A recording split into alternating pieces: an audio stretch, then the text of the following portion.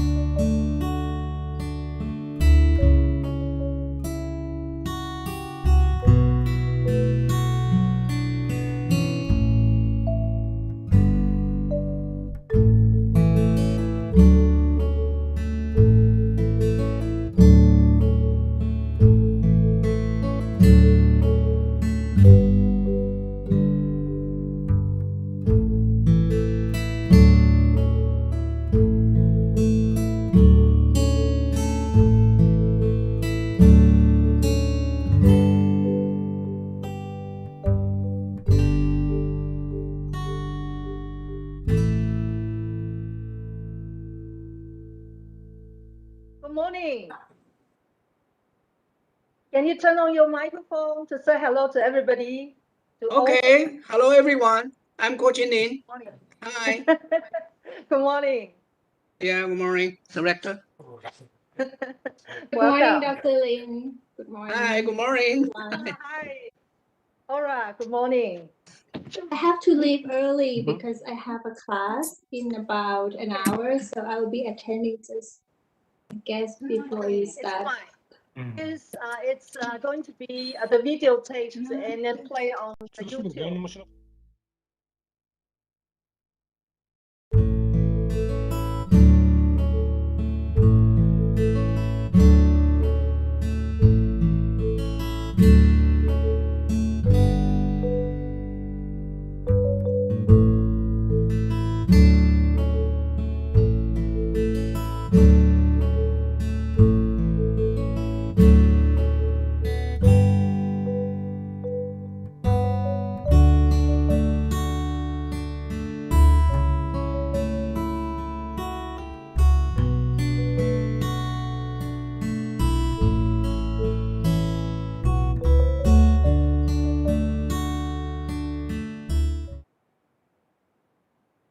"50 years of helping empower small-scale farmers in the Asian Pacific region through science and information."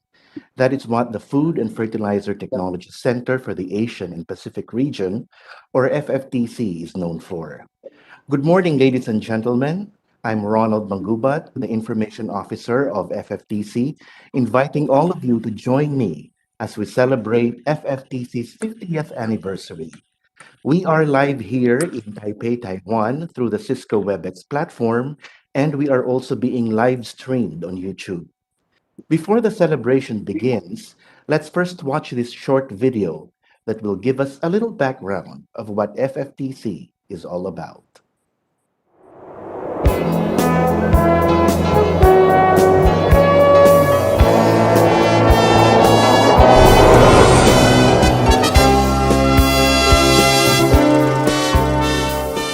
The late 1960s.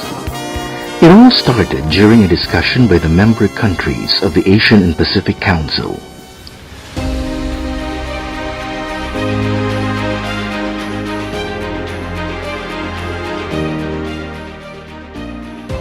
The 1970s. Shortages of both food and fertilizers. FFTC was established.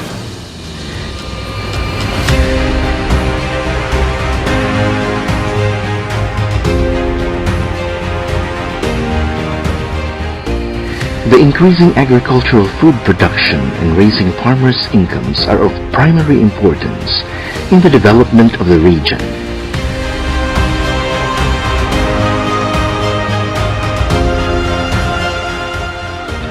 As an international agricultural technology and policy information center, FFTC collects policy and technology information, builds up experts' networking and sharing of experiences by conducting seminars and workshops, soliciting agricultural policy articles and information, and engaging in international activities and others.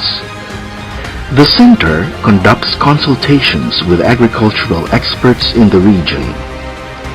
FFTC packages the collected information and disseminates this through annual reports, newsletters, e-publications, the Center's website, Facebook, and other forms of social media.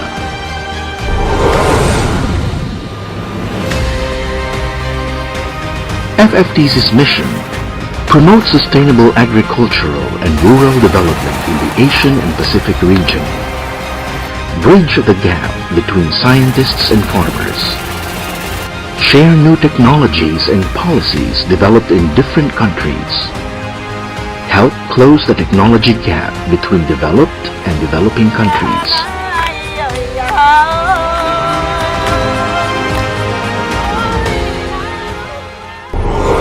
Five decades of FFTC. 1970s, focus on food production, the height of the Green Revolution. FFTC held numerous workshops and training courses on multiple cropping.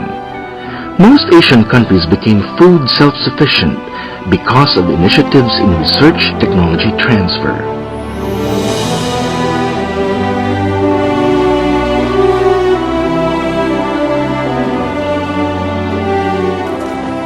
'80s, focus on higher farm incomes. The cost of farm inputs rises rapidly. There were programs on alternative resources to reduce the use of chemical fertilizers to keep the cost down.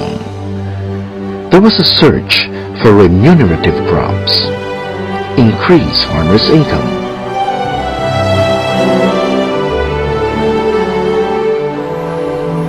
1990s, focus on sustainable agriculture. FFTC sought to address the issue of environmental degradation, develop sustainable agriculture, promote systems of agriculture that are sustainable in the long term, regeneration of environment, restore soil fertility.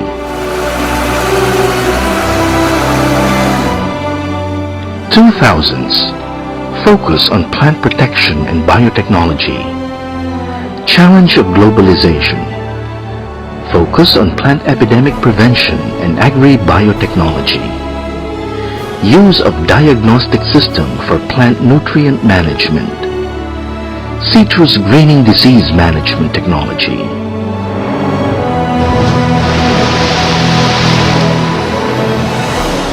'2010s.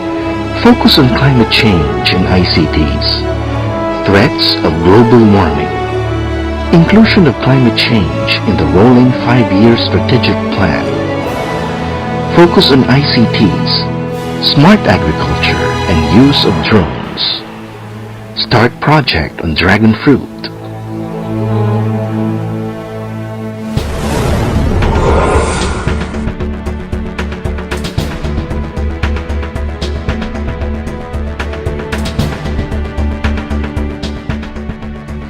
In light of maintaining and improving the quality of soil and plant tissue testing laboratories in the Asia-Pacific region, this proficiency testing program is designed to offer the participating laboratories the opportunity of comparing their analytical results with those of other laboratories. Doubled the number of laboratories which participated in the soil proficiency test project.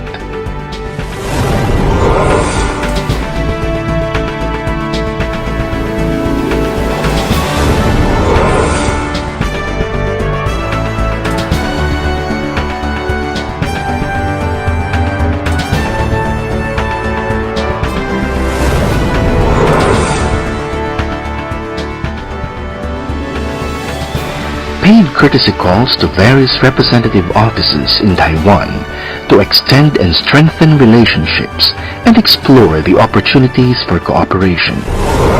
Websites, social media, and publication. Improve the quality of FFTC publications, websites, and Facebook page, thereby improving the visibility and impacts of FFTC.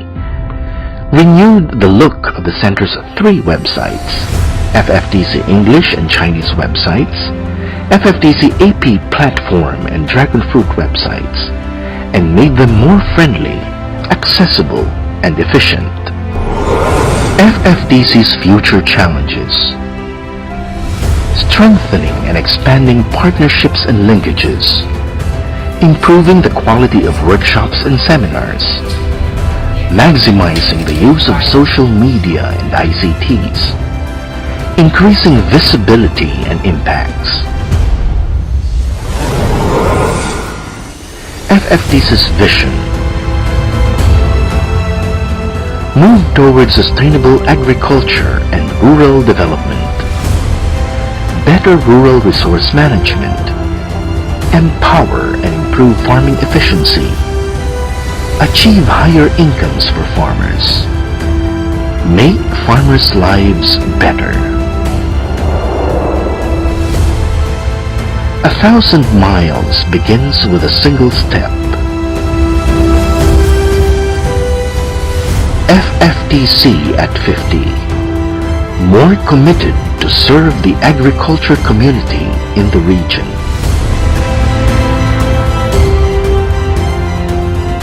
FFTC, empowering people in agriculture through science and information.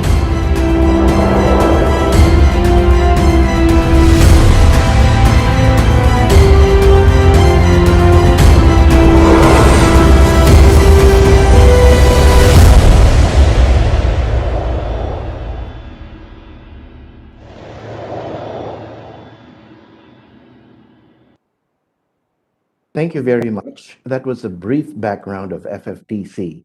And for 50 years, the center has been adapting to many changes in the region's agricultural landscape. Today, we celebrate those challenges, trials, and triumphs. To start the celebration, let us first listen to the welcome remarks to be delivered by Dr. Chi-Chung Chen, the chairman of FFTC's executive board, who also happens to be the Minister of Agriculture, Executive Yen, Republic of China.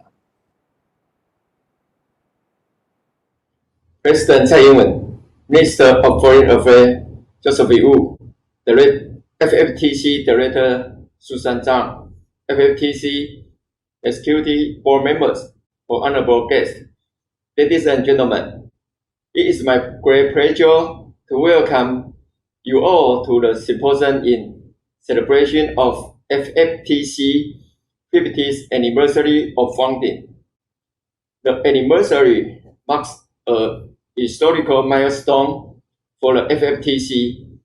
On this occasion of celebration, we will take a look at his achievements and assess his future prospects. FFTC was established in Taipei on April 24 in 1970. Which is 51 years ago.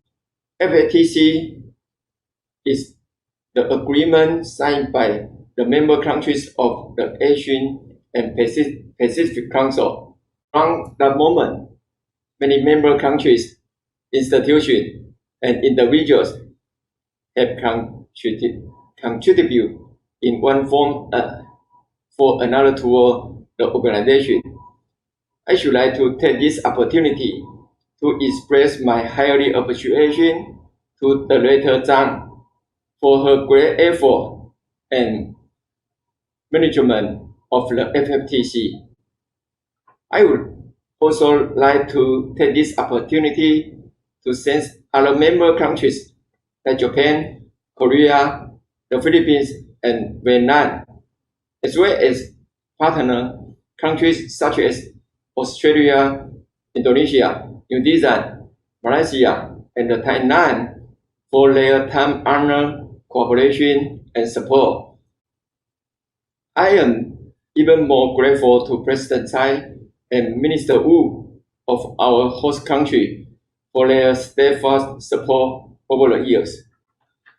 Ladies and gentlemen, in recent years, due to global population growth and fast urbanization in many countries, the global agricultural sector is facing such crucial challenges as food security, climate change, water scarcity, post-harvest losses, and other problems.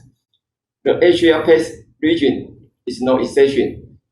We should be deeply concerned about sustainable and stable food supply and the worsening impact of climate change. I think we all understand climate change has deeply affect agricultural production, thus pose a serious problem to food security. The FFTC, as an international agricultural technology and policy information center, has played a vital role in the past 50 years as a facilitator of regional cooperation and information sharing in the Asia-Pacific region. It helps improve agricultural productivity and the welfare of small-scale farmers and contribute to food security and sustainable agricultural and rural development in the region. The center roles become even more significant during this COVID-19 pandemic in helping make the regional agri-food systems sustainable and resilient. The theme of today's symposium, Making Agri-Food Systems Sustainable, is a common issue for all countries today. And with the COVID-19 pandemic severely disrupting the global economic activity and the supply chain of agri-food systems, the world is now considering how to ensure rapid economic recovery and to build sustainable and resilient agricultural food systems. Therefore, it is a right time for all experts and scholars from different countries to participate in today's event and share your valuable experience and unique insight. I believe that all participants will be able to better understand the needs of both food suppliers and consumers and contribute to the best interest of all concerned. I would like to welcome you all again and wish the symposium's great success. Thank you very much. Thank you very much.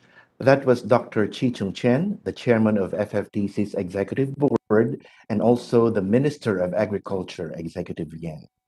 Next, we call on the director of the Food and Fertilizer Technology Center for the Asian and Pacific region. Let us all welcome Dr. Susan Chang. Her Excellency President Tsai Ing-wen of the Republic of China, Minister of Agriculture, Dr. Ji-Zhong Chen of the Republic of China, Minister of Foreign Affairs, Dr. Joseph Wu of the Republic of China, officers of the Council of Agriculture and Ministry of Foreign Affairs, members of the FFTC Executive Board and Working Group, members of the FFTC Technical Advisory Committee, Dr. Tomonari Watanabe, Deputy Director of FFTC, and my colleagues in the center, distinguished alumni of FFTC, agriculture experts from the region, guests, ladies and gentlemen, a pleasant good morning to all of you, and good afternoon and good evening if you happen to be in different time zones. It's a very great honor for me, being the 13th Director of the Food and Fertilizer Technology Center for the Asian and Pacific region, or FFTC, to join all of you here and host this celebration of the 50th anniversary of the center. We should have celebrated this occasion face-to-face last April 22nd of last year. Technically, 2020 was the real 50th year of FFTC since the center was established in April 1970. But then the COVID-19 pandemic happened, and because of the travel restrictions and strict health protocols, we were also left with no choice but to proceed with celebration through the virtual online mode. I guess that has always been the nature of how the FFTC management adjusts to the call of the changing times. While we strategize and plan our activities ahead of time, we have also learned to adapt, roll with punches, adjust, and evolve as the need arises. Half a century ago, FFTC was established as an international agricultural technology information center that will serve small-scale farmers in the Asian and Pacific region.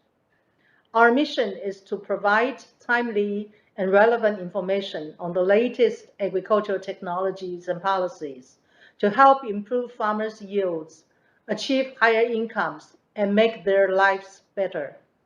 We collect information through the conduct of workshops, seminars, symposium, training courses, etc., and package them using various forms of media, from traditional publications to websites and social media.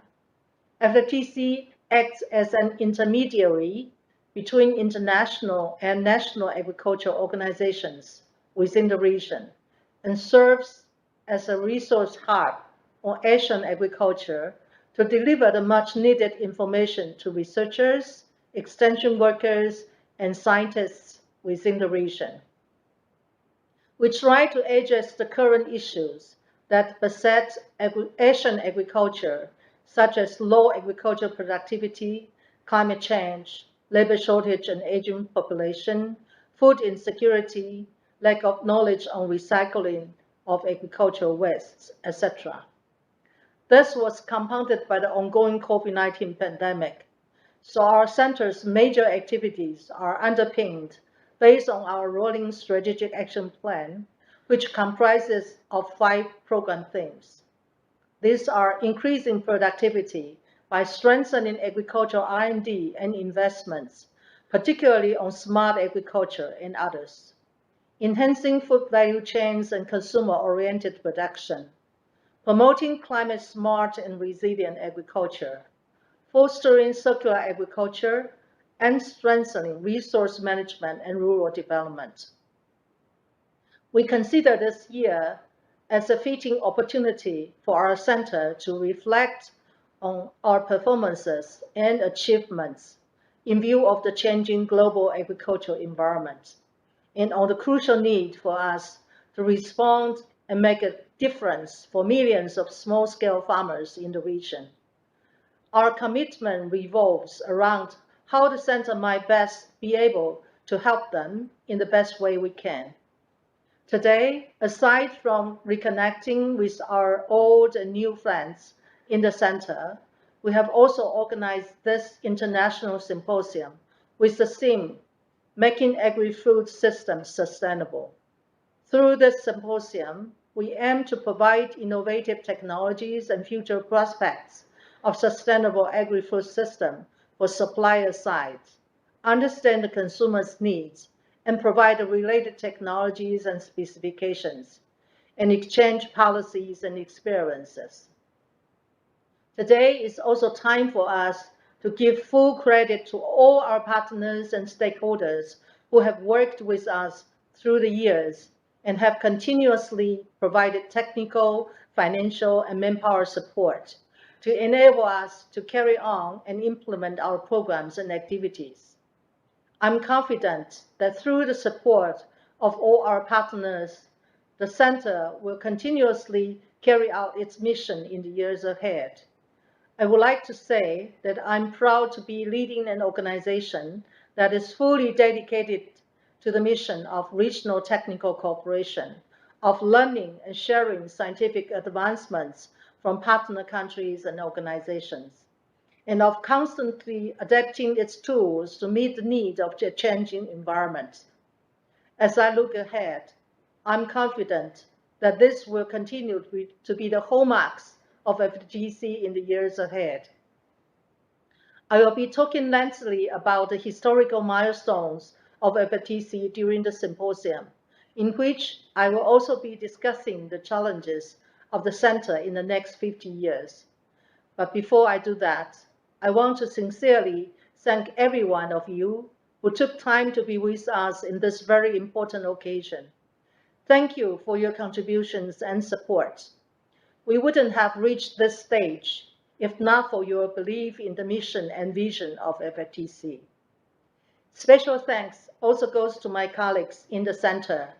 Your dedication and hard work, especially in the preparations of this event, are truly remarkable. Cheers, everyone, and let the celebration begin.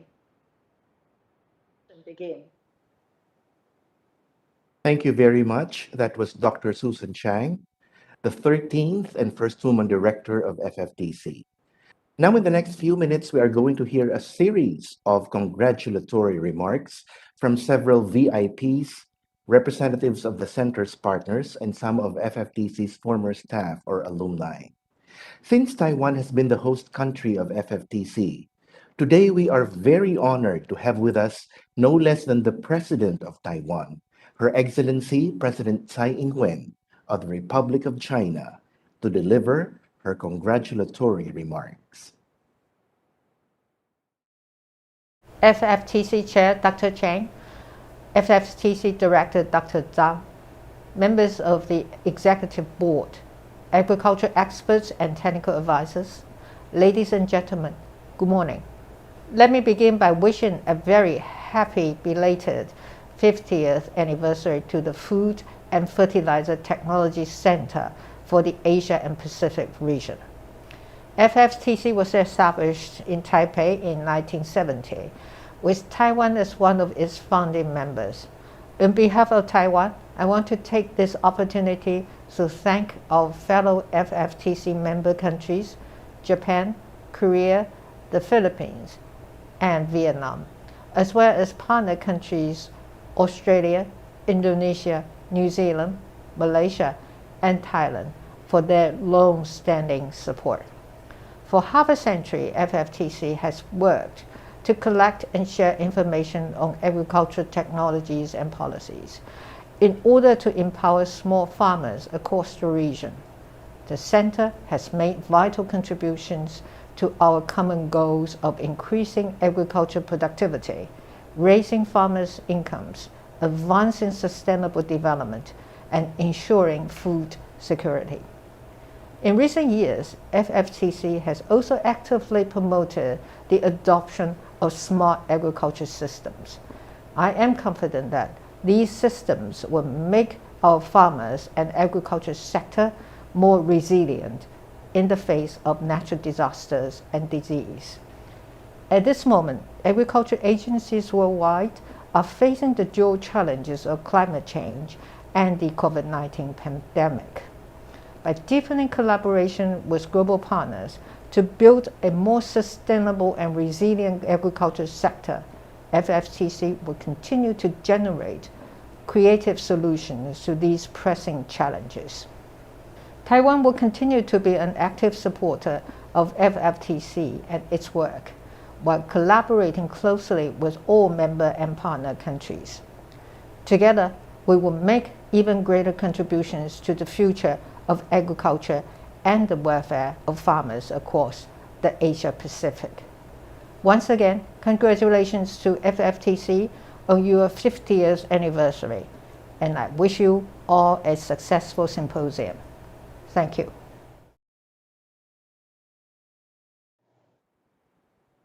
Thank you very much. That was Her Excellency President Tsai Ing-wen of Taiwan, Republic of China. Now we call on the Minister of the Ministry of Foreign Affairs of Taiwan, Republic of China. Let us all welcome Dr. Joseph Wu. Director Zhang Shuxian of FFTC, Minister Chen Jizhong of Council of Agriculture, distinguished guests, ladies and gentlemen, greetings.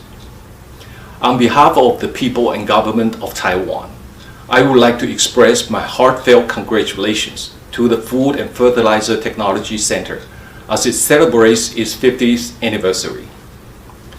Since its establishment in 1970, the FFTC has played a unique role among the world's international agricultural centers.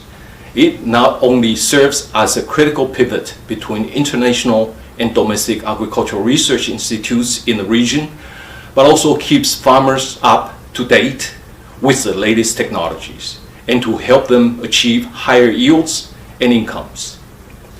For half a century, the FFTC has successfully implemented projects to eliminate crop diseases, increase fruit production, and enhance the food value chain.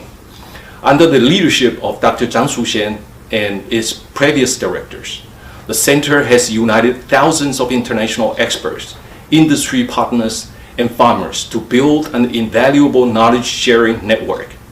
Its work has been indispensable in bringing economic prosperity to the Asia-Pacific and safeguarding the region's food security. As the host country and a founding member, Taiwan has worked closely with the center to share its expertise with the international community.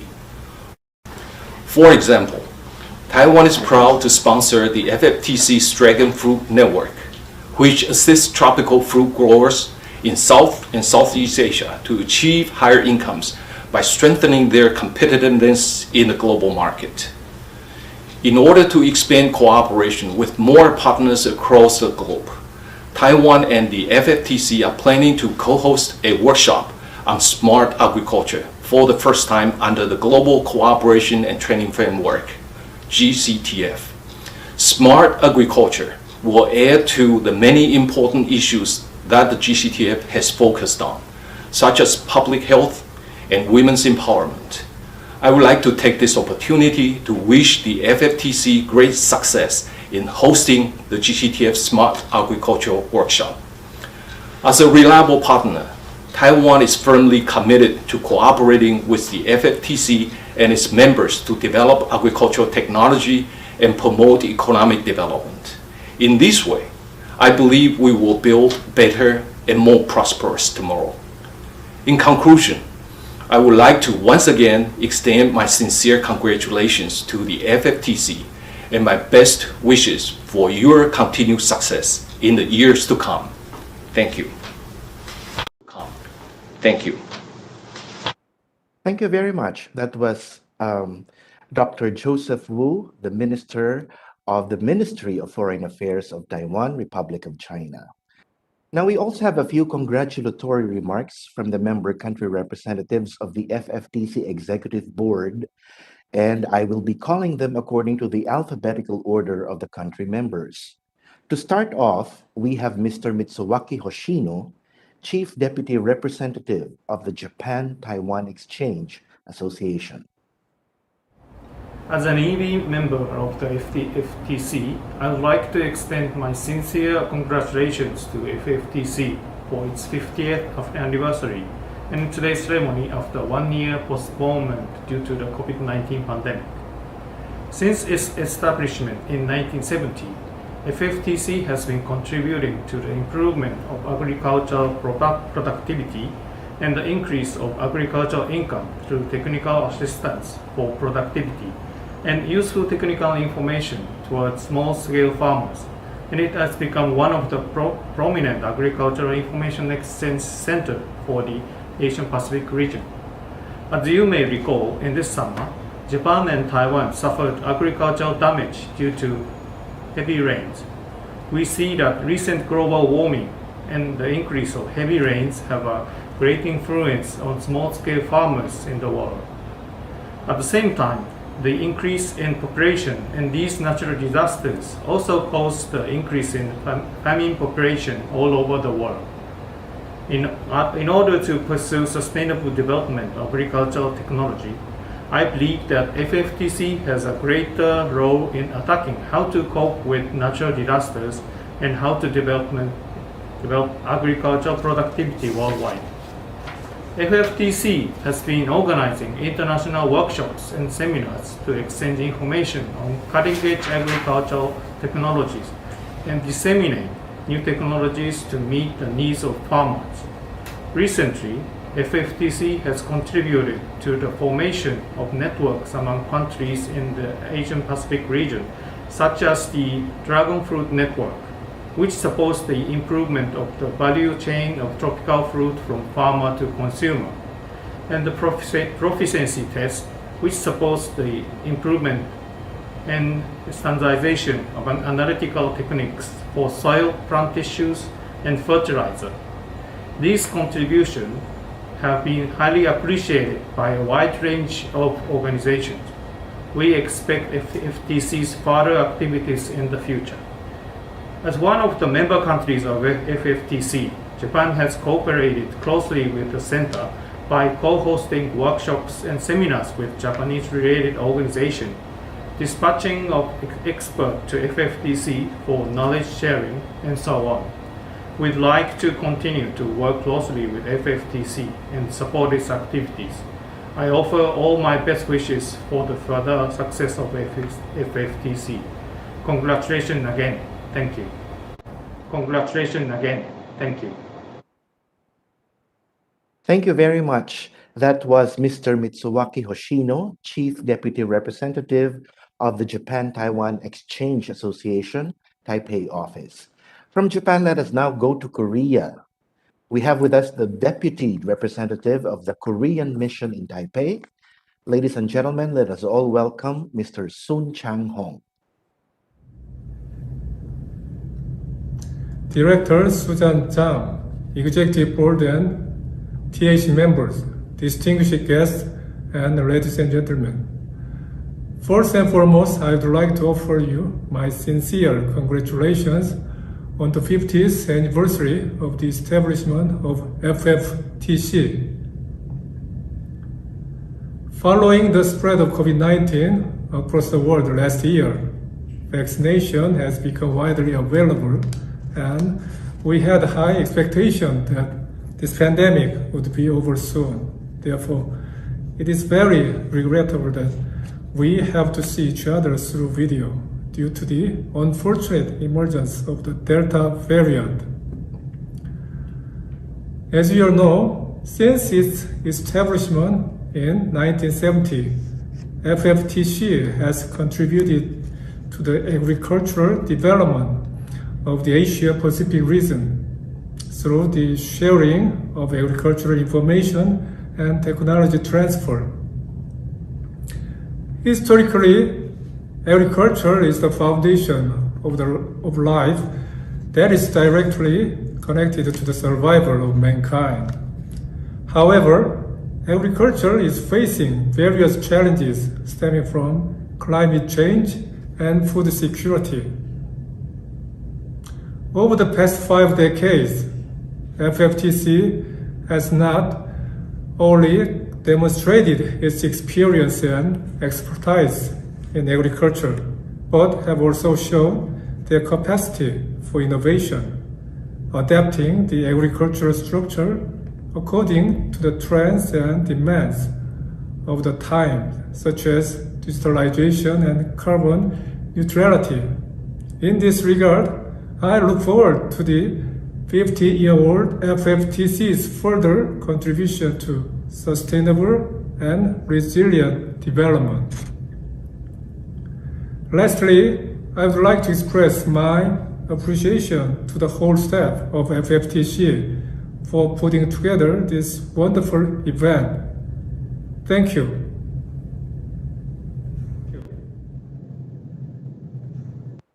Thank you very much, Mr. Soon Chang-hong, the Deputy Representative of the Korean Mission in Taipei.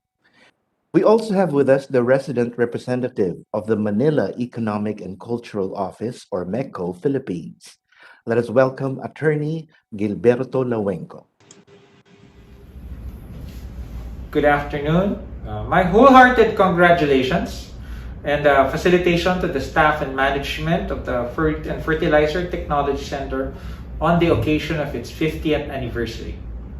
On behalf of the Manila Economic Cultural Office, Philippine Representative Office in Taiwan, I would like to express that the Philippines takes pride in being an active partner of FFTC in its inception since the 1960s and all its endeavors. Throughout the years, the Philippines through MECO has supported many FFTC projects, and in partnership with some government and private sector and agencies, we are proud to have hosted many of its activities. and in its effort to rehabilitate the Asian agricultural industries such as citrus, corn, and mushroom. The latter having paved the way for a partnership between Taiwan's Council of Agriculture and the Philippines Bureau of Plant Industry. Recently, MECO has joined Picard in mounting workshops such as ecosystems approach and knowledge management in agriculture. Also, the Taiwan Agriculture Research Institute and the World Vegetable Center co-sponsored a symposium on smart agriculture. We have always supported FFTC MOFA, Fruit Network Project, and other projects of FFTC. And as you celebrate your 50th anniversary, we at MECO stands proud to work with you and to fervently wish that you will be able to mark more achievements in the years to come. Rest assured that MECO, as an office, as an institution, and as an organization, will always stand by your side to support you in all your endeavors. Thank you very much. Thank you very much. Thank you very much. That was Attorney Gilberto Lowenco, Resident Representative of the Manila Economic and Cultural Office, or MECO, Philippines. And now I'd like to call on the representative of the Vietnam Economic and Cultural Office in Taipei.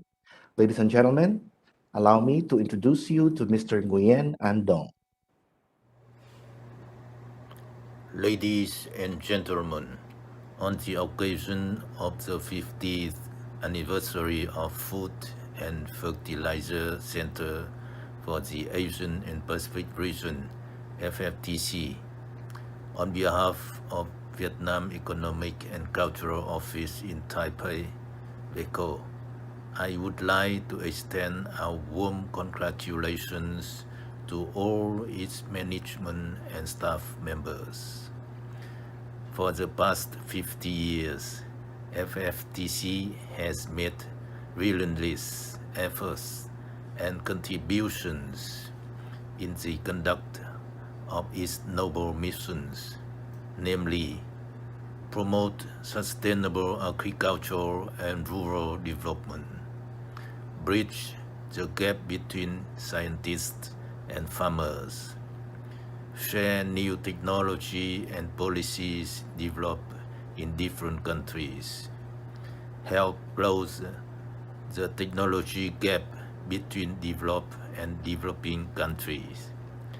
As a member, we have been very supportive of and committed to its efforts and initiatives, which have brought about a lot of benefits to its members. For instance, in the framework of cooperation between FFTC and Vietnam Academy and Agricultural Sciences, VAS, and the Southern Horticulture Research Institute, SOFRI, a number of workshops and training courses on various agricultural topics have been organized in favor of our farmers and entrepreneurs. In particular, thanks to its series of workshops on the healthy management of pathogen-free citrus seedling for the rehabilitation of the citrus industry from serious epidemic of HLB and virus disease.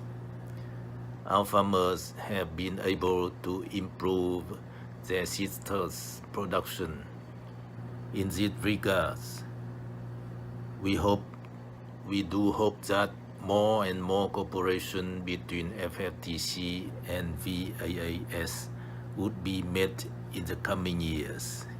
Last but not least, as a responsible member, I would like to reconfirm our commitment and support to FFTC management and staff in their continued efforts and work in realization of its above said noble missions and vision in the time to come.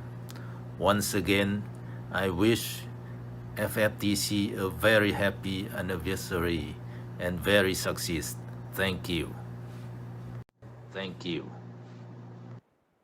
Thank you very much. That was Mr. Nguyen An Dong, the representative of the Vietnam Economic and Cultural Office in Taipei, or VECO. There are some members of FFTC's Technical Advisory Committee, or TAC, and some former professional staff who will also deliver their congratulatory remarks to the center management. Let's all watch this. I'd like to congratulate FFTC on its 50th anniversary. I'd like to congratulate FFTC on its 50th anniversary. I'd like to extend my warm congratulations to the FFTC's 50th anniversary. Congratulations on FFTC 50th anniversary.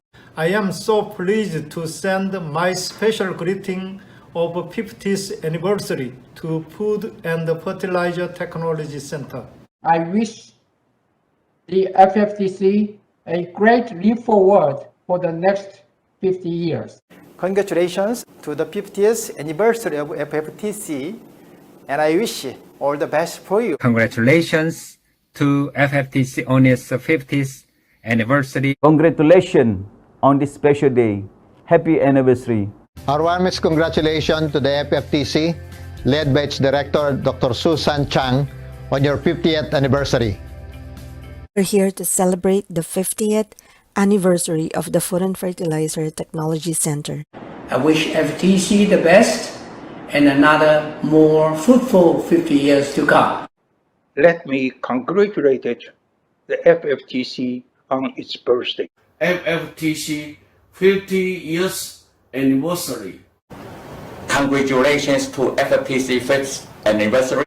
Happy 50th anniversary, FFTC. I'm delighted to convey my warmest congratulations to the Food and Fertilizer Technology Center for the Asian and Pacific region on the occasions of its 50th anniversary. Congratulations to our long-term friendship and best wishes to further deepen and growing cooperation between us across the agriculture field in coming years. Happy birthday to FFTC. Wish the center continued success. Happy birthday. I'd like to Happy birthday. Thank you very much. And to proceed, we will now have our group photo to mark this important event by way of screen or snapshots. So kindly look at your computer cameras while we take a screenshot of everyone. This might take a minute, so please be patient and bear with us. Just give us your best smiles while our technicians take screenshots of everyone.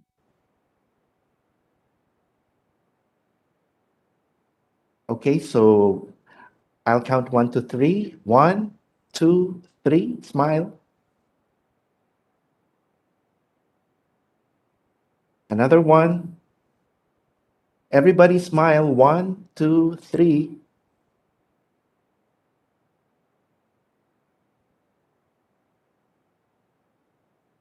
Okay, one more. 1, 2, 3.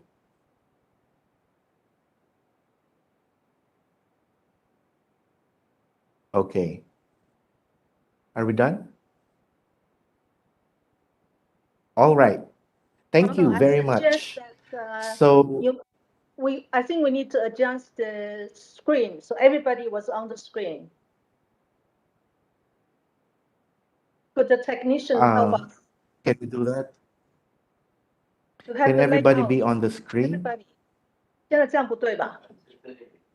Okay, so everybody on the screen. Okay, that's fine. Yeah, they told us we have 2 pages because we cannot accommodate everybody. We have 88 or 89 people. Okay, one more. Professor Godo just joined us. Okay, everybody, please look at the camera and smile. 1, 2, 3.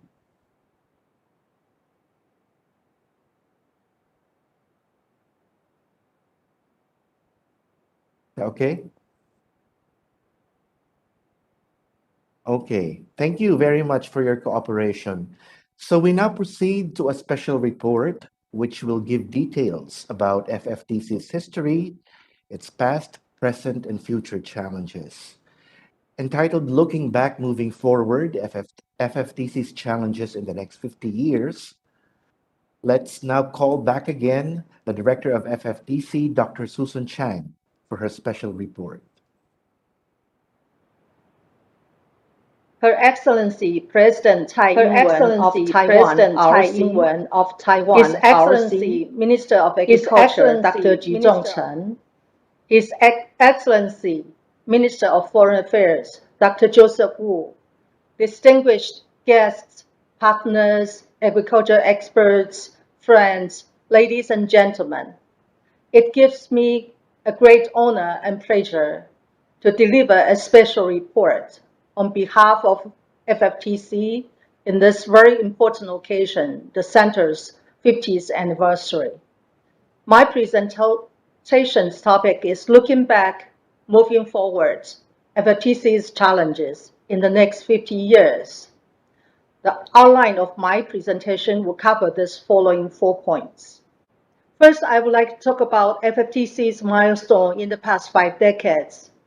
Food and Fertilizer Technology Center for the Asian and Pacific Region, FFTC, was formally established on April 24, 1970 in Taipei, Taiwan, based on an agreement signed on June 11, 1969 in Kawana, Japan, by the representative members of the then Asian Pacific Council. Being established as an international agricultural technology information center, our mission is to work closely with our partner organizations in the region to collect and disseminate the latest agricultural technology information and disseminate it to agricultural extension workers, researchers in the region, so as to empower smallholder farmers to enhance their farming efficiency and improve their livelihoods and well-being, and contribute towards sustainable agriculture and rural development in the region. In the 1970s, the center's purpose is to reduce shortage of staple foods in the Asia-Pacific region. Our workshop focus are on soil management, fertilizer regulations, and meeting the nutrient requirements of the crops. In the 1980s, our focus shifted to crop diversification and high-value crops, and our topics expanded to agricultural credit, food situation in Asia, and efficient food marketing system. During this decade, we also have played a very strong role in the rehabilitation of the citrus industry by tackling the devastating greening disease or Guanglongbing on citrus industry. We have conducted demonstration projects, first in Indonesia and later on extended to Vietnam and Cambodia. This project mainly led by eminent professor Dr. Hongji Su of the National Taiwan University, Taiwan.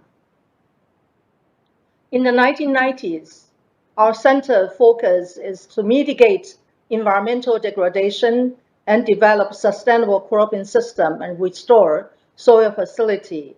And in 1995, January, WTO was established, and it's the first time that agriculture trade liberalization was under the regulation of WTO. Therefore, how to improve the international competitiveness and the viability of our friendly wheat farms and ensure food security in the region is also a focus of our center's work. In the decades of 2000s, the center's purpose is to address the challenges of an emerging modern agriculture. Our focus is on food safety, ecologically sound agricultural practices. And at the same time, we also begin our workshops on the use of information communication technology for agriculture and food traceability. In the 2010s, our focus is to contribute to climate change mitigation and adaptation Our topic also covers food safety, food security, IPM on plant pests and diseases. In this decade, we also launched 3 network projects. The first one is Agricultural Policy Platform and Dragon Fruit Research Network, as well as Regional Soil and Plant Analysis Proficiency Testing Network.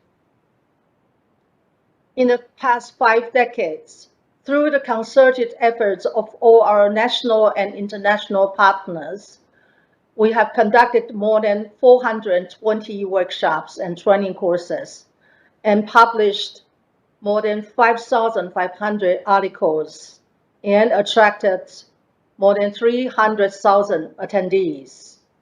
And our agricultural policy platform, established over the past 8 to 9 years, have generated more than 1,100 articles and have attracted 13 million hits. Now I would like to turn to the second part, is the trends and challenges in moving towards sustainable agri-food system in line with the UN Sustainable Development Goal. And our work will particularly contribute to several SDG goals, particularly number 1, no poverty, second one, zero hunger, the third one, good health and well-being, the 12th, responsible consumption and production, 13th, climate action, 14, 15, and the 17, partnerships for the goals. There are many challenges of the agri-food system facing the agricultural sector in this region. First is the population growth, urbanization, and aging. The second biggest challenge, of course, is climate change. And there's competition for natural resources. And the majority of farmers in the region are smallholder farmers with lower productivity and low capability in adopting new technology. We also are facing the insufficient public investment on R&Ds and the changing food system, including the food loss and waste issues. It is projected that the world population will grow to 9.7 billion by 2050. And in order to be able to feed this growing population, we need to increase our productivity at least by 70%. Second challenge is the decline in the aging population in Asia. It is projected that by the year 2050, the elderly population above 65 years would amount to 18% and close to 20% of the super-aged society. Therefore, how to reduce the farmers' workload and attract younger generation to involve in the farming sector is a key challenge to all of us. Despite our shortage of foods and the increasing hunger people, there's 1/3 of the food produced are either lost or wasted along the entire value chain from production to consumption. And in the more industrialized country, the food loss and waste are mainly occurred on the consumption stage, while on the developing countries, the food loss and waste are occurred during the production and post-harvest handling and storage stage due to lack of knowledge and also lack of infrastructure. And also, the food loss and waste not only reduce available food, but also have caused significant negative impacts on the environment by wasting resources and generate greenhouse gas emission. And animal-based products has more negative environmental impacts than the plant-based products. Another alarming clock is the loss of world biodiversity due to the expansion of the agricultural activity by converting natural land, natural forest into agriculture and other infrastructure. So how to maintain and increase the biodiversity in order to maintain our ecosystem for future generation is also a key challenge for us. On the issue of climate change, because of the agriculture and food system, as well as industrial and human activities, which have generated a lot of greenhouse gas emission and caused global warming, which led this to the climate change and resulted in more intense and severe, more intense and frequent extreme weather condition and disaster, including floods, droughts, more intense hurricane, heat waves, and wildfires, which have caused significant impacts on environmental, social, health system conditions, and thus leads to the lower crop yields, lower nutrient content in stable, increased risk of foodborne disease and transboundary peasant diseases, etc. Thus cause the food, nutrition, and health insecurity.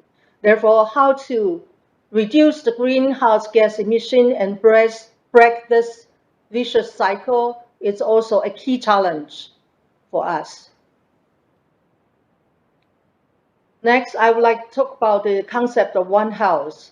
There is an integral linkage among health of the animal health, human health, as well as environmental health, which needs the integral and cross-sectoral communication and work together to achieve a better coordination and to achieve a better public health outcomes.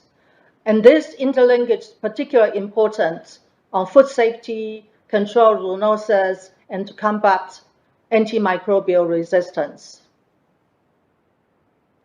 To address the above-mentioned challenges, the FFTC current work was guided and focused on the recently drafted strategic action plans. And these are the activities we conducted in the recent 2 years.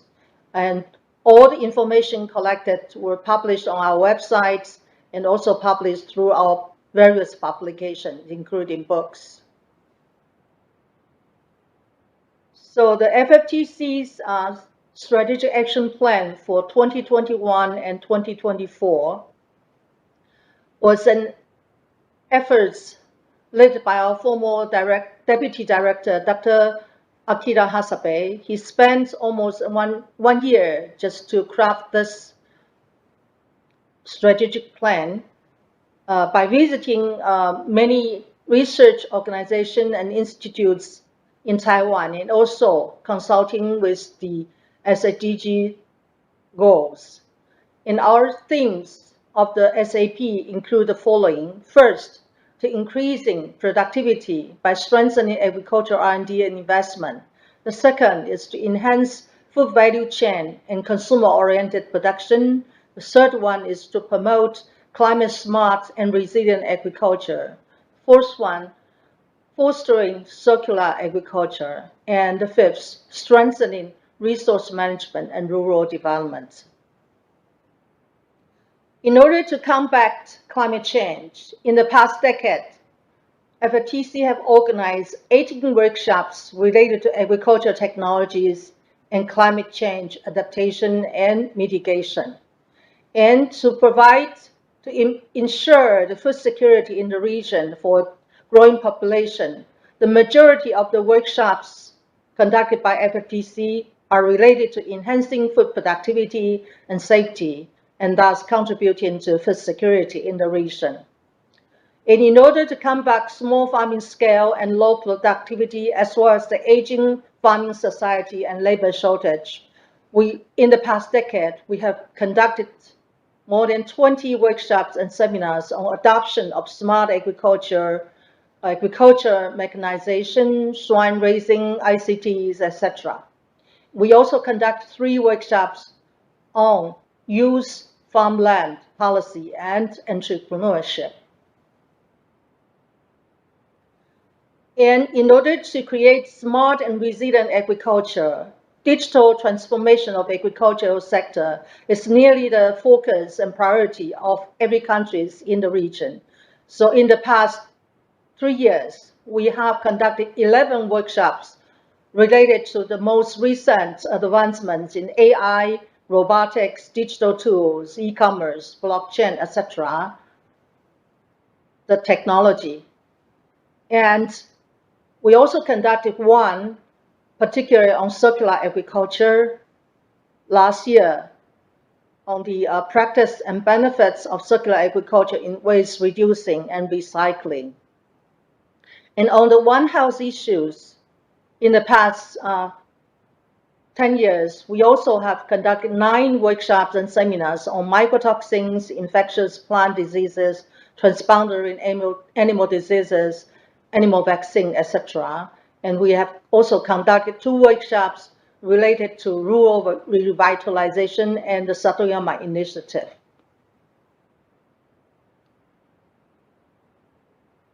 On the COVID-19 pandemic, started in the end of 2019, the center, with no exception, have to adapt to this new normal. It is in our 50 years history the first time we have to conduct our technical advisory committee meeting in July last year through video conference. And later on, we have conducted 6 activities, including this year 11 activities, all by video conference, just to cope with the impact of this pandemic. And thanks to the ICT tools, that the center's visibility and accessibility of the activities and results have been enhanced. We have increased our workshop participants from the past less than 100 to current more than 500 per virtual workshop, and then accumulate more than 10,000 via live stream video.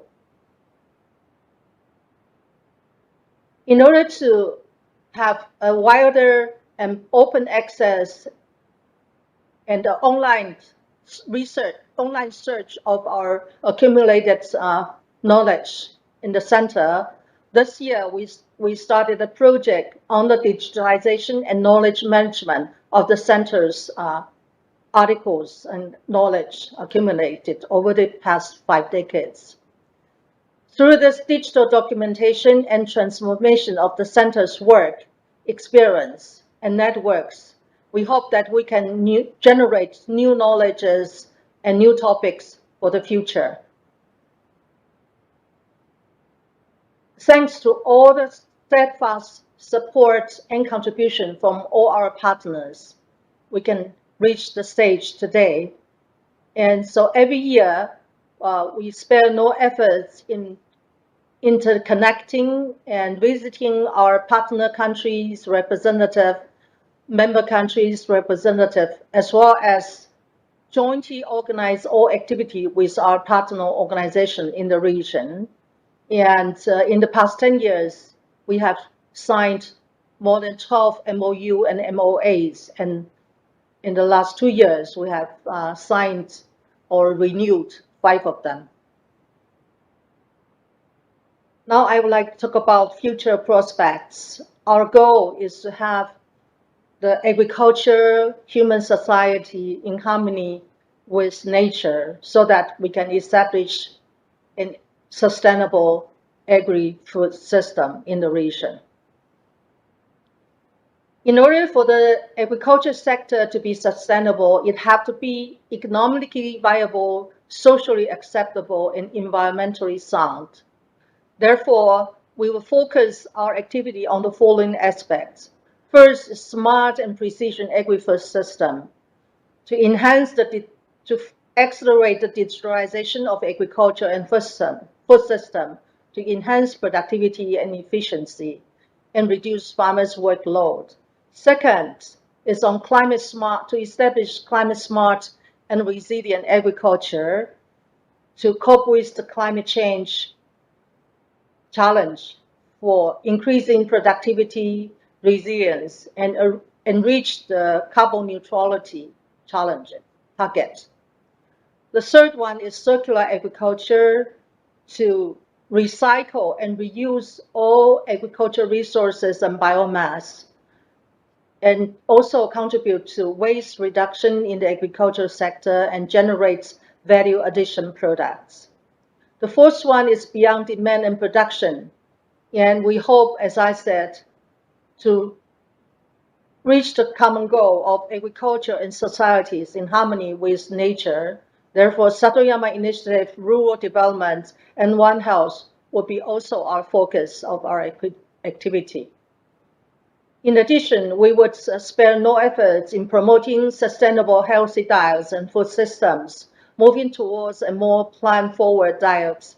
And also, at the same time, we like to conserve our economic, social, and environmental basis to generate food security and nutrition for our future generations.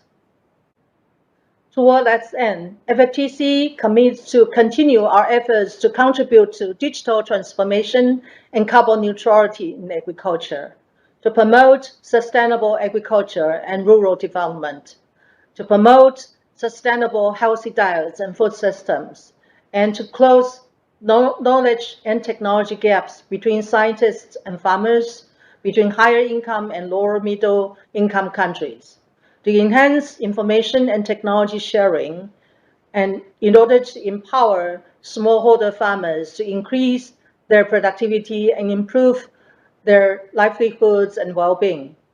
To do so, FFTC will continue to work closely with member countries, partner countries, and partner organizations in the Asian and Pacific region to develop joint forces and to seek financial support to implement FFTC's strategic action plans, to learn and adapt innovations and ensure quality and impact of Center's activity. With that, I would like to thank all the leadership of our directors of the Center, as well as the capable staff of the Center over the years. And of course, our partners in the region for their steadfast support and contribution.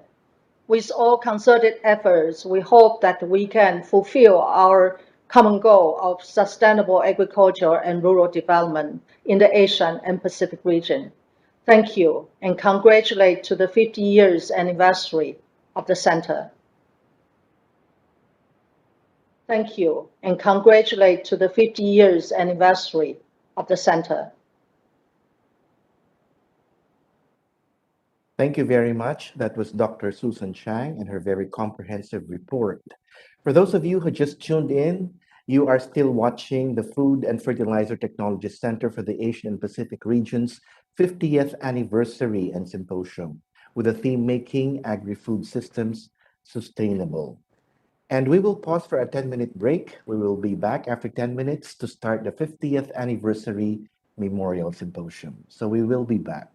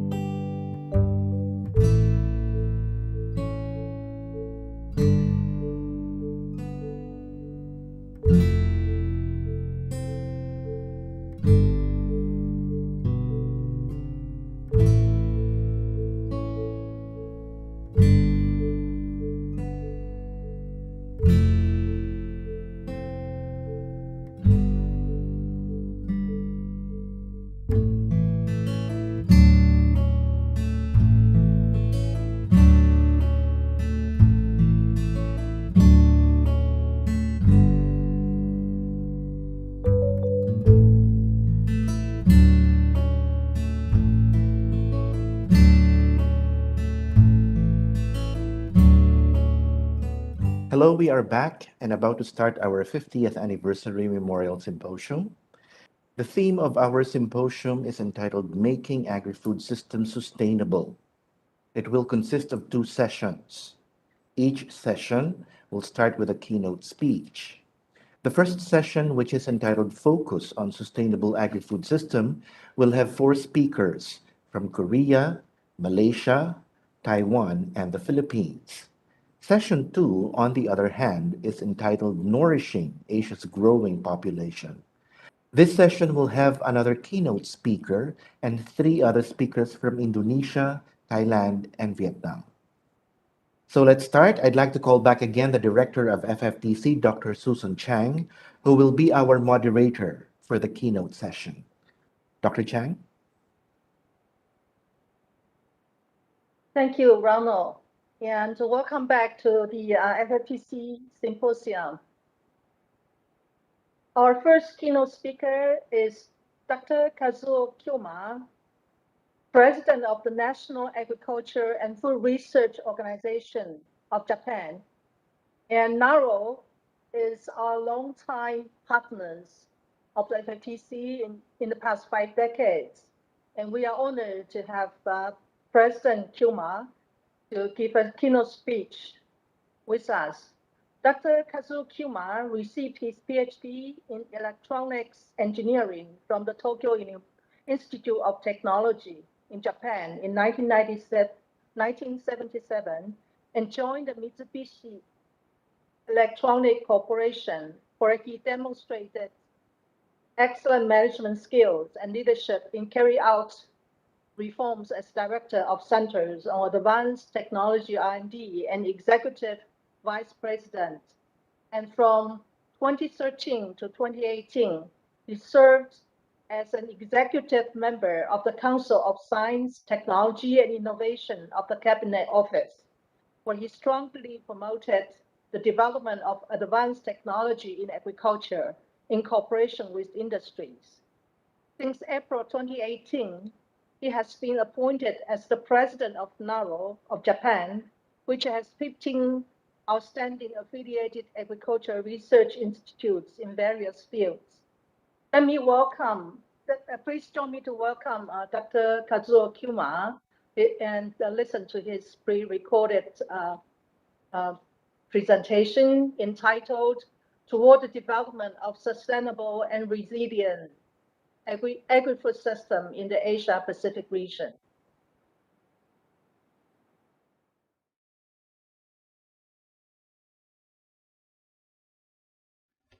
Good afternoon, ladies and gentlemen. I am Dr. Kazuo Kyoma, the President of the National Agriculture and Food Research Organization, NARO. Congratulations on the 50th anniversary of FFTC. I am very glad to give you a keynote speech at this symposium. Today, I'd like to talk about the development of sustainable and resilient agri-food systems in the Asia-Pacific region. Firstly, I'd like to introduce NARO's strategy to realize Society 5.0 in the agri-food sector. This is overview of NARO. NARO is the largest and the only national agricultural research institute in Japan, with more than 3,300 full-time employees. Our annual budget is about 90 billion Japanese yen. Now, this slide shows the current issues in agri-food sector. The world is facing many challenges, such as food insecurity, global warming, increasing natural disasters, and the COVID-19 pandemic. In addition to these, 24% of global greenhouse gas emissions are from agricultural activities and land use. Therefore, achieving carbon neutrality is also a challenge in agriculture. I believe that the realization of Society 5.0 will be essential for solving these challenges to strengthen agricultural competitiveness and to achieve the Sustainable Development Goals, or SDGs. Here, I'd like to introduce the concept of Society 5.0. Society 5.0 was proposed in the 5th Science and Technology Basic Plan as a future society that Japan aspires to be.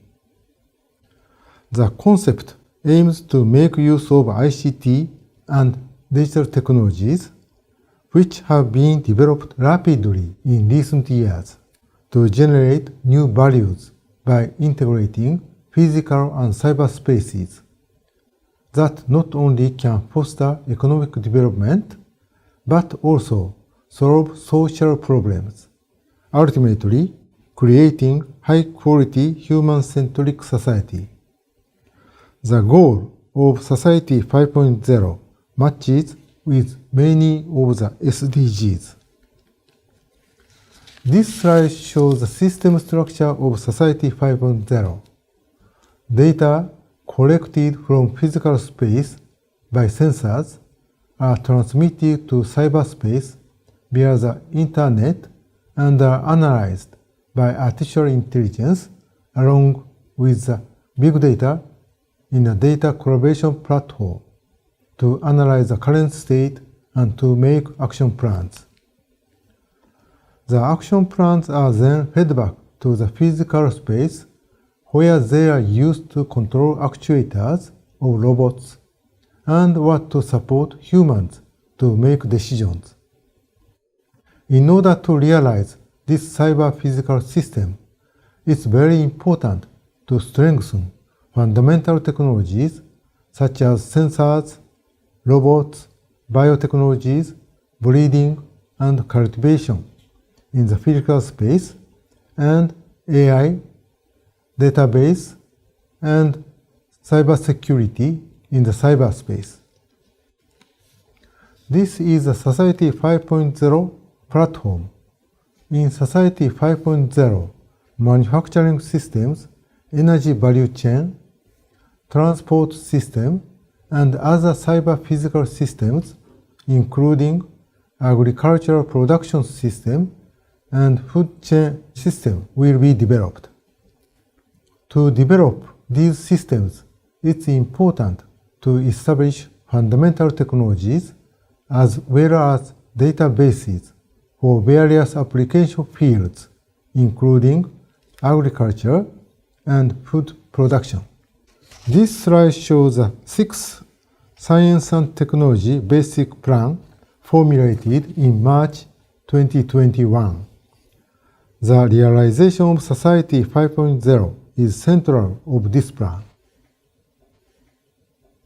After becoming the president of NARO in April 2018, I set NARO's objectives as follows. Through realization of Society 5.0 in the agri-food sector, NARO will contribute, first, ensuring the stable supply of agricultural products and food, and improving food self-sufficiency. Second, strengthening the global competitiveness of Japan's agriculture and food industry to support economic growth. And third, improving agricultural productivity while conserving the global environment. These objectives are completely in line with Japan's government policy, which aims to raise farm exports to 5 trillion yen in 2030 and to become a carbon-neutral society by 2050, as well as a strategy for sustainable food system, MIDORI, formulated by Ministry of Agriculture, Forestry and Fisheries. This slide illustrates the concept of a smart food value chain as an embodiment of Society 5.0 in agri-food sector. In the smart food value chain, all processes, from breeding to production, processing, distribution, and consumption are optimized by AI and data. This will enable the optimization of productivity, cost reduction, elimination of food loss and waste, and meeting customers' needs with technological sheets. From here, I'd like to describe NARO's strategic R&D plans that can accelerate the realization of Society 5.0.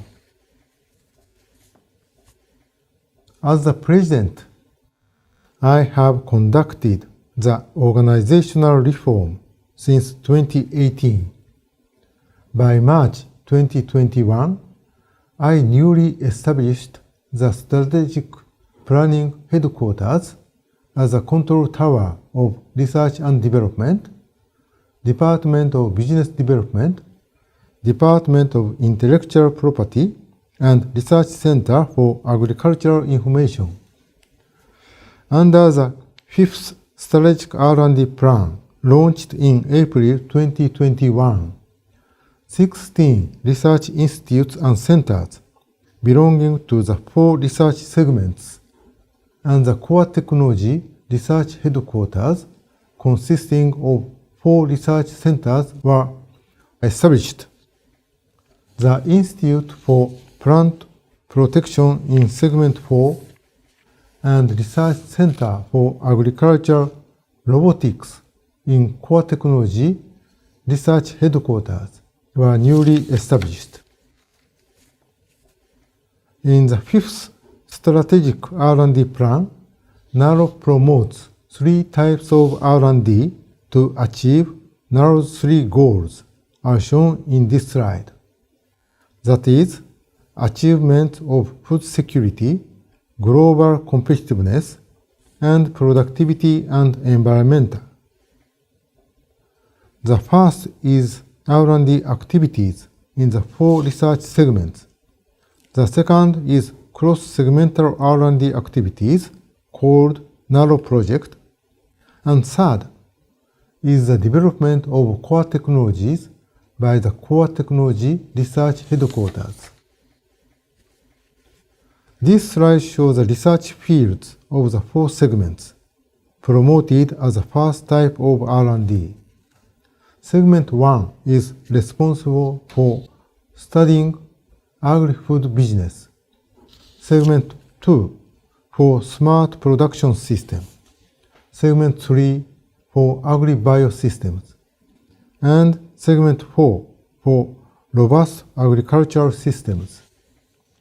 The research subjects at institutes belonging to the 4 segments are shown in this chart. This slide shows the second type, the cross-segmental R&D. The NARO scientists belonging to different segments collaborate each other in this type. The 6 R&D themes are set, including business models for smart agriculture and net zero emission in agriculture. Research plans will be revised every year to maximize results. This slide shows an overview of the third type of Core Technology Research Headquarters, or CTRH. CTRH consists of 4 research centers, that is, the Research Centers for Agricultural Information Technology, Agricultural Robotics, Advanced Analysis, and Genetic Resources. These research centers are connected through the Agricultural Information Research Infrastructure to accelerate R&D in CTRH. Research Center for Agricultural Information Technology promotes agricultural AI research, operation of the WAGRI database platform, human resource development for AI research, and development and operation of agricultural information technology infrastructure. Research Center for Agricultural Robotics promotes R&D of the environmental control technologies for farms, and application of cutting-edge robot technologies to agriculture. Research Center of Genetic Resource promotes collection, preservation, and utilization of genetic resources of plant, animals, and microbes. Research Center for Advanced Analysis has developed a novel system capable of remote NMR and MRI data acquisition and subsequent AI big data analysis for the first time in Japan. This slide shows research examples of the core technology research headquarters. As shown in the left panel, Center for Agricultural Information Technology has developed a sugar content prediction system for mandarin oranges. This system predicts the sugar content 3 to 5 months before harvest time based on the last year's sugar content and the current year's weather data. This prediction technology can be used to control the fruit quality at the harvest time. As shown in the right panel, the Center for Genetic Resources promotes the mutual utilization of genetic resources with Asian partners. Furthermore, we have started to make efforts to add values to the genetic resources by providing genomic and other information to expand applications. Now, I'd like to introduce the Japan's strategy for sustainable food systems, MIDORI. The Ministry of Agriculture, Forestry and Fisheries of Japan formulated this strategy in May 2021 to achieve economic, social and environmental sustainability in agri-food sector. This figure shows examples of technological innovation and social implementation goals towards net zero emissions. Narrows research topics such as paddy water management for less methane emissions, carbon storage by biochar, and reducing methane emissions from cattle are indicated.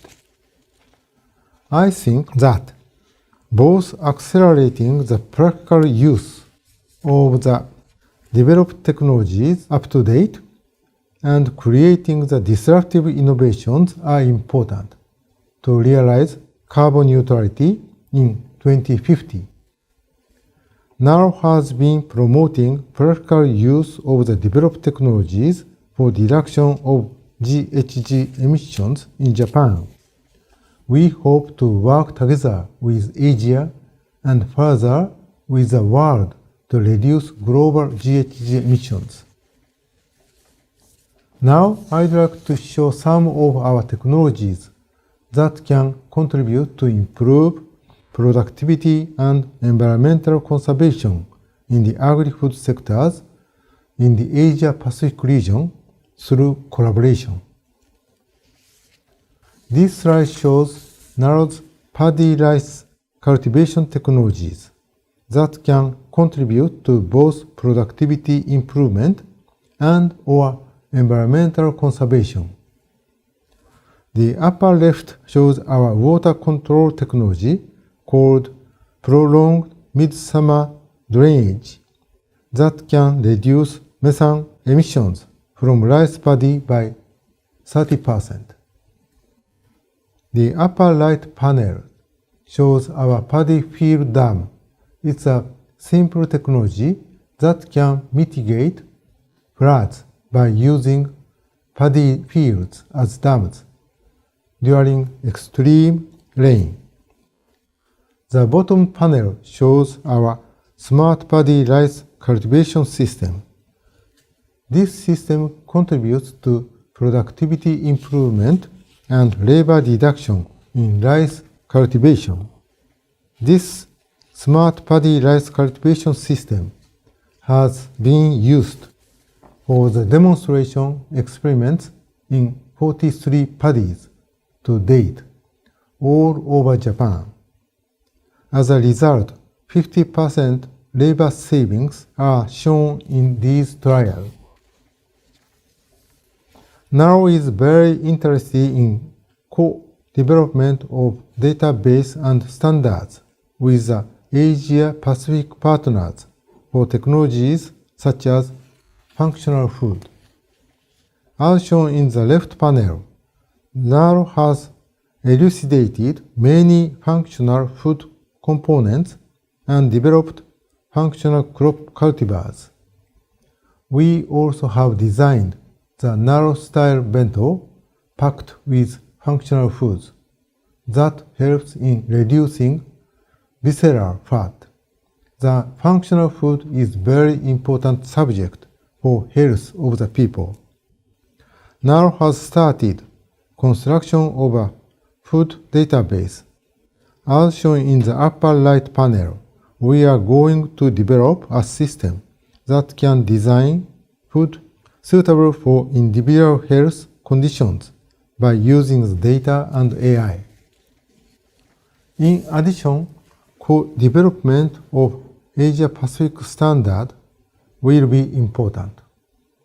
This standardization can strengthen global competitiveness of the agricultural products of the Asia-Pacific region.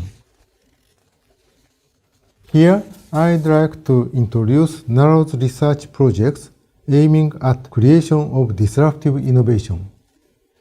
The upper left is a project aiming at reducing emission of the greenhouse gas, CH4, from livestock. Our goal is to develop a technology to achieve an 80% reduction in CH4 emissions by controlling the microbiomes in livestock's rumen. As shown in the upper right, we will develop technologies for zero insecticide agriculture by using laser and natural enemies.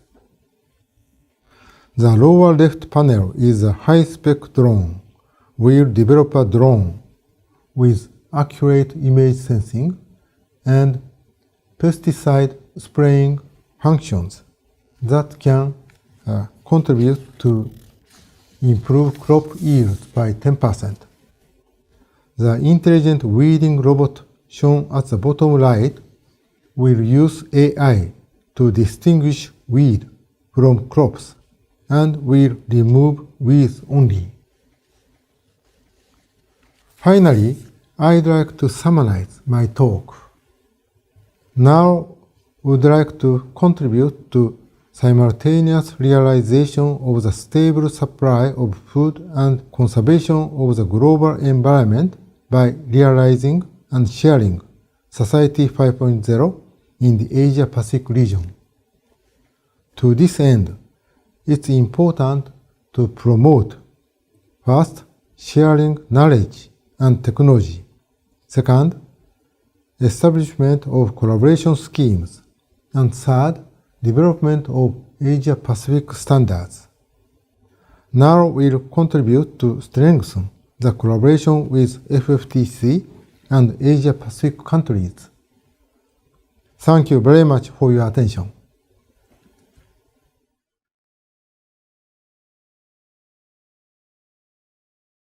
Thank you, Dr. Kima, for your very insightful presentation, sharing with us the idea of Society 5.0, the core concept of Japan's fifth and sixth science and technology plans, and the goal of NARO's fifth strategic R&D plan towards the realization of Society 5.0 by accelerating its R&Ds on agricultural AI technology, agriculture robotics, genetic resource utilization, etc., and particularly environmental conservation technology towards reaching the goal of carbon neutrality by 2050, which is in line with the goals of strategy for sustainable food system set by the MAF.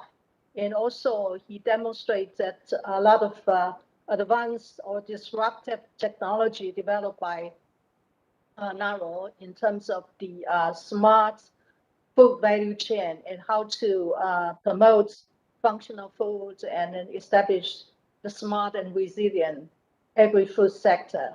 Thank you, Dr. Kuma. Unfortunately, he cannot take your question now because of his preoccupation, but you're welcome to put your questions in the chat box. Dr. Kuma will come back to your questions later on. So now I would like to give back my floor to Ronald for the continuing session. Okay, thank you very much, Dr. Chang. Ladies and gentlemen, you've just witnessed our keynote session with Dr. Kazuo Kuma, President of NARO in Japan. And to proceed, we now go to session one. Session one is entitled Focus on Sustainable Agri-Food System, and it has 4 speakers from Korea, Malaysia, Taiwan, and the Philippines. To start the session and introduce our speakers, let me give a brief introduction of our moderator for this particular session.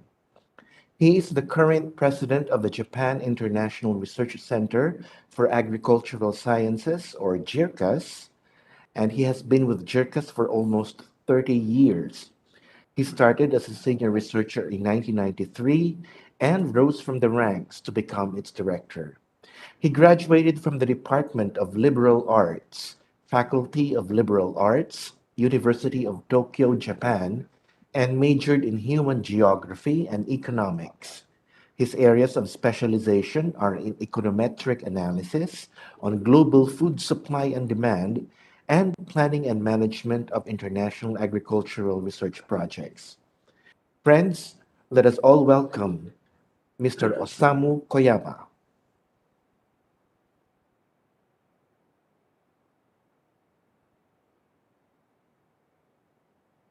Thank you very much for your kind introduction. Once again, congratulations on FFTC's 50th anniversary. I admire lasting effort and contribution to the Asia-Pacific region. JIRCAS, my institute, has exactly the same age as FFTC. And also, thank you very much for giving me this opportunity to play a role of moderator of this important event. Let's start the session one. As already introduced, there are 4 speeches or presentations. We invite 2 speakers in one time, and we have some 10 minutes discussion time. And after that, we will invite 2 speakers. The title of the session is Focus on Sustainable Agri-Food System. So we are discussing about not mainly on supply side of the food system, but also maybe all range of agri-food system and sustainability. So straight away, I would like to call the first speaker, Mr. Jae-Fu Lee. He's a general manager of NH Economic Research Institute, National Agricultural Cooperative Federation, Korea. He has a long experience in working National Agricultural Cooperative Federation, NACF, including working in Brussels office, in EU. And now he's leading research center, research institutes. And the topic of his presentation will be towards, global trends of carbon neutrality and South Korea's agricultural policy. So please start presentation. Good morning, good afternoon. I'm Jae-Hori, General Manager of NHF Economic Research and Institute. I'll be presenting the session on global trend of carbon neutrality and South Korea's agricultural policy today. It is a great pleasure for me to meet you all at this meaningful seminar celebrating the 50th anniversary of FFTC, and it is also an honor to be given the chance to introduce the South Korean policies in the area of carbon neutrality, which is the biggest topic of the times. During the session, I'll be presenting in the order of trend of carbon neutrality, carbon emissions in South Korean agriculture, agricultural policies for carbon reduction in major countries, and policy implications and suggestions in the Korean agriculture. Let me start with the brief explanation on the carbon neutrality trend. So far, the international community has been continuing the discussion of solutions for climate crisis. In 2015, the Paris Agreement was adopted, to which both advanced and developing countries are participating. As the severity of climate crisis was even more elevated since then, in the 2019 UN Climate Summit, 65 countries committed to carbon neutrality. And with the approach of implementation timing of the Paris Agreement, 134 countries committed to net zero carbon so far, showing that the global discussion on carbon neutrality is expanding rapidly. International organizations such as OECD and IMF recommended governments to make preemptive actions for carbon neutrality, and major countries, including the United States and EU, are investing budgets for the growth of green industries in unprecedented scale, making a policy shift towards carbon neutrality.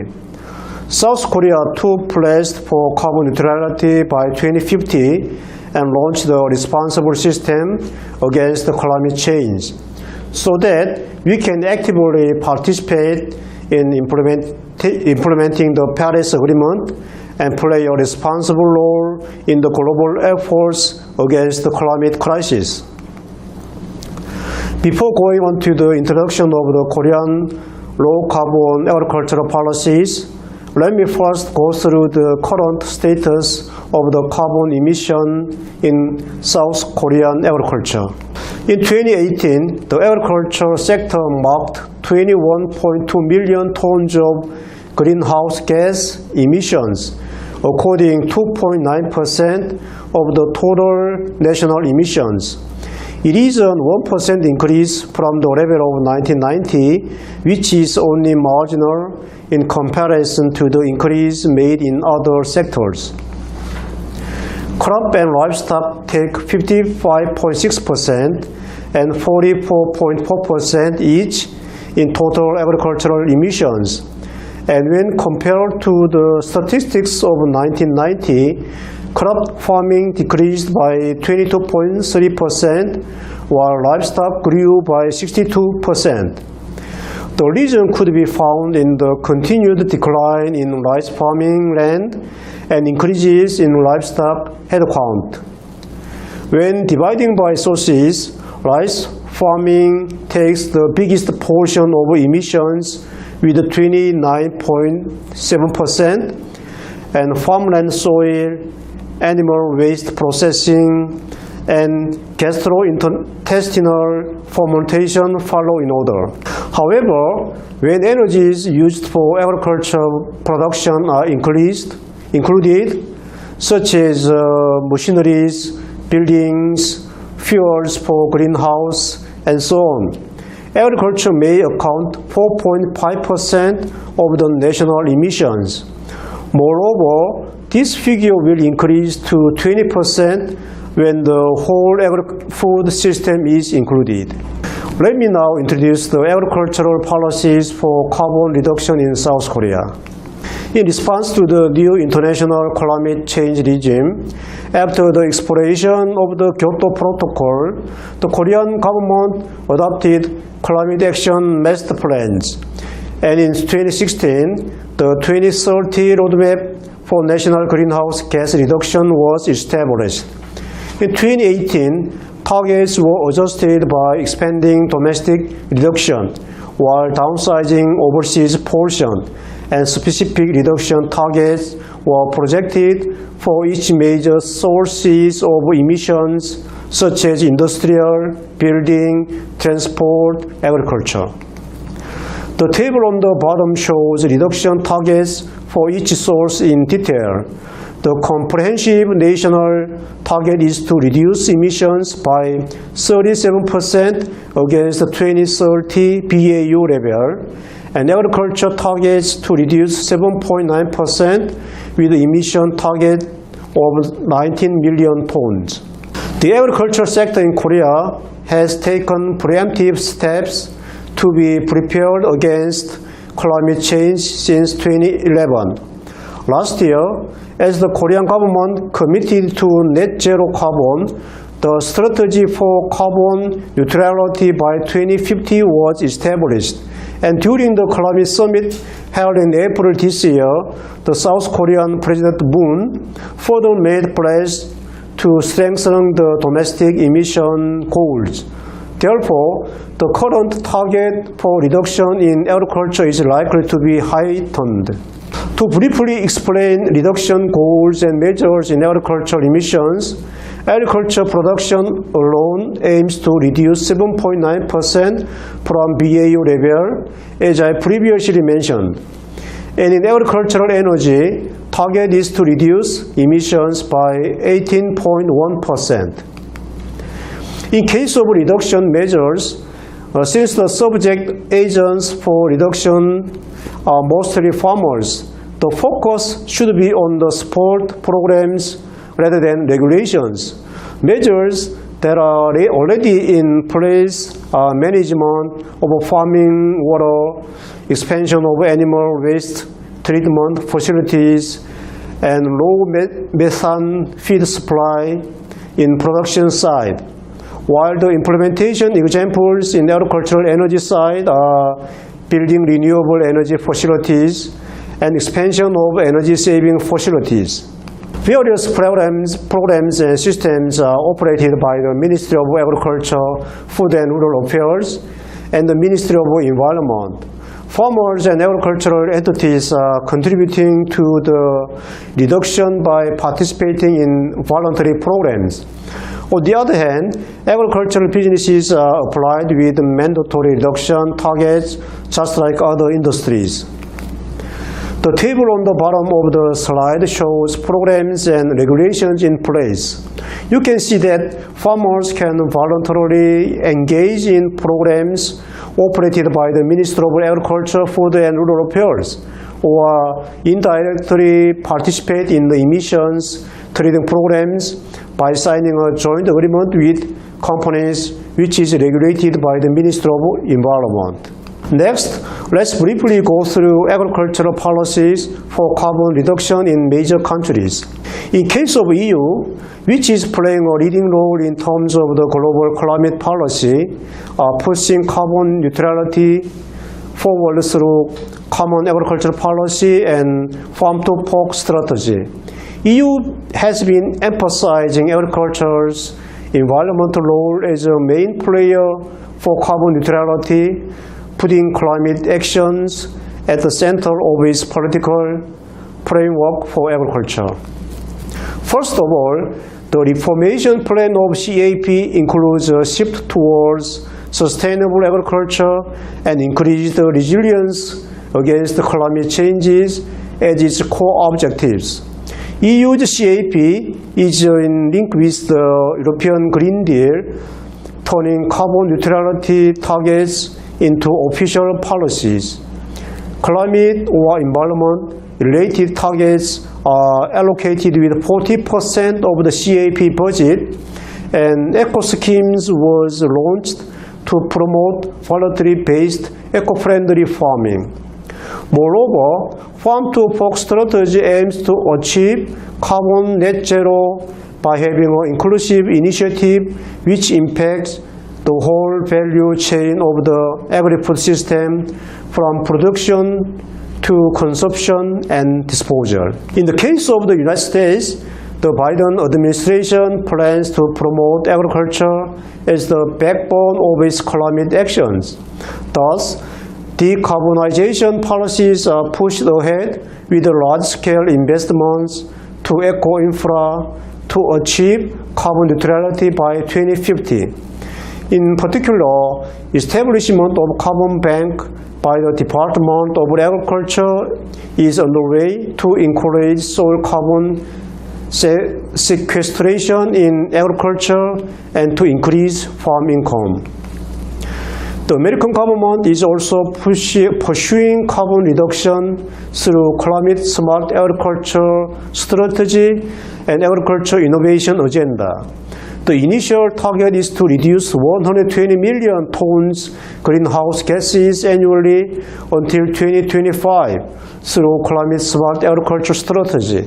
In doing so, the government proposed various actions plans such as soil health and nitrogen stewardship, livestock partnership, and conservation of sensitive lands. And with the agriculture innovation agenda, America aims to increase agricultural productivity by 40% until 2050, while reducing its impact on environment by 50% during the same period. Last part of this presentation is about implications of major countries' policies and suggestions on the Korean policies. Agriculture and agri-food system as a whole take around 20% of Korea's total GHG emissions, which is not small. Therefore, comprehensive carbon reduction policies are required. That covers not only production, but also the area of processing, transport, consumption, and disposal.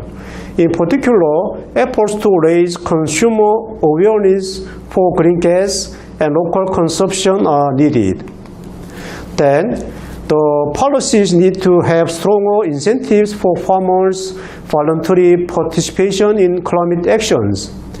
Environment-friendly agriculture policies and direct payment system should be linked close, while other incentive programs are developed further.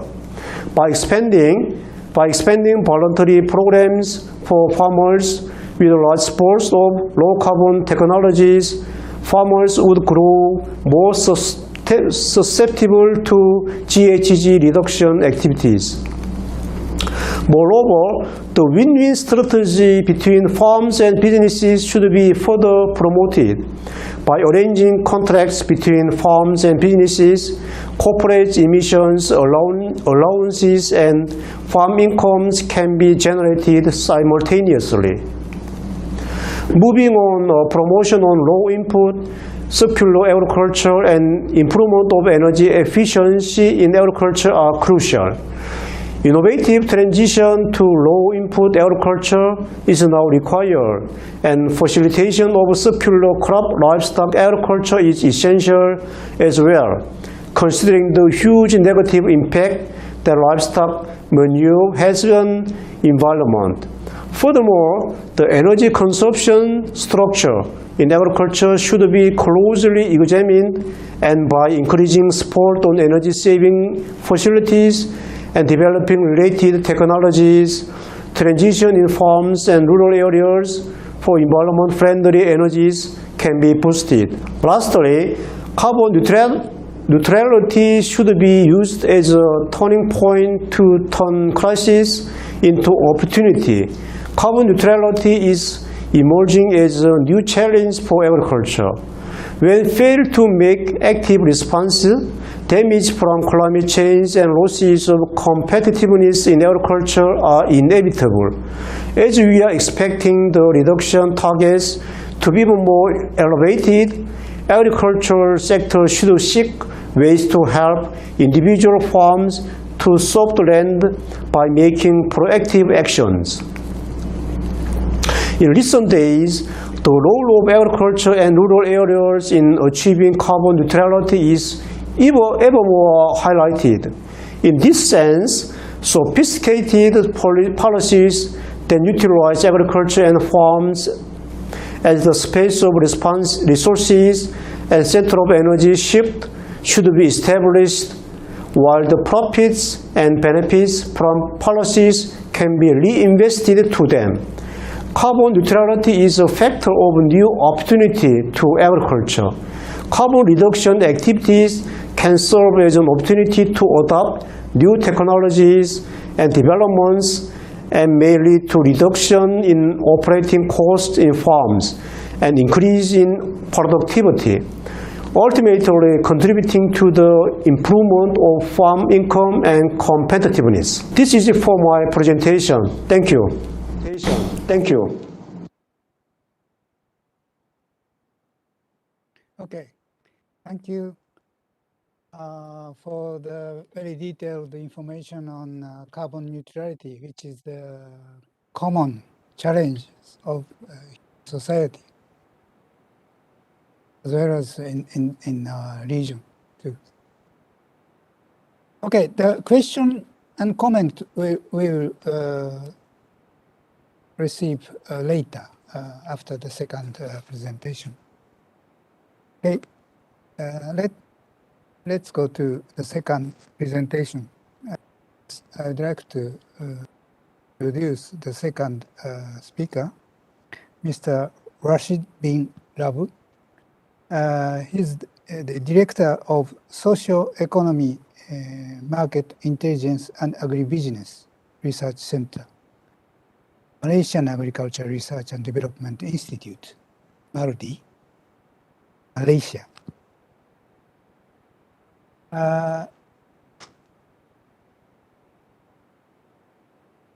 Okay, he's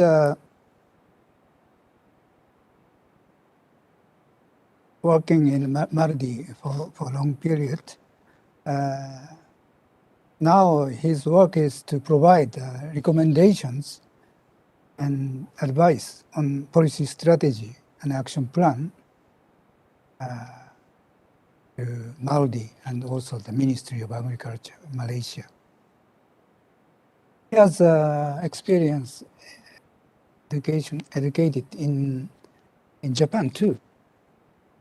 So the topic of his presentation is transitions towards sustainable agriculture and agro-food system in Malaysia. The time is 20 minutes. So the floor is yours. Could you start your presentation? First, I would like to thank Mr. Moderator for these sessions, and also would like to congratulate and wishing FFTC Director and teams for its 50 years anniversary. Thanks for inviting me to share Malaysian experience on this special theme of symposiums, making agriculture food systems sustainable. The themes of this symposium is relevant as we are now racing with time to slow down and of the frequent and more lethal serious catastrophes such as flood, drought, landslide, and rising sea level, while fire due to the climate change resulting of human activities. And one of them is agriculture activities. So we need to encourage and promote sustainable agriculture. And it was timely and vital issue to be highlighted and discussed now. So my title of presentation today is Transition Toward Sustainable Agriculture and Agro-Food System in Malaysia. So There are 4 topics we'll discuss. First is about Malaysia agriculture, sustainable agriculture in food system, Malaysia agriculture sector, impact of agriculture on environment, driving sustainable agriculture in Malaysia, institutional policy measures, administration and enforcement, encouragement and voluntary programs, research and development, and populations. So, introduction of sustainable agriculture. Sustainable agriculture and thinking toward the sustainable agriculture. What is sustainable agriculture? Agriculture is activities cultivating crop involve the livestock production, aquaculture, production, catching fish, and to satisfy human needs. We need to consider environment at the same time, not harming the environmental operation through efficient use of non-renewable resources and non-farms resources, and integrate appropriate natural biological cycle control and ensuring of economic viability of farms operation, and ultimately enhancing quality and life of for farmers and society. So the goal of sustainable agriculture is to meet society needs for food in present without compromising the ability of future generation to meet their own needs. The main objective is farmers work in a healthy environment that agriculture activity give them economic profitability, economic and social environments, and equity protected and conserved.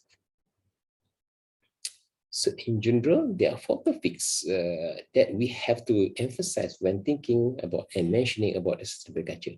One is farmers' livelihood. There are majority of small-scale farmers and with a small lot around 2 hectares. A big family rely on middlemen or market agent. So they are always less fortunate group in the food system, and no bargaining power always has been manipulated by middlemen on price negotiation and food system in the food system. National economy, its contribution to the national domestic production, provide food to the people, and ensure national food sovereignty and food security. Another thing, number 3, is to trade and feeding the global situation. As the global population is going to reach 10 billion in 2050, we need to conserve the environment and to ensure that we can still produce enough foods to the with the existing land and input resources. Thus, trading between poor country and producer need to be fairly treated. Another and last is about to live and life and sharing this beautiful planet with all sorts of creatures in the existing environment, as we are going to let one of them extinct. We cannot destroy them. So we have to import the basic concept of symbiosis, and each of the creatures have their own role and function. Why don't we develop the best food system that enable everyone to live a life together in harmony? And so we have to emphasize the global goal of the sustainable agriculture in terms of to ensure that farmer economies, efficient input use, and conserve planet with the target to zero hunger under SDG. Good. Agriculture in Malaysia. So GDP and trade. Gross domestic product, Malaysia contribute by agriculture is 7.1%. It's valued at 101.5 billion. The sector absorbs 1.4 million Malaysians or 60 million manpower market. The sector also is one of the important sector source of export earning, valued at 115.5 billion Malaysian ringgits. So it is our export is in surplus 22 billion Malaysian ringgit. So there are 6 agriculture important commodity that contribute to the export income. One is the oil palm, valued at 38.27 billion ringgit. The second one is food crops, contribute 29.9% of our export value, valued at 26.29 billion ringgit. And then livestock contribute value at 15.53 billion ringgit. And then fisheries with 12.12 billion. So this is how important the agriculture in terms of our GDP. Besides that, under the food sovereignty and food security, the focus given by the government to capitalize our fertilized soil and abundant source and water to fully produce food, our food locally achieve full SSL. Substantial input incentive and subsidy were introduced to optimize resources to provide such fertilizer, mechanization, pesticide, and infrastructure to farmers. Some food crop has been heavily subsidized to support domestic production. However, based on the table, show that our staple food is still not achieve full SSL. We only achieve the full SSL for our poultry and eggs. But the worst is vegetable. We only achieve for for 45.03%, and beef and mutton less than 20% is 23%. For beef and mutton is 11.4%. So when we're talking or dealing about the agriculture, we have to look into our productivity. The quality is very important. The yield that we produce from the existing input that we put in our cultivation system. So based on the report, is there any improvement or the efficiency of our input utilization and potential to reduce effect of environmental degradation? As the table shows, from 2012 and until 2018, our laboratory is not promising. So all crops shows a contraction or negative yield improvement of the period stated from 2012 to 2018. The worst is cocoa, the negative or the contraction, 41.0%. And then our staple food paddy, we also find out that there is a negative improvement in terms of our land productivity from 4.8 metric ton decline or reduced to 3.7 metric ton per hectare. So it is very important to look in this matter because we have put a lot of incentive or subsidies to that. So definitely a number of cases tragedy or physical something happen due to the more input that they use. So we have to look into the impact of agriculture online. According to study by a number of researchers from since our independence, so they found out that there are increased activities of agriculture activities, especially in Cameron Highland. So from GASIM, number one, it shows that there is 568% increase in terms of land activities in Cameron Highland. So due to that, we found that the number of tragedies as we noted in terms of land slide, erosions, water contaminations, and it affects the agriculture itself. Under study by Matt in 2012 found that soil detected the residue 10 ppm to 15 ppm of pesticide affect the paddy growth, the delay of paddy growth, and affect the dry weight, height, and root dry weight. And then water detected residue 5.8 ppm also affects the delay of roots growth, decay of microorganisms, and water leaving. So on the human itself also we found out the heart breath when they have they're dealing with this pesticide, vomiting, stomach ache, sores, and rashes. And then the case of die also, number of cases of die also happen due to pesticide residue. So, and then we found out that other living creatures also facing the same problem due to the pesticides. So fishes die, fishes got wound, sore, ducks and hens and bird and dies in paddy field. So other impact of agriculture due to agriculture activities is haze, greenhouse effects. So environments due to open burning of due to agriculture activities and opening a new land area for cultivating agriculture crops. So also affect the wildlife and economy as a whole. It's caused climate change, extreme rain and drought, and rising temperature and rising of sea level. So Malaysia also try to put up impose in terms of agriculture, sustainable agriculture. So one of the important is about the policy measures. So in 1984, we launched the first Malaysian agriculture policy, NAP National Agriculture Policy 1, but it's more focused on the strategic area of investment and institutional buildings, institute development to resolve uneconomic farm size and low productivity among smallholder.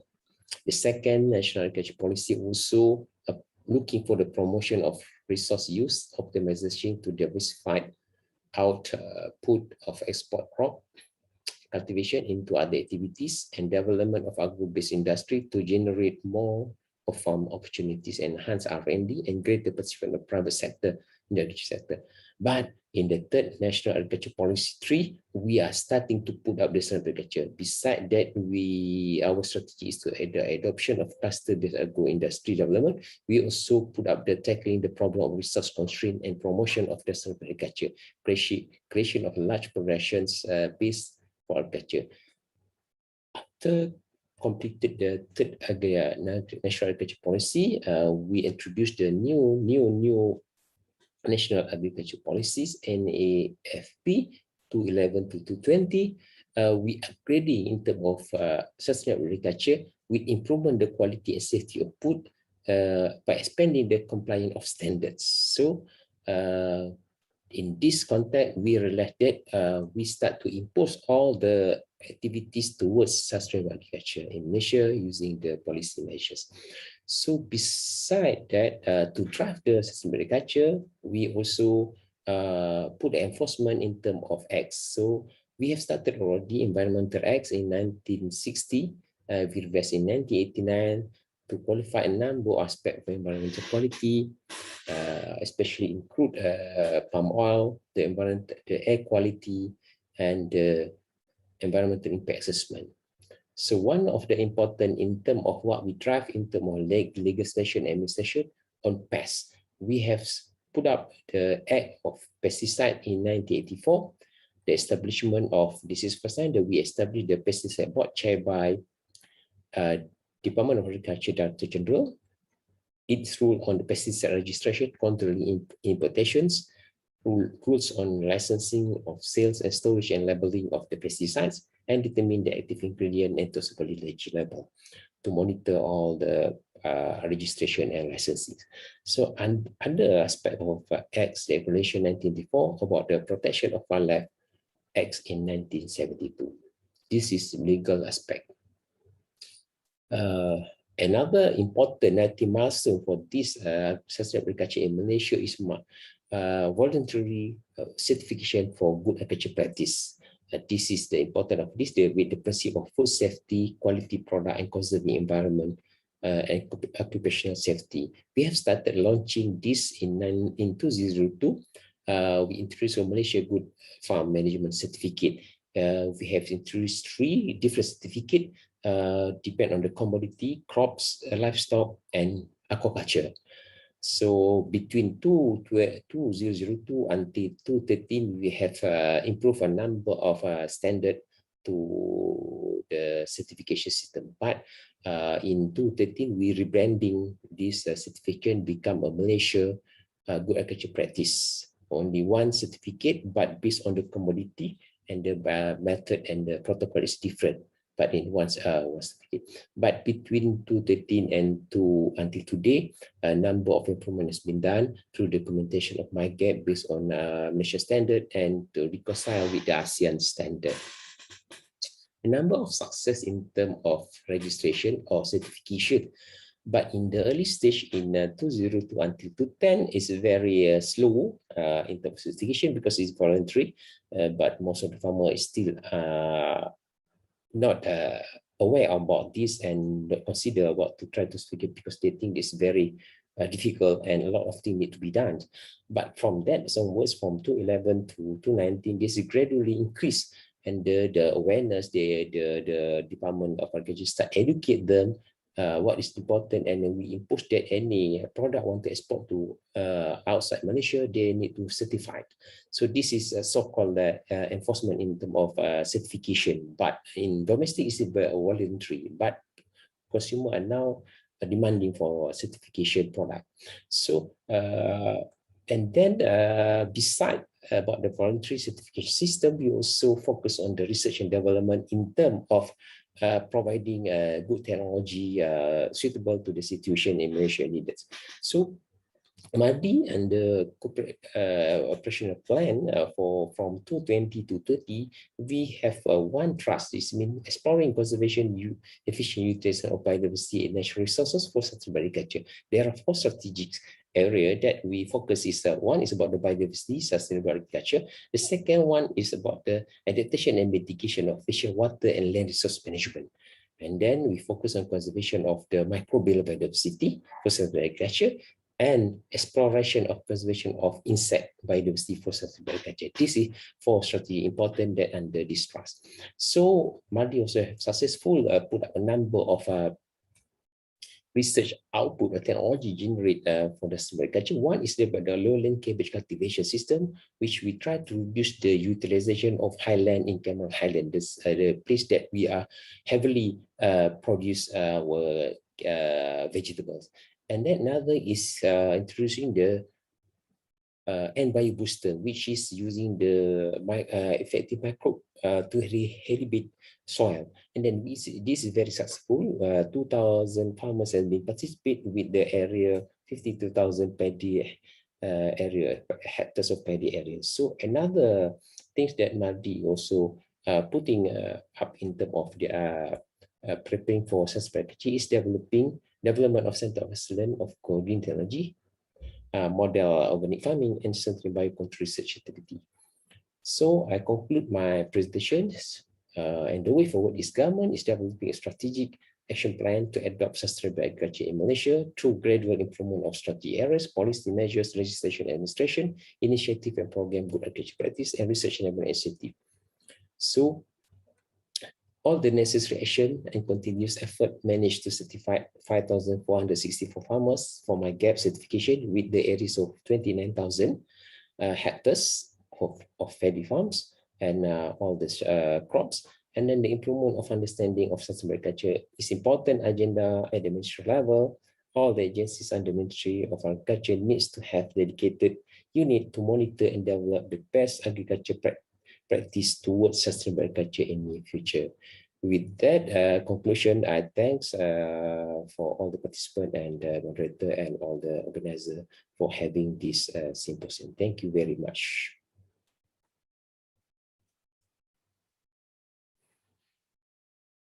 Slow in terms of certification because it's voluntary, but most of the farmer is still not aware about this and consider what to try to certificate because they think it's very difficult and a lot of things need to be done. But from that onwards, from 2011 to 2019, this is gradually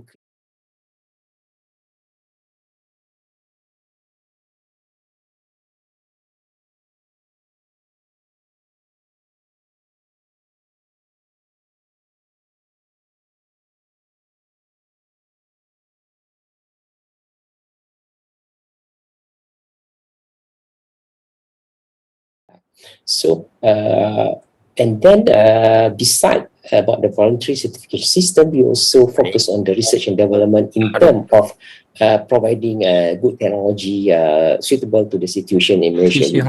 So Madi and the operational plan from 2020 to 30, we have one trust. It's mean exploring conservation, efficient utilization of biodiversity and natural resources for sustainable agriculture. There are 4 strategic areas that we focus. Is one is about the biodiversity, sustainable agriculture. The second one is about the adaptation and mitigation of fish, water, and land resource management.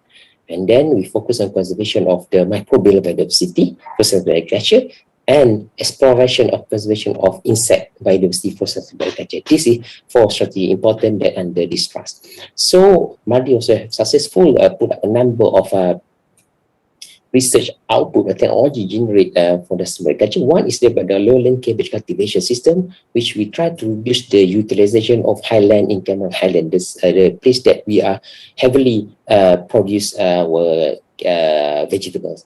And then another is introducing the bio booster, which is using the effective microbe to rehabilitate soil. And then this is very successful. 2,000 farmers have been participate with the area 52,000 paddy.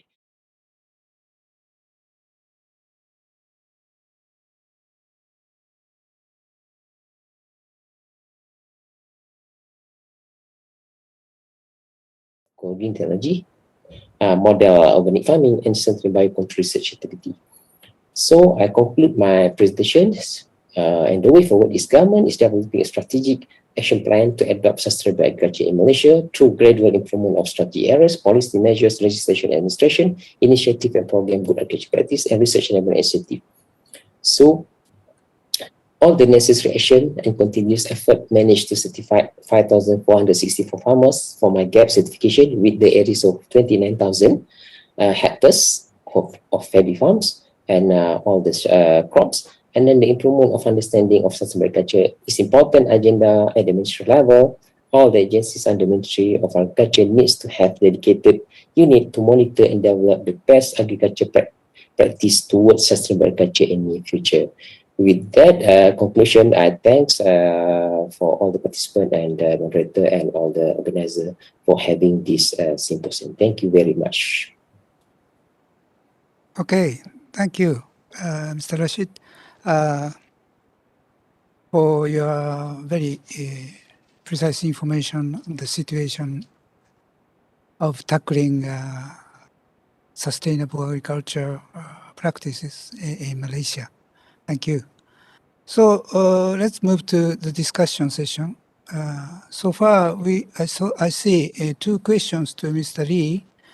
One is from the DG of FFTC asking to elaborate technical accomplishment in the field of carbon neutrality.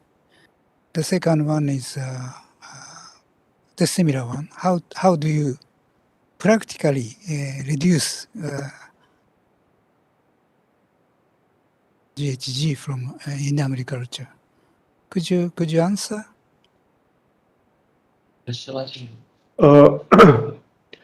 Thank you for your question, Dr. Susan Chang. As I said, that our government have planning to the agricultural targets to reduce 7% with against the target of 19 million tons until 2030. As you know that in rice farming has also a big portion of carbon emissions, but until now our government and NACF such as product side organizations just have education and advertising to reduce the rice farming, such as the drying and rice field, because it's very difficult to understand the rice farmers. And the second is that the livestock industry case is a little bit difficult. In rural area, the livestock animal waste is a very big environmental issues. So our government has planning to make animal waste recycling systems based on eco-friendly, and local government and central government have some subsidy to make the animal waste recycling system by subsidy budget.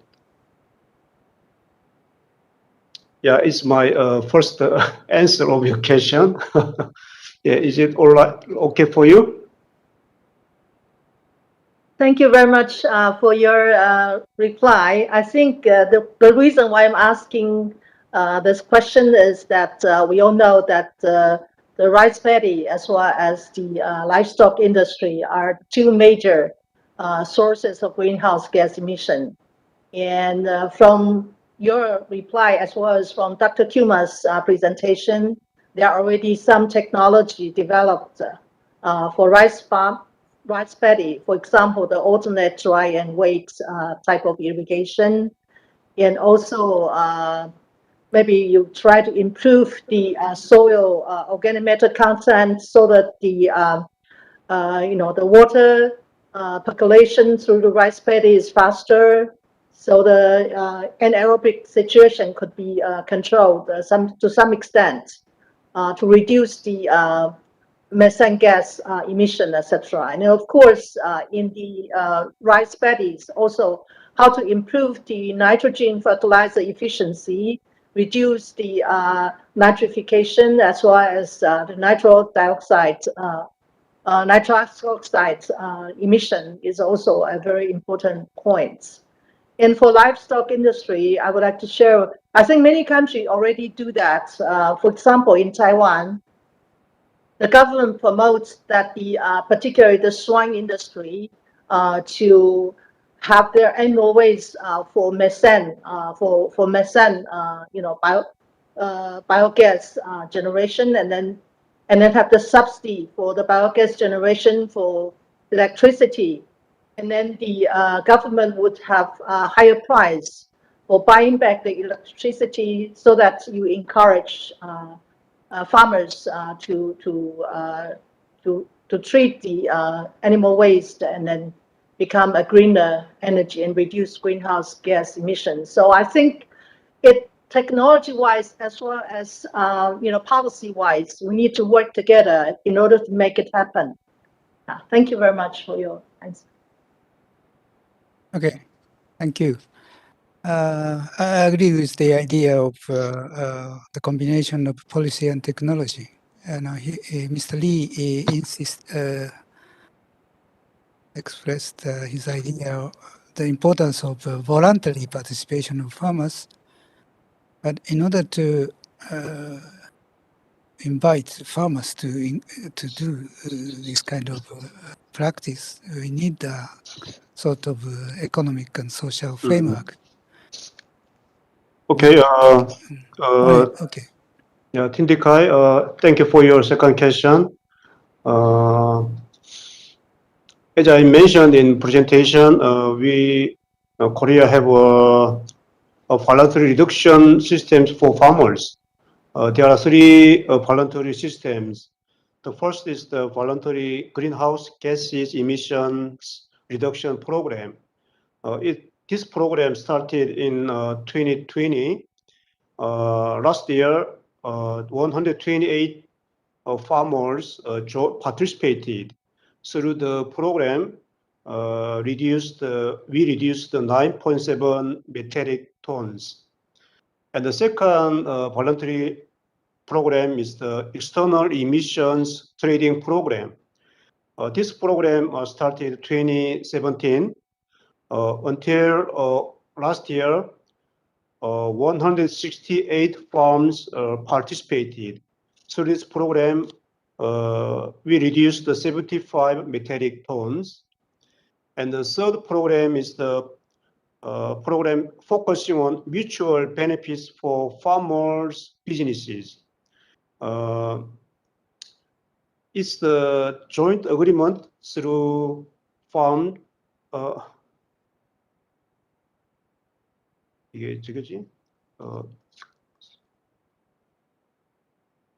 Yes. The mutual benefits for farmers and businesses. But this other program's performance is a little bit low. And also there is another guarantee, food guarantee systems. The 탄소 중립, 탄소 그 제품 탄소 인증제, 카본 탄소 인증제. There's a certification program specifically for the food products or the agricultural products that were produced in the ways of carbon neutrality. Okay, thank you very much. I'm very sorry, time is so limited. Thank you. Yeah. Any questions to Mr. Rashid? Maybe my gap. The naming is very good. And how do you promote the participation to that program? Could you answer very briefly? Thank you, Mr. Moderator. You hear me? Yes. Yeah, go ahead. My gap is Malaysia. And what is Malaysia agriculture practices? So actually, the first thing is we are not enforced in terms of regulation. It is voluntary in the way that anybody can certify for the Malaysian agriculture practices, good agriculture practices. But if the company want to export the product outside Malaysia, so they must make sure that they are certified, because we want to make sure that our Malaysian product is controlled by this market. But in domestic, it's up to you open, but it's market driven. We are focused on market driven. But for export, we want to protect to ensure the MRL level, residual level is on certain level. So in other aspect of pest and in terms of control the health situation for that to ensure that's all that we enforce them in terms of export. But for domestic, but now we educate the people. The market is good for health. So everybody now in Malaysia, if no market, no certificate, so it is will having a problem in terms of try to sell the product. That's the way we are based on market driven. So okay, that's why I think the brief I can talk about the market in Malaysia, how we drive the people to ask to the farmers to certify their production of agriculture produce. Okay, thank you very much for your kind explanation. So time is limited. We have to move to the second group of presentation, or shall we take a 5 minutes break? Mr. Koyama, we will have a 5-minute break. Okay. And after that, we will have to, we'll go back to you to moderate the other two presentations. Okay. Okay. We'll be back after 5 minutes.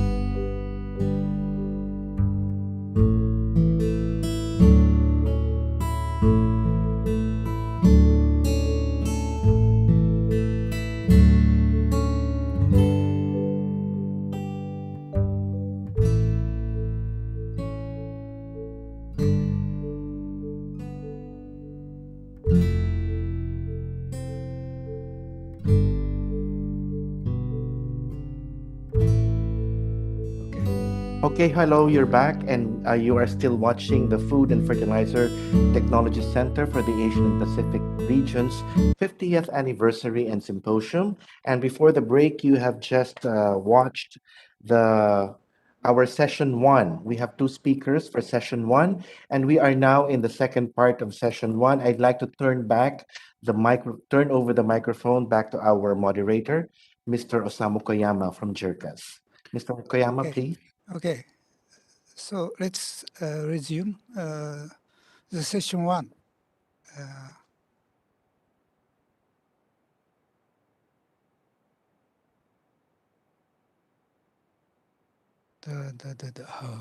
Session one, focus on sustainable agri-food system. I would like to invite third speaker, Dr. Xueshi Lin. He's the Director General of Taiwan Agriculture and Research Institute, Taiwan. He got a doctor degree, PhD, Wageningen University in the Netherlands in the field of plant breeding. And he experienced various very responsible posts in regional agriculture research stations in Taiwan. And he's now leading the research institute. The topic of his presentation is impact and strategies on rice production adapting to climate change in Taiwan. So please start the presentation. Okay, thank you very much for the moderator, Mr. Koyama. Ladies and gentlemen, good morning. And it's my great pleasure to have an opportunity to attend this 50th anniversary for FFTC. Yes. And on behalf of our research team, I will give the presentation about impact and strategies on rice production adapting to climate change in Taiwan. Next slide, please. And my talk will have 8 topics from the core issues of the rice production in Taiwan, and also the impact of the meteorological disasters and so on. Then I will talk about some of the technology we used, and also how to give a good policy for the government and to the future development we have. Next slide, please.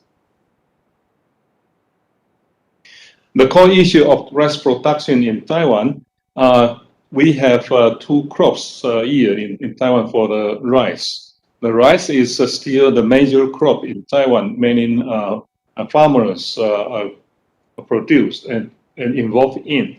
And to see this graph, you will see the rice domestic production and consumption in Taiwan from the year 1984 until 2019. You will see it's gradually declined year after year. The consumption also. Next slide, please. Here you can see more precisely that in the year 1961, our per capita consumption of the rice at that time is 136 kilograms, but it dropped quickly after 30 years until the year 2019. The per capita consumption is 45 kilograms. You can see it's a very big change during the last 30 years. Next slide, please. It is not safe because if you see the data, you can say our rice production is overproduced, but it's not really say that we don't need the food, because the rice is the major food in Taiwan. But every year we imported about 8 8 million metric tons of food from the other countries. The major crops is maize, soybean, and wheat, 8 million, and we produce only 1.3 million rice in Taiwan. Because our people's the food behavior has changed year after year. That's why, as I say, that we have 2 crops a year. You see the figure on the left side, the first and second crop, and it's gradually declined year after year. And now we have together, first and in total, we have about 260,000 hectares. Rice is still the main stable crops in Taiwan, and it's accounted for 32% of total arable land in Taiwan. But our farmer is a small scale farming size. More than 80% of the land of the farmer's land is less than 1 hectare. And large number of farmers involved in the cultivation. And our government, we are to take care of the farmers. So we have a price insured purchase system. And the government still need to keep certain rice cultivation area to ensure food security and maintain the basic needs for people's life. So, but every year, a government purchase about 25% of the total rice, and the promotion of good quality rice become the important policy for the government, because we should encourage our people to eat our rice. Next slide, please. And because of the farmer want to produce rice a year to keep the year and the quality, but we are also to face the meteorological disasters every year. For example, typhoon.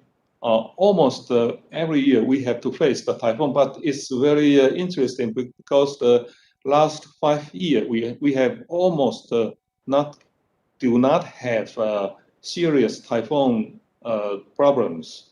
Especially last year, we have no typhoon attacked Taiwan, because Taiwan we need the typhoon to bring about water, because although Taiwan the yearly precipitation is more than 2,500 millimeters per year, but because of the shortage of the river, we cannot keep the rainfall. We have about 22 water reservoirs, but it's not enough.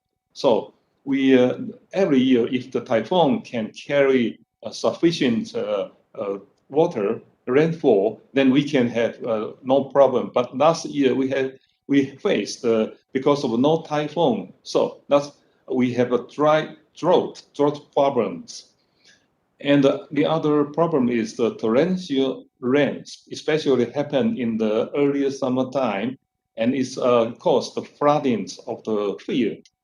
And then sometimes we also have a low temperature. It's happened mostly in the earlier spring. Then it will also cause a big damage to the crops. And high temperature also sometimes happen in the summertime. It can has also a serious problems that can cause the disasters on rice industry. Next slide. And we know that the rice crops face the meteorological disaster. For example, typhoon can cause erosion and floodings. And also after that, the sprouting on the spike of the rice, then the quality will be reduced. And then in the sometimes fawn and white spike, because of a high temperature, then the fertility of the rice will be reduced. The high temperature, torrential rains also, of course, cause the floodings of the rice. Low temperature caused the fertility rate decreased, and the seedlings and the yellowing die, of course. The drought problem, lack of water, if the rice plant then can not have a good quality and yield, of course. Next slide, please. The impact of the rice, because in Taiwan we have a two period. First crop planting time is from it's in the springtime until summertime. The high temperature can cause the chocolate grains, because I say that the high quality rice is our government try to do, but if the temperature is too high during the harvest time, then it causes chocolate grains. It's the low quality. This is the problem of the first crop. The second crop, and because of the high temperature, but you know that the second crops, the temperatures in the beginning is high and then it's decreased gradually. If in the harvest period, the temperature going down too fast, then it will cause the low yield of the rice. Next slide, please. And the high temperature happened during the growth period, because in Taiwan we grow the Japonica type rice. For high quality rice, for the Japonica type, the daily mean temperature should be less than 26 degrees, and the daily high temperature should lower than 28 degrees, and the daily low temperature should lower than 22 degrees. It's very important, especially the night temperature. If the night temperature is too high, then it will result in the chocolate grains, especially the first crops of the rice. Second, due to the global warming effect, especially the daily low temperature have exceeds 22 degrees, especially the last 10 years. And then the high night temperature resulted in the low quality. This is the big problem now we face. And also the drought. Drought caused the problem is the same as high temperature. And next slide, please. This is the whole picture of our rice production from January to December. The first crop, in the April, we may face the low temperature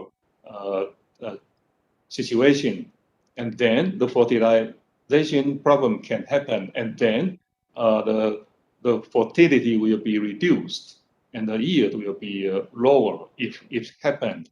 It happened many years, although the temperature is gradually increased, of course, but sometimes in the April, the low temperature will happen many times because of the cold current from the northern atmosphere. And the second crops, I had mentioned already, the temperature is going down if the temperature is too low during the harvest period, and then it will influence the yield. The low yield will happen. Next slide, please. Next slide, please. Oh, no, the last one.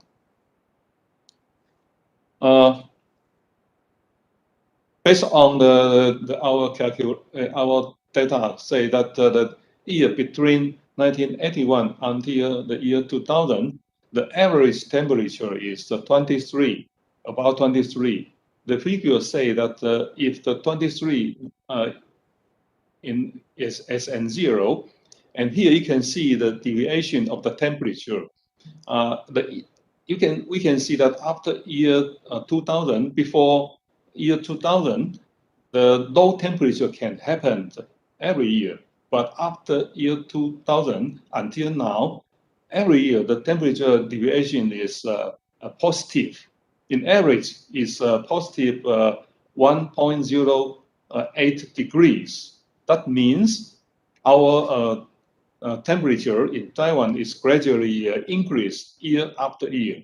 And it was estimated at the end of this century, the average temperature might increase by 1.4 degrees. This is in the ideal mitigation situation.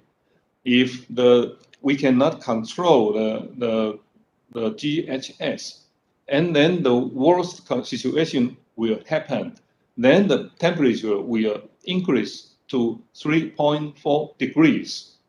And if that situation happened, much of our rice cultivar cannot grow at that time, or the quality and the yield will be very low. Next slide, please. So that's why we face the problem of the climate change. And if the forecast here is not only the temperature, but also the rainfall is also, because the rainfall will be concentrated more in summer and autumn. It's uneven rainfall. It's not healthy for the rice crops, and it will happen more and more frequently in the future. Next slide, please. And we also use the simulation technology to see the future. For example, the researcher Lu et al. They report in the 2009. They used the 6 climate change scenario to investigate what happened for the rice variety Tainan number 11. Here you can see in the northern Taiwan region, the rice yield will drop 4 to 9% reduced, and the eastern region will reduce 4 to 7%, and the central region, the rice yield will a little increase 0 to 3%. The southern region will be increase a little, but in total, during the 6 climate change scenario in the future, in total, the yield will be reduced. Next slide, please. The high temperature reduced per area of rice in Asia, Marshall et al. Reported in 1997 say that it will be reduced by an average of 3.8%, while there is a tendency to increase production in Taiwan because the temperature is a little increased. But I have mentioned that during the 6 the climate change scenario, in total in Taiwan during the year 2050, will be reduced 4.7%, and even in the 2080, the year 2080, it will be reduced 7%. So that high temperature will cause a big problem in the future. Next slide, please. Talking about the quality, and because I has mentioned the last year and also this year, we have the problem of the water shortage because of the typhoon, and also the water shortage. And it's happened also, you can see here. The first crop compare with the second crop, we can see the perfect grain. The second crop is better than first crop. It's a problem because the total yield of the first crop is bigger than second crop. That means first crop is important than second crop, but the quality is less. The first crop is less than second crop. It's a problem. Next slide, please. So how to stop the problem, and also how to do in the future. And we the first one, we have to develop a molecular biotechnology to shorten the breeding period, because we need new cultivars more adapt to the climate change. For example, the higher temperature and also the rainfall and the water consumption. Here, we can earlier generation of selection, marker-assisted selection. This project and also research we have already done for many years, and it will be continuous to do. And the next generation sequencing technology we are also involved in the breeding program to shorten the period, because in general, from crossing of the mother plant until release the new variety, it will take about 15 years. But if we can short to about 10 years, then we can have more, we have more strength to do, because a farmer need the new cultivar. And then we also emerged drone telemetry technology and so on, and automatic phenotyping facilities. And now we have already started to establish phenotyping facility to also to do breeding works. Next slide, please. And this slide shows that the molecular marker assist breeding technology has already done for many years. There are shows we have already released some varieties. For example, Thailand number 16, Thailand number 85, Taichung indica number 199.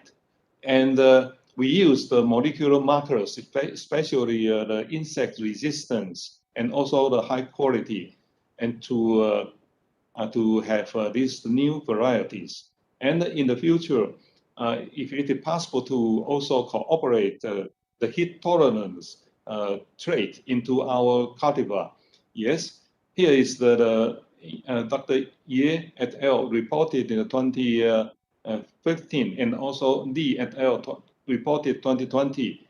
If you can see here, for example, the high quality strain in Taiwan have already ingested heat tolerance, these genes from the Indian germplasm N22 incorporate into our cultivar. So in the future, we can have a resistance, heat tolerant variety with high quality. Next Excuse slide, me, please. Dr. Lee, Yes. how many slides remain? Okay, I will finish as soon as possible. Okay, please. In 2 minutes. And the cultivation system planting technology, we also have to do next slide, please. And the horizontal laser facilities we use to reduce the level, the soil level, and then we can use the water more proficiency. Next slide, please. And then we can predict the growth stage by the smart agriculture, because smart agriculture we have done for about 4 years already, and we will continue to do. Next slide, please. And then how to use the water more efficiently. We can use this technology to optimize application of resources. And because in the field we have no electricity, we can use the solar energy and to put, and also to control the water consumption. Next slide, please. And also the nitrogen and using this system to optimize. Next slide, please. And also we simulate the data. We use simulation data to adjust the growing period. Then we can prevent the meteorological disasters for the rice. Next slide, please. And yeah, next slide, please. And also our government has pushed early warning system. We cooperate with the meteorological system, and we also could have our APP system to give the farmers, and they can have the earlier warning system, earlier warning system signals, then try to adjust their cultivation system. Next slide, please. Yes, our government also agricultural insurance, disaster insurance, because it has already pushed many years ago, and from this year, the rice also has already started this year. Next slide, please. And the last one is our government try to give the agricultural environmental benefits, not only for the production, but also for the environmental benefits measurements. Next slide, please. In the future, we will continue to do a smart agriculture for rice production and also future crop growth prediction and adjustment strategies and regional water resource allocation and precise management to adapt the climate change in the future to do the sustainable agriculture that will adapt to climate risk. Thank you very much. Okay, thank you very much for giving us very comprehensive information on impact of climate change in rice in Taiwan. Also, good list of adaptation technologies and policies. Thank you very much. So the question will come later. I move to next and last speaker, Mr. Arsenio Barcelona. He's the president of Harvest Agribusiness Corporation, Philippines. And his company, Harvest Agritech, aims to introduce and promote modern doable agriculture technologies to uplift the livelihood of Filipino farmers and upgrade the fresh produce quality standard in the Philippine market. Also, his company is doing actively training to farmers on technologies since 1998. So, floor is yours. Please start your presentation. 大家好. First of all, I'd like to congratulate the FFTC for your 50th anniversary, and I would like to thank Director Susan Chang, Dr. Susan Chang, for the invitation to give a lecture on the Philippine agriculture.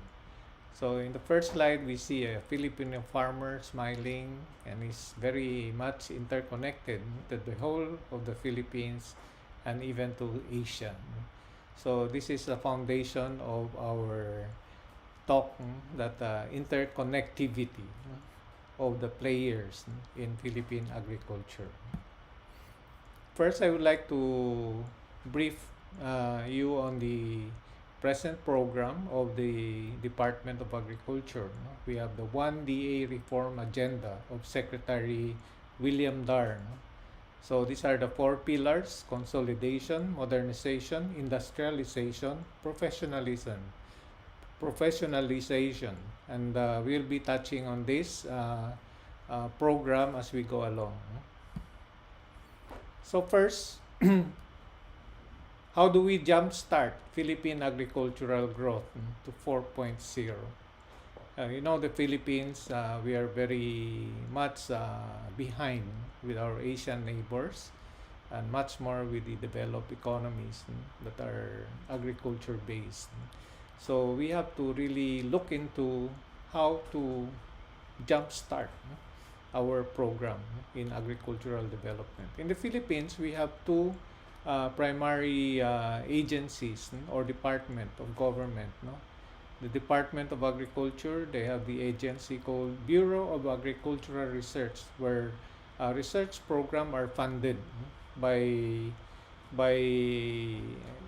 through research program of the state universities and private institutions for development of agricultural technologies. The Department of Science and Technology has the Philippine Council for Agriculture, Aquaculture, Natural Resources, Research and Development, PICARD. So the same, PICARD provides funding for research and pure research, and also practical research on crops and different agricultural projects. So these are all mainly channeled through the state universities and colleges. Now, on the private sector, we have the Philippine Seed Industry Association. It is the primary association of seed suppliers, and we have been very active in promoting technologies for vegetables and fruits production. And then also the farm machinery distributors, because in the Philippines, we are very much behind in mechanization, especially also the production of machineries.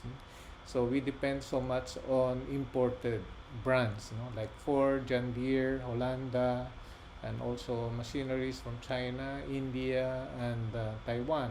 Our company, we distribute the Changwei multipurpose tillers, shredders from Taiwan.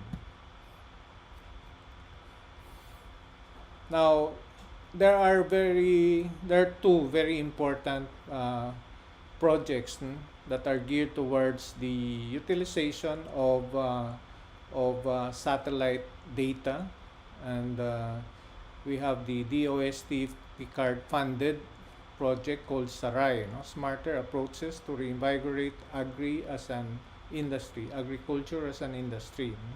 So this is a national crop forecasting and monitoring system for 8 crops. And then also we have different programs for remote sensing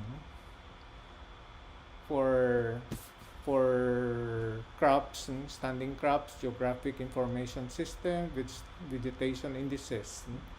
And then this will provide solutions for more productive and proactive farming. The Philippines is so big, so this is a great help.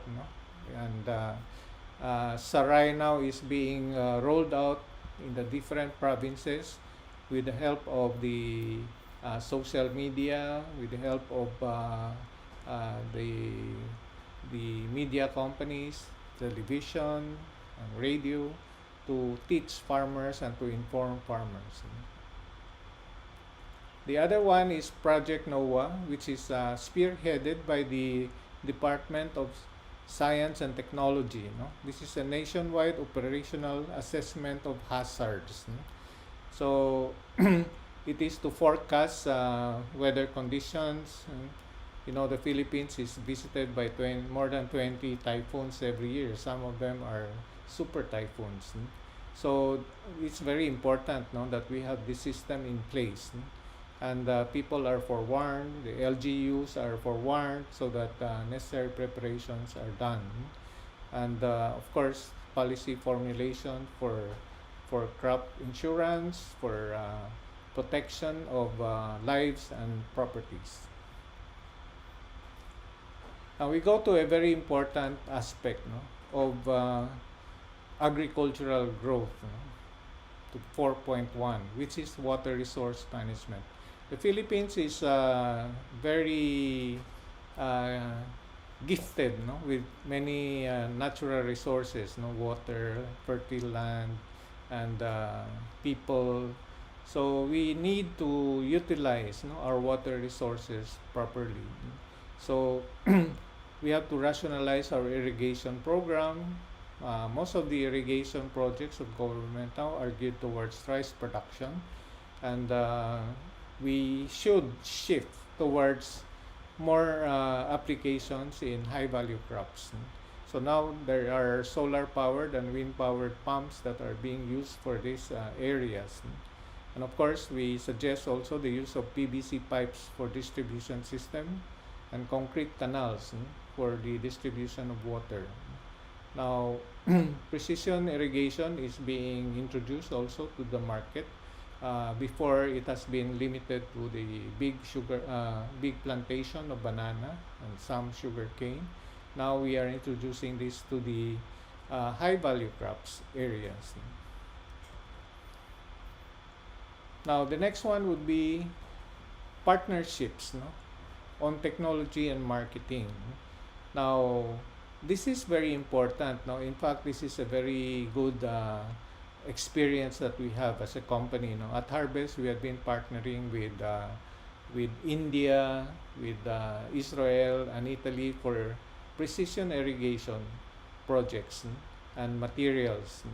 So they have been transferring technology to us, and this has helped us a lot in developing markets in the Philippines, educating farmers.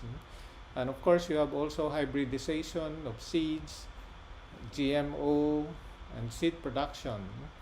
Now, we have partnered with the No New Seed Company of Taiwan, and we are producing watermelon seeds, sweet corn seeds in Mindanao. There are also many seed companies in the Philippines doing production, and this is a very good way to jumpstart our technology, because the foreign companies, the principals, they have the technology, so they apply this in the Philippines.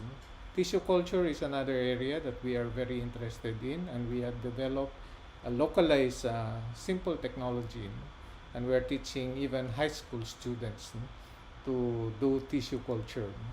In greenhouse, we are also applying greenhouse technology from China, from Taiwan, from Israel, from India. And this, I think, has a very good future for the Philippines, although the main concern is the super typhoons. So there are areas that can be looked into for this. Now, another thing is the training, development of human resources for skills. Harvest is very active in technology transfer, and we have been teaching farmers here using Taiwanese technology in vegetable farming. And we tied up with SM Foundation for the past around 13 years, which ended in 2019 before COVID. And we train more than 20,000 farmers. This is a very good program. And students should be also trained in skills. So this is a demand on the universities to train students with the necessary skills. And also farmers has to be trained also, so that they can produce better. So that's why now the Congress is trying to implement a program with the Department of Agriculture to establish province-based training centers for farm systems. Now, going to a very important subject, soil health. So at times when we talk about agricultural growth to 4.0, we forget about the basic, which is really soil.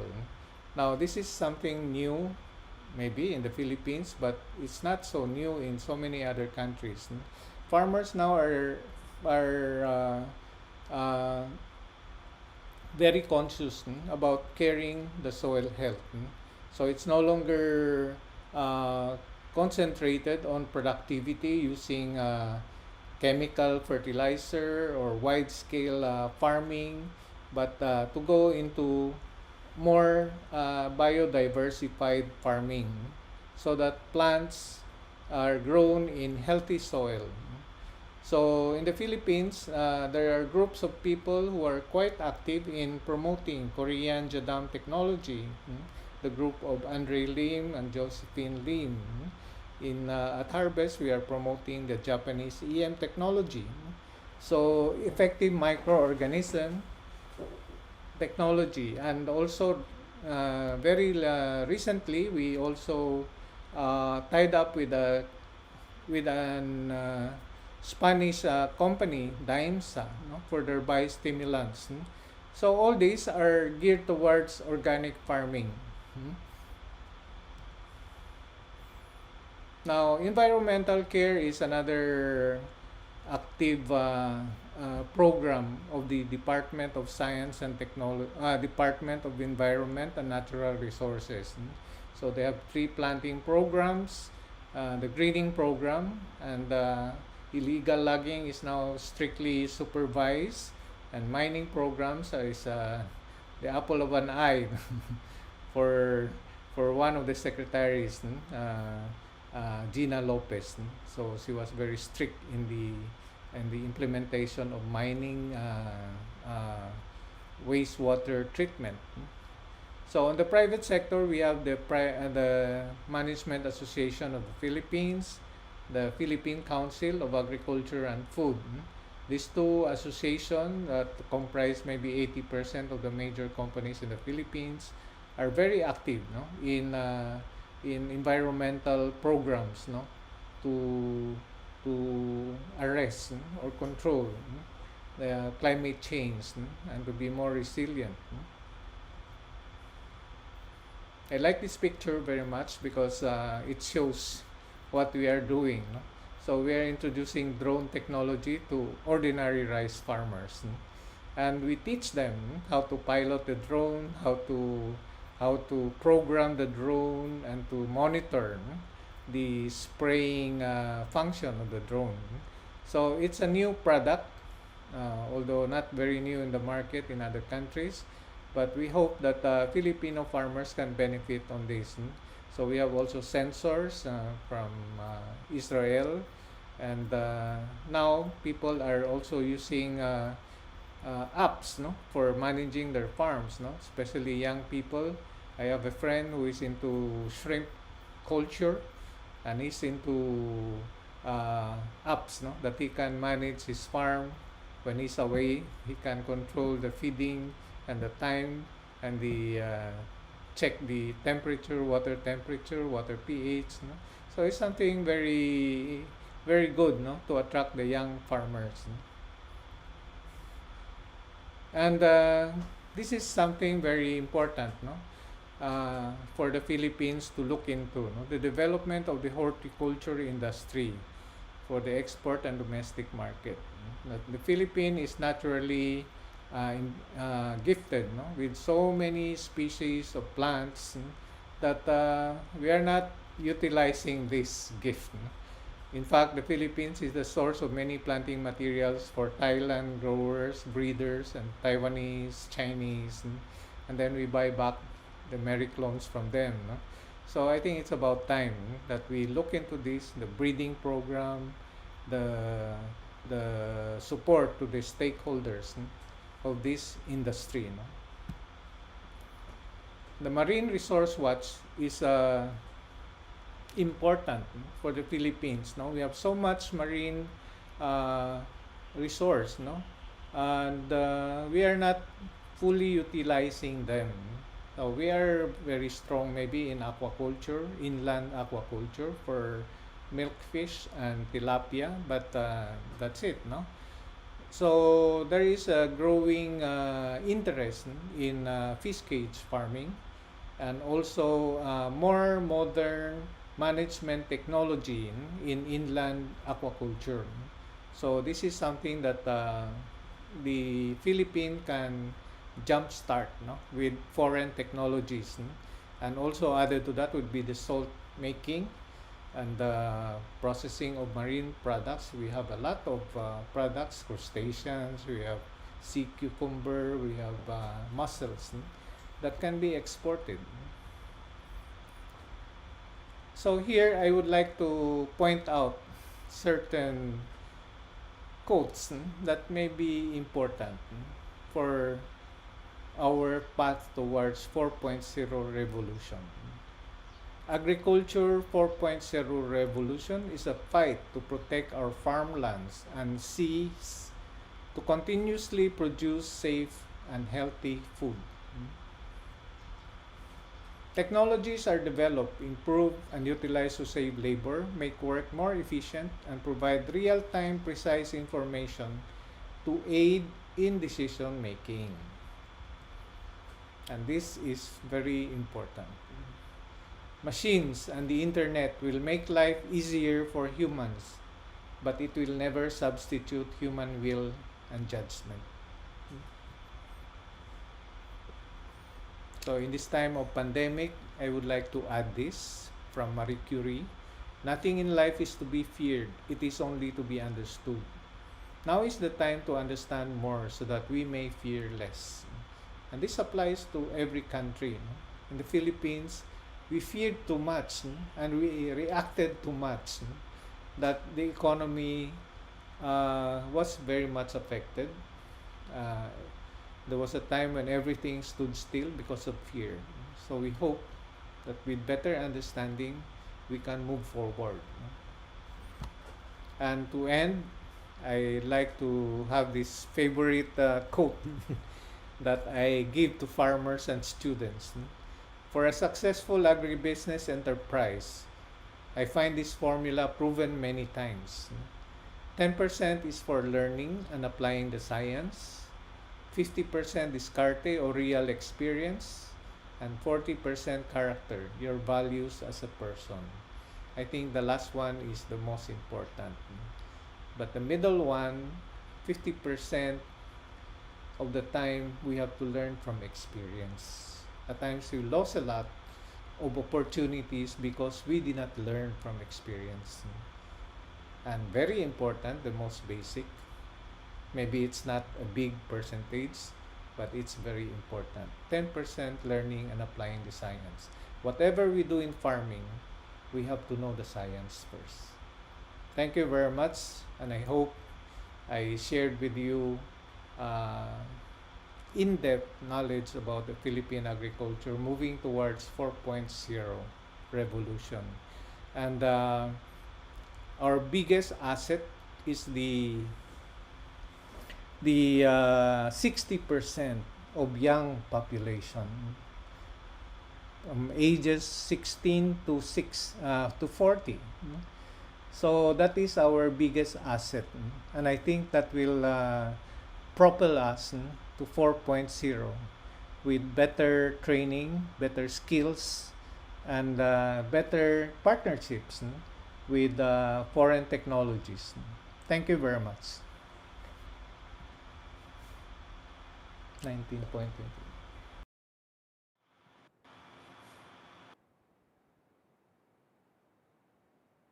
Thank you very much, Mr. Barcelona. Thank you very much. Very forward-looking presentation. I see a huge potential in Philippine agriculture food sector, and also giving us your philosophical formula. Thank you. Thank you very much.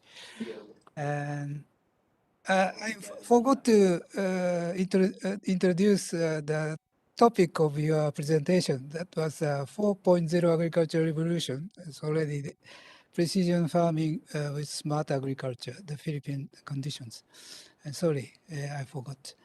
By the way, is there any definition, exact definition for 4.0 agriculture revolution?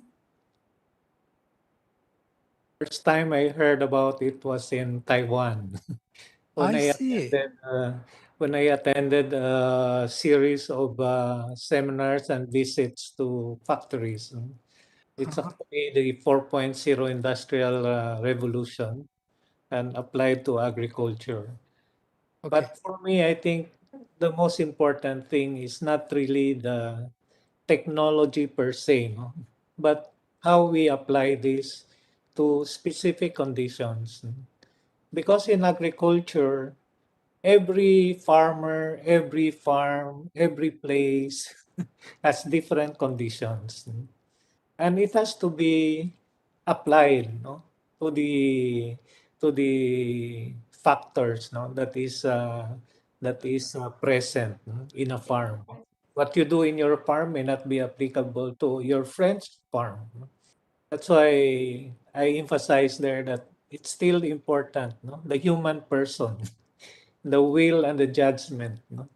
Of the human being. No? It's not purely machinery or technology or even drones. Of course, this will help us a lot. No? Thank you very much. Thank you. So we move to question time. Time is not much remain, but there are three questions to Dr. Lin. One is green payment. What's the situation in green payments, and also R&D result on GHG emission, agricultural GHG emission reduction, and also rice insurance system. Does it cover price decline or something? Could you answer one of these? Favorite one, please. Okay, thank you very much. There are three questions in the chat room. First one is about the rice. Yes, and for the green payment system, it has already started since last year in Taiwan. And in short explanation, I will say that because in Taiwan we have a government purchasing system, and the farmers can have a different choice. If we choose the green payment system, then after the harvest, he cannot ask the government to buy their rice. And because he has already taken the green payment money. And how to do? Then the farmer can grow another crops. For example, the other vegetables or green manures, and to keep the rice field still working, but they cannot have the government purchase their rice. And the second question is about the greenhouse. It's the green, because in Taiwan we also have our research has also research about the greenhouse gas. Sometimes of that because of the CO2, and we investigate to the soil. For example, the nitrogen used. Nitrogen use can have a higher emission of the CO2 to the air. So we do have this kind of research, but maybe I can ask our colleague Dr. Chen. Maybe she can answer this question. But we also have this research, of course. And the third question is about the insurance, because insurance for the rice. Insurance can complicate it because we have many different kinds of type of insurance, such as actual loss and compensation type, governmental disaster assistance link type, income protection type, regional harvest type, and the weather index type, and so on.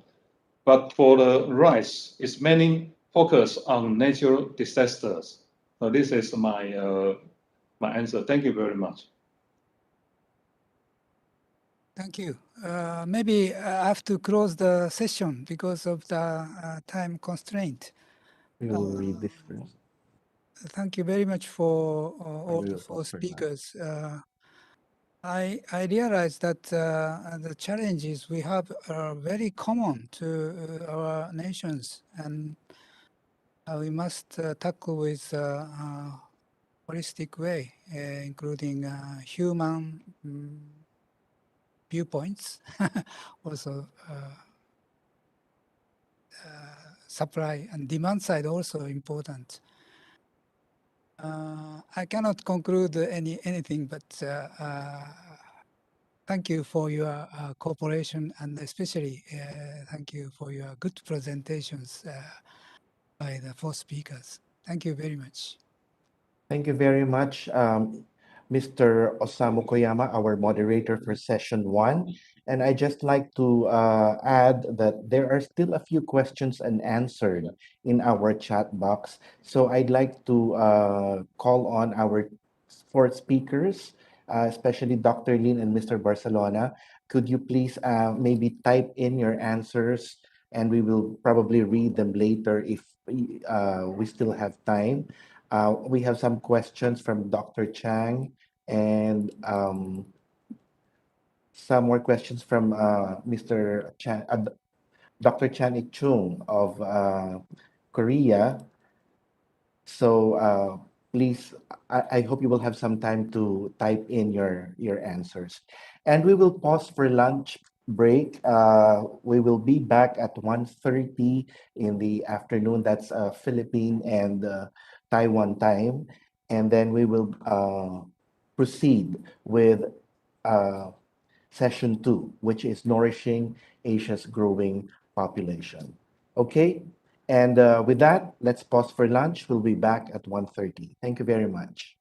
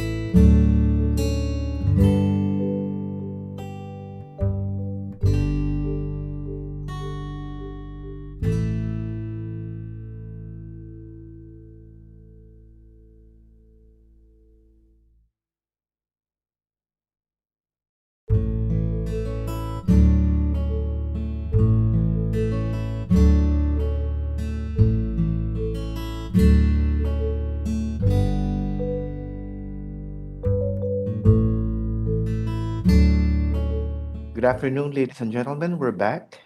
For those of you who just tuned in, this is the Food and Fertilizer Technology Center for the Asian and Pacific Region's 50th Anniversary Celebration and Symposium. I'm Ronald Mangubat, the Information Officer of FFTC, and we are live streaming from Taipei City in Taiwan through the Cisco WebEx platform, and we are also live streaming in YouTube. We are now in our second session. We begin with session 2, and the overall theme of this session is Nourishing Asia's Growing Population. It will start off with a keynote speech. And to introduce our keynote speaker, I'd like to call back Dr. Susan Chang, the Director of FFTC. Dr. Chang, please.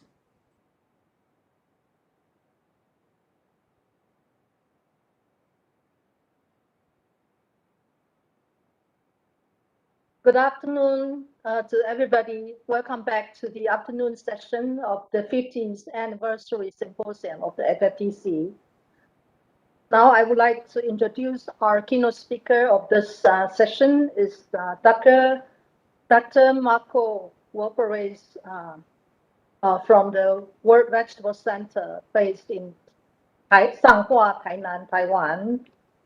And Dr. Marco Wolperes from the Netherlands. He joined the World Vegetable Center as a Director General in April 2016 and is an agronomist with a doctorate degree in tropical agronomy from Wageningen University, the Netherlands.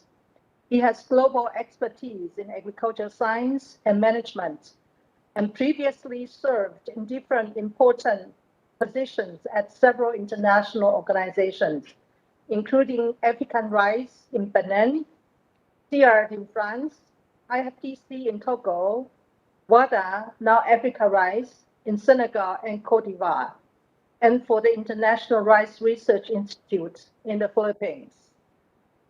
Dr. Wolperes will give a keynote speech entitled Circular Approaches to Transition to Sustainable Agri-Food Systems. Now, let us start the presentation of Dr. Wolperes.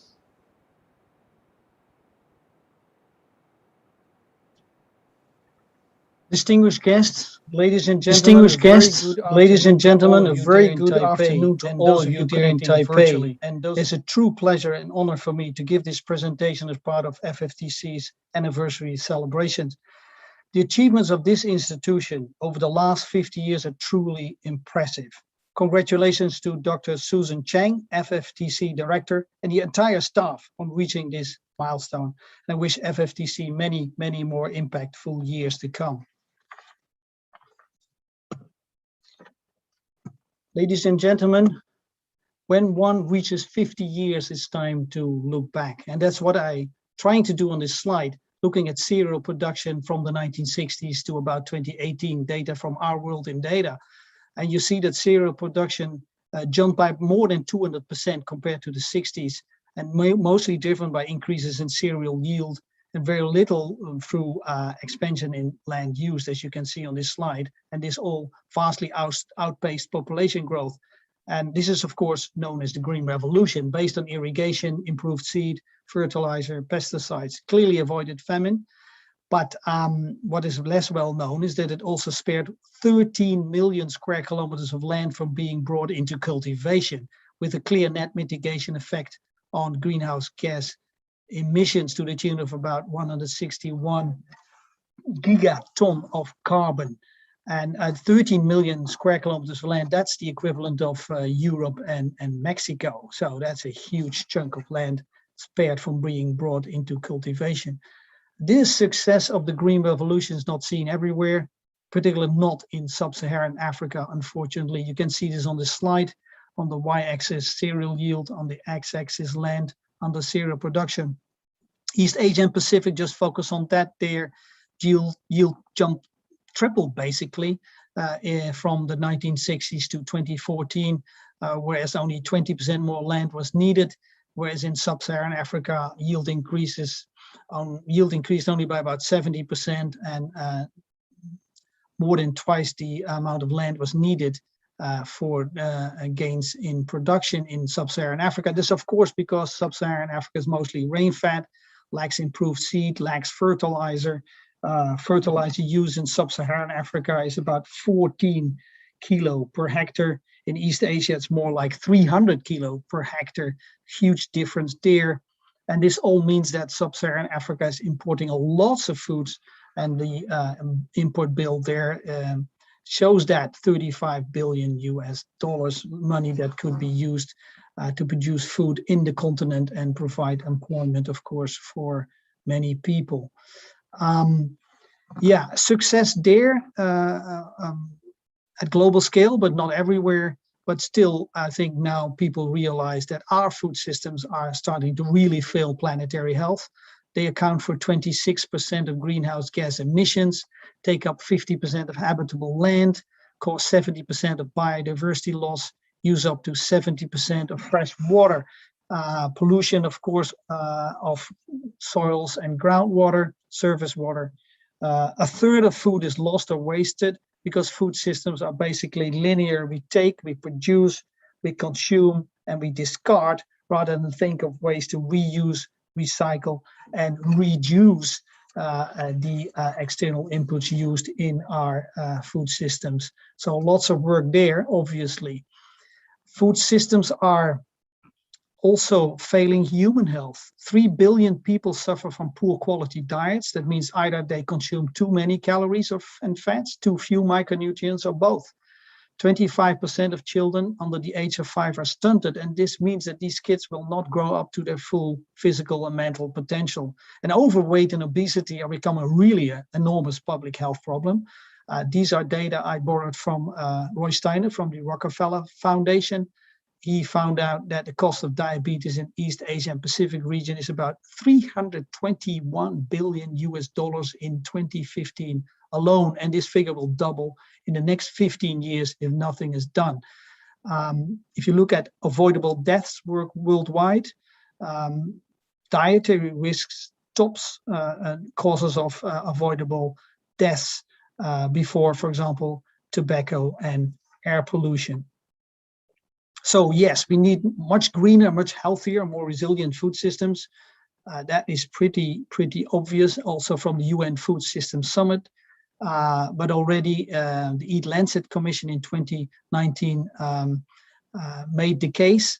37 leading scientists from 16 countries looked into universal scientific targets for the food system. And one major conclusion was that we really need to work on a substantial dietary shift, and global consumption of fruits, vegetables, nuts, and legumes will have to double, and consumption of foods such as red meat and sugar will have to be reduced by more than 50% to move people's diets in a healthier direction. And this will also help in terms of environmental footprint, obviously. Talking about environmental indicators, the Eat Lancet report uses 6 indicators: greenhouse gas emissions, cropland use, water use, nitrogen application, phosphor application, and biodiversity loss.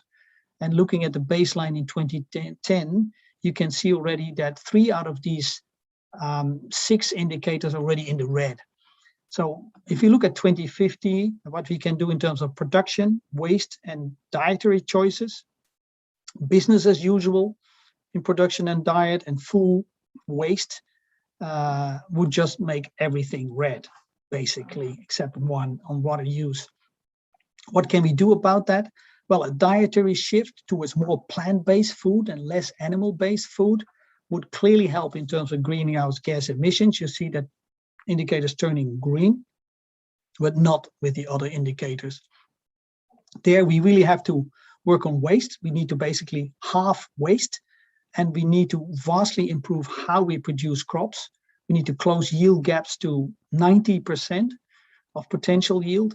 We need to work on a 30% increase in nitrogen efficiency, and we need to recycle phosphor inputs to the tune of 50% and implement options to mitigate greenhouse gas emissions as well. That would then lead to a much better color of these indicators, 3 green and 3 yellow. So lots of work for all of us in the next years and decades to come to make sure we keep these indicators within planetary boundaries.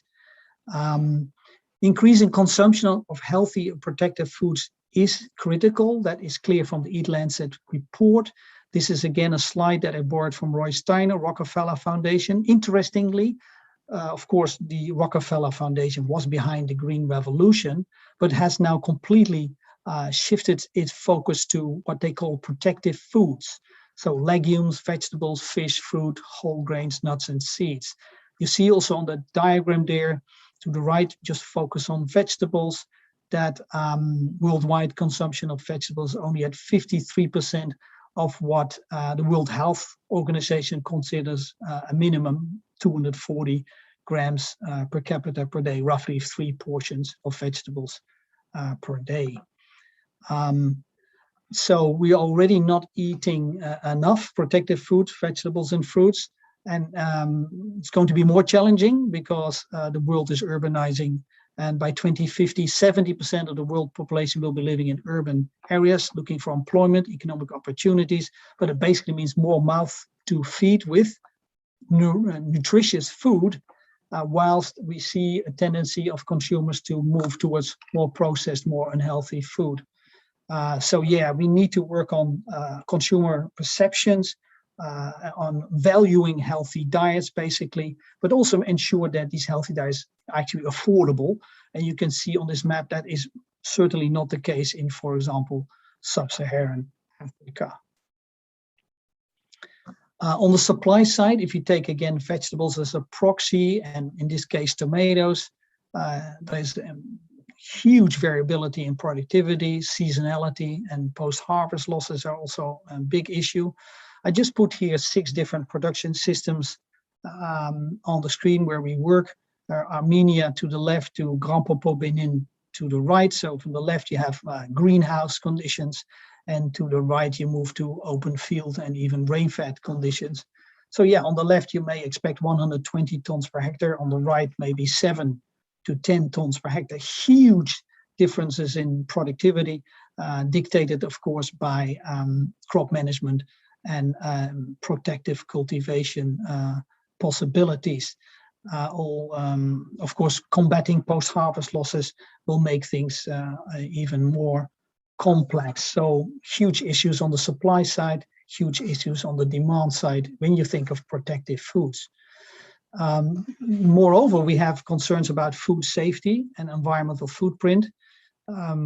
Just citing data from a recent paper by World Veg, where we looked at pesticide use in Vietnam, Laos, and Cambodia. And pesticide overuse was basically a problem for all farmers we worked with in Vietnam, 3/4 of farmers we worked with in Laos, and about 60% of farmers in Cambodia.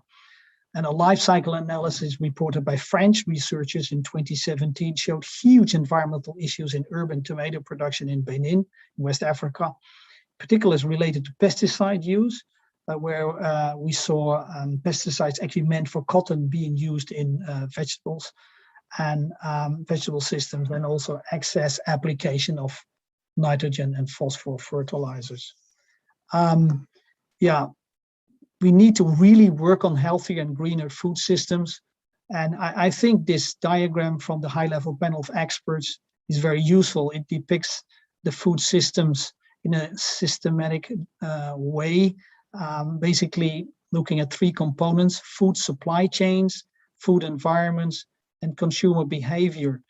And different drivers act upon these food supply chains, food environments, and consumer behavior, leading to dietary choices that will have an effect on nutrition and health, on socioeconomic status of farmers or other value chain actors, and also environmental footprint, of course.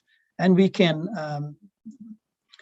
think of different programs, institutional actions that can change in the end dietary behavior, and hopefully these outcomes in terms of nutrition and health, job opportunities, and environmental footprint. I find it always important to think of these 4 A's. When you think of moving from the food supply chain to the food environment, we have to think of availability and affordability of healthier and greener food. healthier and sustainably produced food. And when you move from diets, consumer behavior to food environments, we think of the demand side.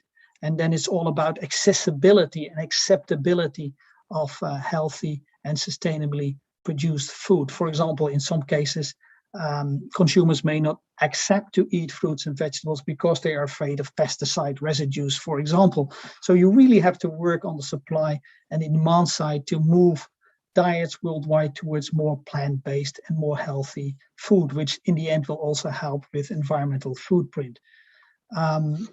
So yeah, we like to think of 3 Ps, pull, push, and policy, where the pull comes from the consumer side, working on acceptability and accessibility. The push side comes from the food supply chain to the food environment, making sure food is available year-round, for example, but also affordable.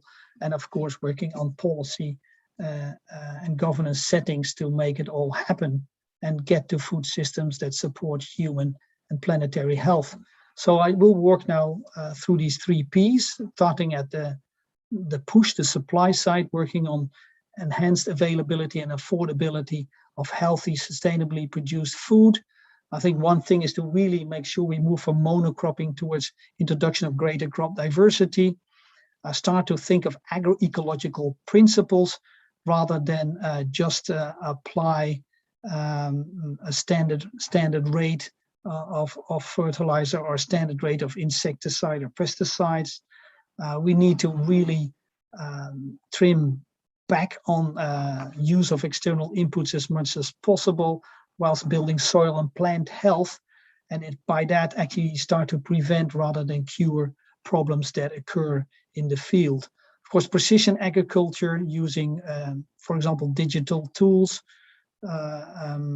digital decision support systems will be extremely important to close yield gaps and to use inputs only when plants need it, and thereby reduce losses. Shortening of value chains by bringing producers and consumers closer together will definitely help in terms of reduction of losses, and improving storage, transport, and processing as well. And then, of course, unavoidable food surpluses and byproducts need to be recycled in the system.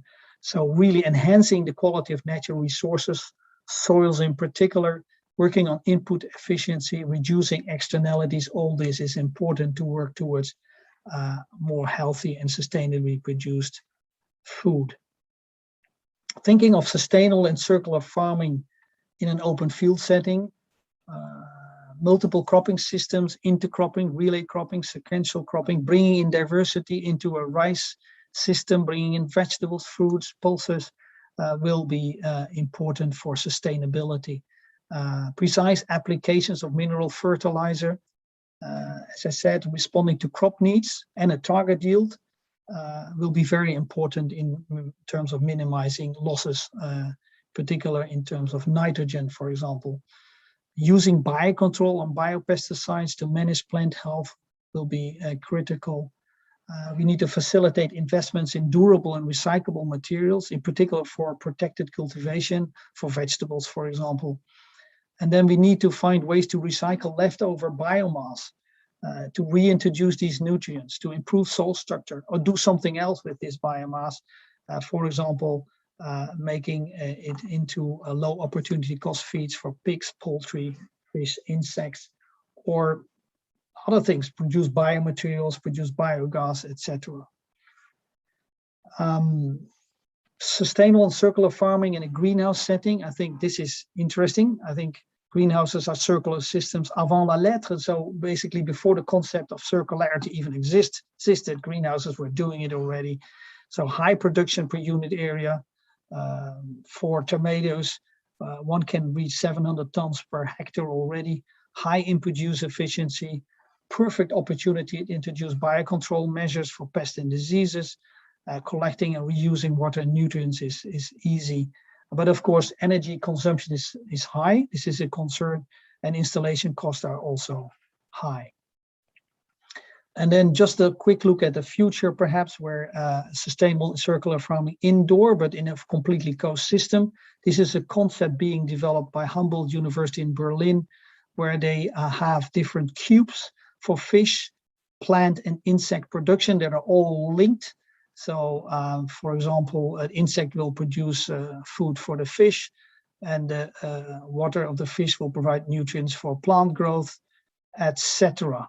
So it's a completely closed production system which is being built at the moment in Berlin. And the idea is that this type of cubes, this type of closed indoor systems could work in an urban setting and perhaps also in very harsh environments. That was on the push side. If we look now at the pull side, very important to think of how we can stimulate acceptability and accessibility of healthy and sustainably produced food. We need to really make sure consumers understand the importance of all that through social media, healthy food festivals, getting celebrities to endorse healthy and sustainably produced food. A basketball star in the Philippines, for example, facilitating transport, addressing food deserts, so areas in cities where one just cannot find healthy food. Let's make sure we address that issue, perhaps through food delivery platforms.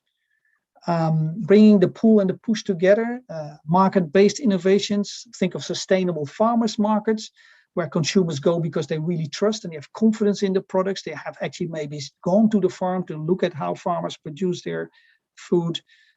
More direct food delivery to cut back on losses and storage issues, and perhaps also establishing a food communities in the cities to really make people aware in the city of the importance of eating healthy and sustainably produced food, and to connect places of production with places of consumption. Institutional innovations already make sure children start early to understand the importance of eating fruits and vegetables and more plant-based food rather than animal-based food. Of course,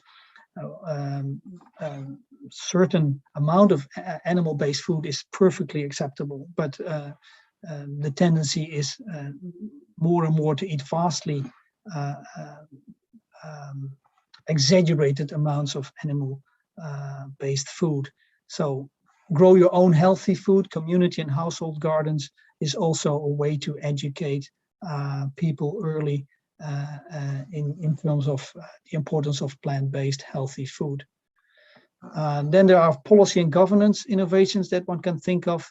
Introduction of subsidies or introduction of taxes, raising prices for unhealthy food, and reducing prices for more nutritious and sustainably produced foods. Definitely something we should do is to ban advertisement of unhealthy food, particularly as targeted when it's targeted to children, as you can see on this picture. Introduce nutrition and green labels on products, and zoning restrictions for unhealthy food sales. For example, in a radius of 500 meters around a school or so, one should not find unhealthy food sales. Local innovations, healthy food coalitions, I already talked about it in city settings.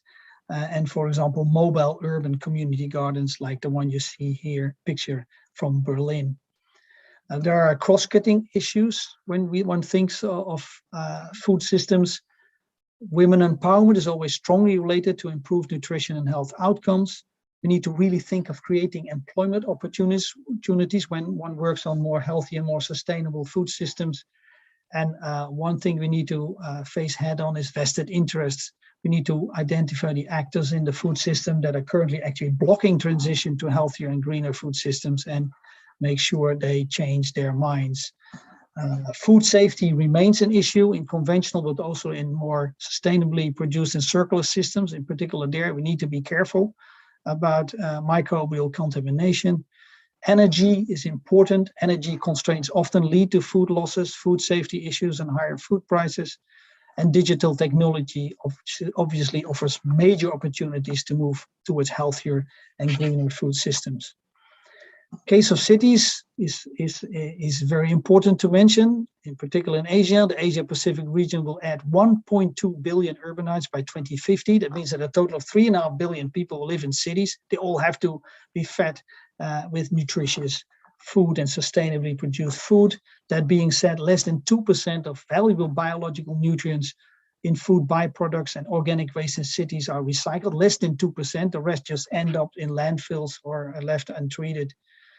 So the Ellen MacArthur Foundation proposes 3 pillars to introduce circularity in urban food systems, using regenerative techniques to produce food locally, particularly focus on organic waste, including food waste, encouraging the emergence and diffusion of food communities. I already mentioned that in cities to reconnect places of production and places of consumption. And last but not least, try to get to work on new food landscapes like what we see on the picture in terms of roof gardening. Then looking ahead, want to reiterate that food systems are failing people's and planetary health, and that we need to transition to more sustainable, healthier food systems. And COVID-19 only underlines the fragility of current food systems, and the UN call to build back better is very logical.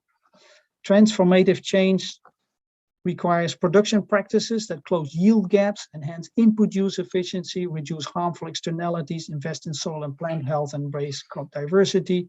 We need to reduce food losses through improved logistics, harvesting, storage, and processing, and reduction of food waste through much greater consumer awareness, and elevation of plant-based foods over animal-based foods by consumers as a sort of proteins and micronutrients. And it means, of course, reducing the environmental footprint of food consumption. We need to reclaim unavoidable food surpluses, food waste, and byproducts through productive recycling and reuse. Circularity on the supply side can be promoted from low to high-tech systems, from incentive to extensive production systems, from local to regional perspective.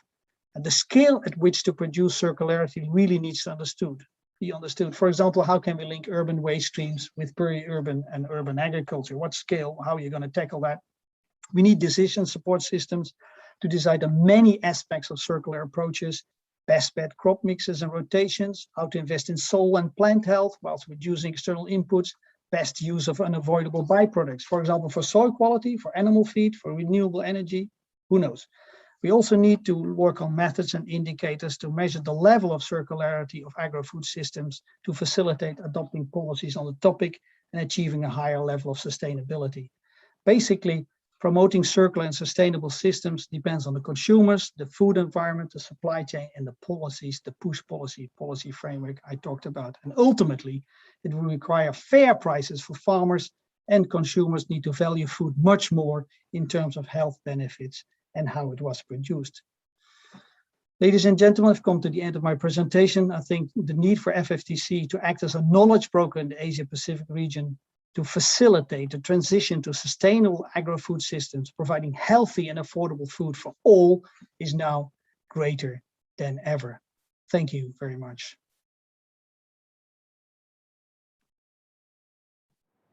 Thank you, Dr.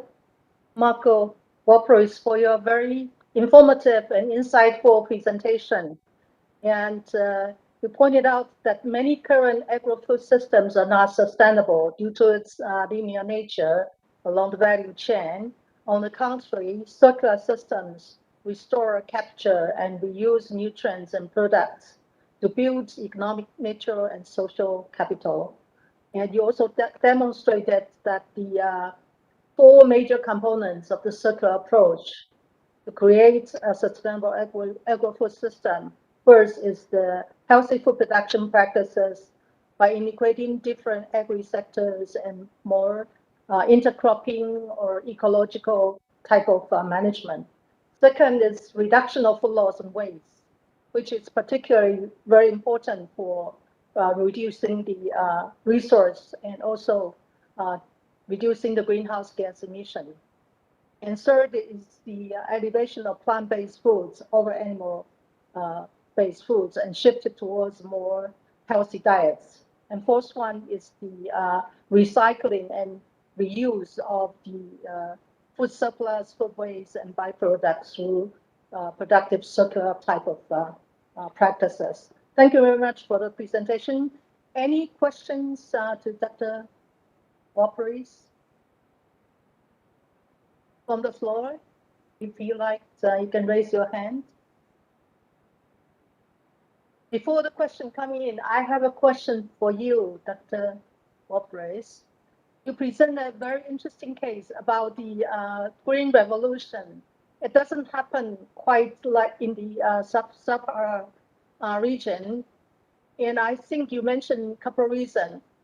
For example, the water, the infrastructure for irrigation, I think it's not there. Most of them are rain-fed. I think it's the biggest limiting factors. And of course, the fertilization and also the maybe more severe plant pests and disease issues, and also lack of fertilization technology. And also, I think maybe the adoption of technology is not as good as in other regions. So what you thought about that? Could we use, maybe it's difficult for those countries to apply the more indoor type of precision agriculture to improve because there are several technology as well as infrastructure issues there. But then from our traditional technology, I think there's room for improvement in the Sahara African region. What's your thought on this? Thank you very much. Again, it's an honor to be here, and a big congrats once again to FFTC and to yourself, Susan, for this milestone. Yeah, Africa, it's close to my heart. I've worked and lived there 20 years. Yeah, I think you hit the nail on the head. The issue there is lack of quality seed, lack of mineral fertilizer, and lack of irrigation infrastructure, in particular for food, major food crops. Interestingly, if you would go to a country like Mali, in the Office du Niger, which is an inner delta, rice yields there are easily 6 to 7 tons per hectare. So that's driven by fertilizer, by good irrigation, and by fantastic climate. So definitely yields at par with Asian conditions are possible if investments are made. And I think, again, for more high-tech horticulture, for example, enormously important, I think, for Africa, where you see rapid urbanization. So there, definitely, it's all about investment in knowledge and investment in capital and investment in young people in particular. I think that will make the difference. It's definitely feasible. Okay, thank you for your answer. Any other questions from the floor? If not, for the time being, you're welcome to put in your questions to Dr. Waporis in the chat box. I believe you will try to answer it later on. So thank you very much. I will return my most welcome. Thank you. Yeah, thank you very much, Marco. And then return the floor back to Ronald for the next session. Ronald, you have unmute yourself.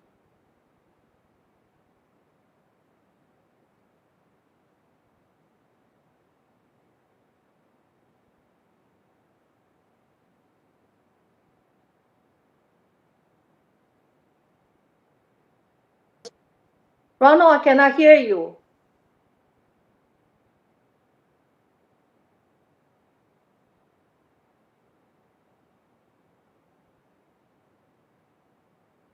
Hello? Yeah, can you hear me now? Okay, now, yes. Okay, thank you very much. Thank you, Dr. Chang, and thank you to Dr. Marco Perez, the DG of the World Vegetable Center. That was the end of our keynote session. We now go directly to session 2, and session 2 has 3 speakers from Indonesia, Thailand, Vietnam, and they will be introduced by our moderator. Now, let me introduce our moderator. He is an accomplished entomologist who took his PhD in entomology at Michigan State University in the USA. He also completed the UNESCO International Postgraduate University course in microbiology at Osaka University in Japan, and his postgraduate studies as visiting fellow on intellectual property management and technology transfer at the International Service for the Acquisition of Agri-Biotech Applications, or ISAAA, Ameris Center Department of Plant Breeding, Cornell University in New York, USA. Today, he is the Executive Director of the Philippine Council for Agriculture, Aquatic and Natural Resources Research and Development of the Department of Science and Technology, or DOST Picard, a position he has held since 2019. Friends, let us all welcome Dr. Reynaldo V. Ebora.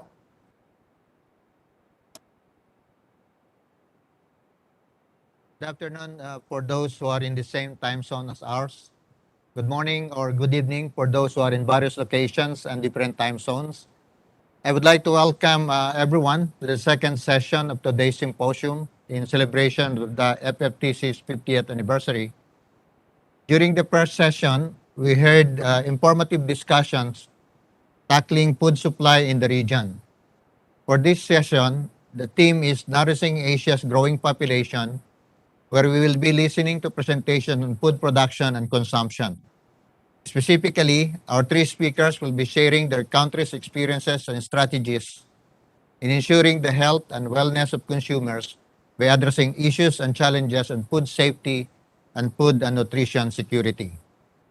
We have allotted 20 minutes for each speaker, and for your questions, please send them via the chat box and indicate to whom the questions are being addressed. We will be sharing your questions with the speakers during the open forum. Our first presenter for this session is Professor Dr. Purvityatno Haryadi of the Department of Food Science and Technology and a senior scientist as a Southeast Asian Food and Agricultural Science and Technology of the Institute Pertanian Bogor University in Indonesia. Dr. Haryadi obtained his BS Food Technology from Bogor Agricultural University. He then pursued his graduate degrees from both MS and PhD on food science at the University of Wisconsin-Madison in the United States. Dr. Haryadi's area of expertise is on food process engineering, and his research interest is on food post-harvest handling and processing, oil processing, food processing, and engineering, especially on sterilization, pasteurization, and aseptic processing, packaging, including irrigation of foods. His presentation is titled Post-COVID-19 Transformation Towards Sustainable Healthy Diet. Friends, let us all welcome Dr. Haryadi. Good morning, good afternoon, and good evening to you all, depending on where you are. First, I would like to congratulate the Food and Fertilizer Technology Center for its 50th anniversary. Thank you very much for inviting me. My name is Purvityatno Haryadi from IPB University, Bogor, Indonesia. This opportunity, I would like to share my thought on post-COVID-19 transformation toward a sustainable, healthy diet.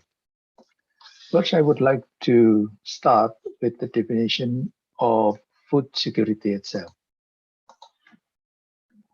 The UN Food and Agriculture Organization, FAO, during the World Food Summit in 1996, suggests that food safety exists when all people at all times have physical, social, and economic access to sufficient, safe, and nutritious food which meet their dietary needs and food preferences for an active and healthy life.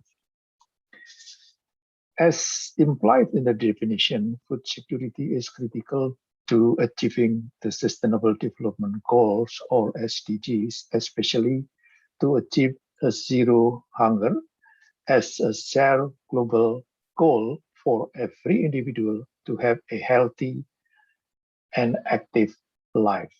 So the ultimate indicator of food security is the number of individuals within that country with a healthy and active life. Now, let's examine what is our current food security situation, especially using the number of individuals who are living healthy and active as our ultimate indicator. I will start with the state of food security in Indonesia. Prevalence of undernourishment of children under 5 in Indonesia is still very high, and currently about 18 of every 100 children under 5 are undernourished. Furthermore, about 30 children under 5 also experience stunting. This illustrates that Indonesia still have a lot of homework, a lot of challenges to improve their food security condition. And this situation is even before the COVID pandemic started. The number of individuals with malnutrition not only in the form of undernourishment, but also overweight and obesity, and the number of which show an alarming increase. In 2018, it was found that more than 1 in 5 adults over 18 years old were obese, suggesting that this individual may potentially have problems in attaining a healthy and active life.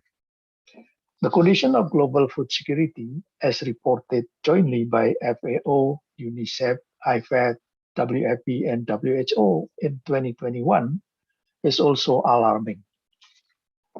The report suggests, as illustrated by this figure, that since 2014, we no longer see a downward trend in world hunger, both in terms of number and also in terms of prevalence of undernourishment. And in fact, starting in 2014, the prevalence of undernourishment began to increase, reaching about 8.4% of the world population, or about 650.3 million people in 2019. And again, this is even before the COVID pandemic started. The continued increase of malnutrition from 2014 to 2019 sent a clear message to the world that something is wrong with our food security system, so that we are not on the right track to achieving SDGs by 2030. The message is getting stronger and louder, especially with the COVID-19 pandemic, which can exacerbate the increasing number of hungry people. This 2021 report estimates that between 720 and 811 million people worldwide will face hunger by 2020, which translates to an additional 161 million people compared to 2019. This extremely worrying situation should trigger extraordinary effort to ensure that achieving zero hunger target is still possible. Furthermore, the situation, coupled with the COVID-19 pandemic, also raises fundamental questions about the food security system that we have today, especially the question of its reliability to sustain healthy and active life of individuals. In this regard, to achieve the SDGs of ending hunger, achieving food security, and improving nutrition, and also promoting sustainable agriculture, several serious and bold efforts are needed. And this can be done by strengthening and ensuring that all pillars of food security, namely food availability, food accessibility, and food consumption or utilization, are maintained and stabilized in a sustainable manner anywhere at any time. Currently, efforts to strengthen food security are generally more focused on increasing availability. In this presentation, I would like to propose that the pillars of food consumption need to get more attention. This is because even though the food consumption is a basically eating activity, this is an individual action, but collectively has a profound global consequences on many aspects of human life, not only related to and influenced by health aspect of individual. Eating also closely related to many aspects of socio-cultural environment, as well as lifestyle that are closely related to many of the SDGs. Therefore, everyone should be mindful to this personal eating decision, with understanding that the decision to consume of a certain type of food has a potential impact on various aspects of sustainability, and therefore the achievement of SDGs. Everyone, as a food consumer, should value food more than what is on our plate. This is suggested by FAO. And further, FAO also suggests that we need to love and respect our food more. This is still coming from FAO, and this is from its Twitter, suggesting that food has many different value and meaning. Food is life, food is love, food is energy, culture, nutrition, and also human right. Many of us probably can also add that food is also art, pride, dignity, identity, security, sovereignty, and also sustainability. However, the general focus of current food security policy is usually valuing food more on its affordability, which lead to the development of food system with the main objective of producing food in large quantities and at low prices. This has driven the growth of large-scale agriculture with intensive farming practices, using high-yielding varieties and applying high inputs. But as previously pointed out, the result of such systems are not like what we expected. We are seeing an increase in malnutrition, not only undernourishment, but also obesity, and even an environmental degradation. The food security system is also fragile because it only depends on a few commodities, mostly about 5 crops. So once again, the COVID-19 pandemic must trigger a transformation of food consumption system toward more sustainable food consumption for a healthy diet. Specifically, lesson learned from the pandemic, the importance of food consumption diversification should be more emphasized. As food system is very much consumer driven, diversification of food consumption not only may ensure dietary variety for better nutrition and better health, but also may strengthen local food production system, providing more diversity, more local varieties, and more inclusiveness involving many different elements of food culture society, and also maintain food production environmental sustainability. This is an interesting fact to note that so far, according to FAO, about 250,000 species of higher plant have been identified, and of which about 30,000 plant species are edible. However, only 30, yes, 30, meaning only about 0.1% of edible species that are currently used for human consumption.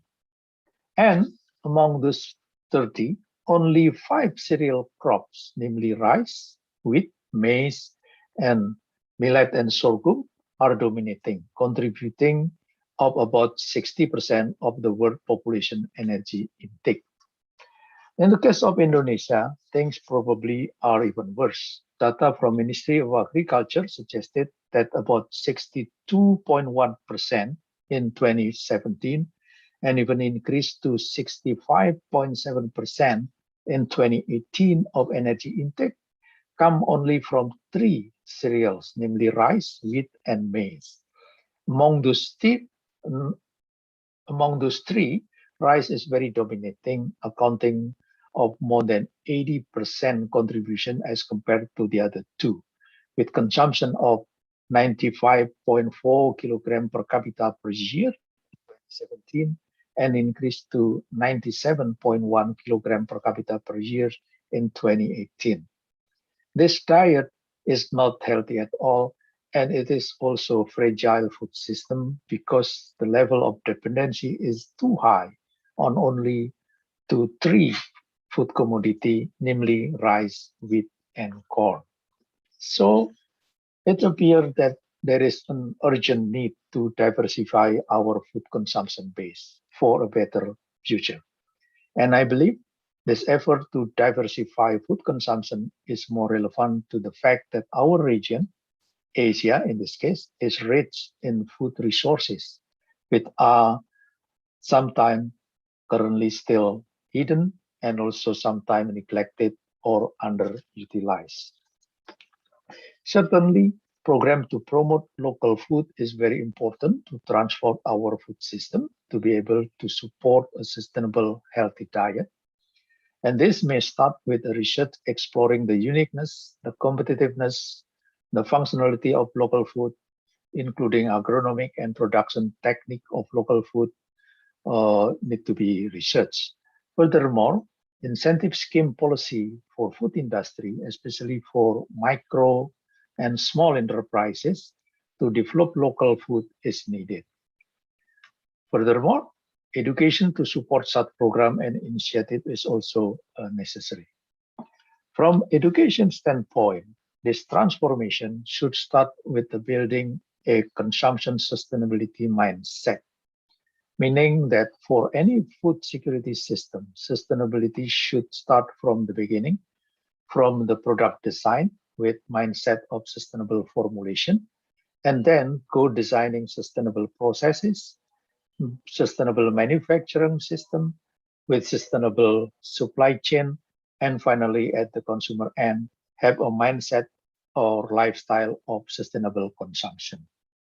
Currently, food consumption system to ensure food safety, nutrition, and to reduce food losses and waste are important factors that need to be addressed. Finally, we need to see that COVID-19 pandemic is an opportunity to transform food consumption, going from energy sufficiency diet to nutrition adequate diet, and finally to healthy diet.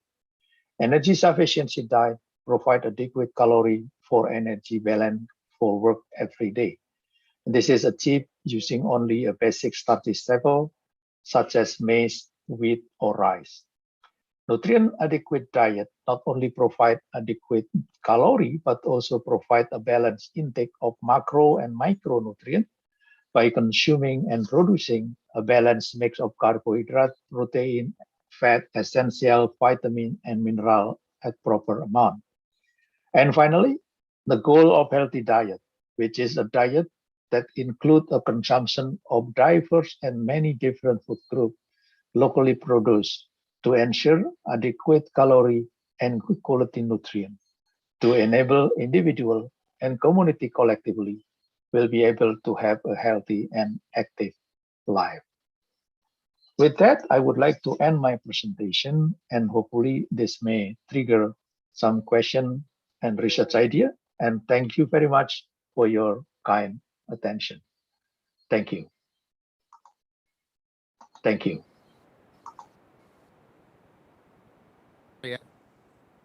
Thank you very much, Dr. Haryadi, for your insightful presentation on the relationship between food consumption and sustainability, the lessons learned from COVID-19 pandemic, and the need for diet diversification and greater utilization of local food for healthy diet and a better future. Your discussion shows that sustainable production and consumption should be ingrained and towards promoting sustainable lifestyles. We have to continue educating our consumers on sustainable consumption behavior and their food choices. If you have questions for Dr. Haryadi, please send them via our chat box and it will be answered by our speakers in the open forum later. Our next presenter is Dr. Chunjit Chan Charon Pong, an assistant professor at the Department of Food Technology and Nutrition at Kasetsart University, Thailand. She obtained her Bachelor's of Science in Food Science and Technology at Kasetsart University, her Master of Science in Food Science, also from Kasetsart University, and her PhD in Food Science from the National Pingtung University of Science and Technology in Pingtung, Taiwan. Her field of expertise is on food safety, food security, food microbiology, food hygiene and sanitation, applied microbiology, and traditional fermented food. She will be presenting her paper titled Food Safety and Nutrition Security, Challenges for Thailand's Health Promotion. Let us all give a warm virtual welcome to Dr. Chancharan Pong.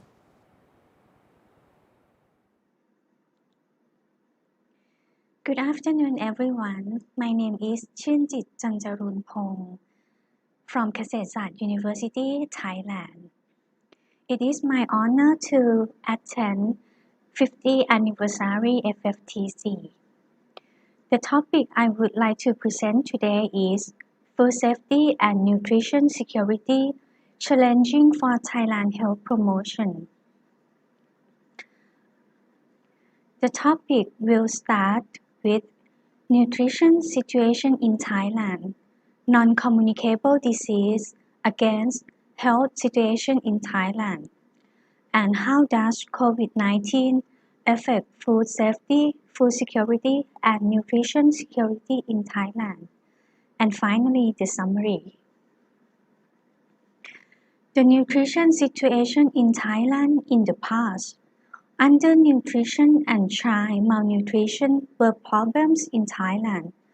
Many Thais face protein energy malnutrition, iron deficiency anemia, and micronutrient deficiency. The vulnerable groups were pregnant and lactating women, infants, and preschool children in rural areas. During 1961 to 1976, which is the period of Thailand's first three national development plans, the first food and nutrition plan was launched to challenge the major nutrition problem, which focusing on the controlling and preventing nutrition deficiency. However, by the end of the plan, the undernutrition and malnutrition in child and micronutrient deficiency remain a major problem. During the fifth National Economic and Social Development Plans was launched to encounter with the poverty and malnutrition in the rural area. The nation's Poverty Alleviation Plan was designed to alleviate poverty and malnutrition. According to the plan, one of the major strategies was people participation. The village health volunteers were trained to deliver and communicate the health and nutrition message to all people, especially to the unreachable group before. The community service in food and nutrition were provided. The nutrition indicators which used to assess the situation and to monitor and evaluate the outcome are the prevalence of low birth weight, underweight of under 5, and underweight of school children. As the result of the plan, the prevalence of IDA and undernutrition and underweight of under 5 were reduced.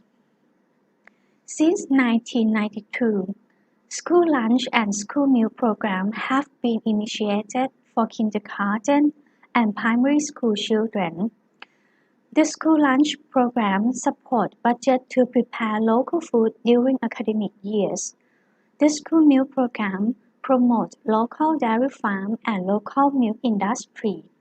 The fresh milk from local farm and milk production from local milk factory were directly delivered to students. The advantages of the school meal and school lunch program that benefit local farmer, local factory, and school children.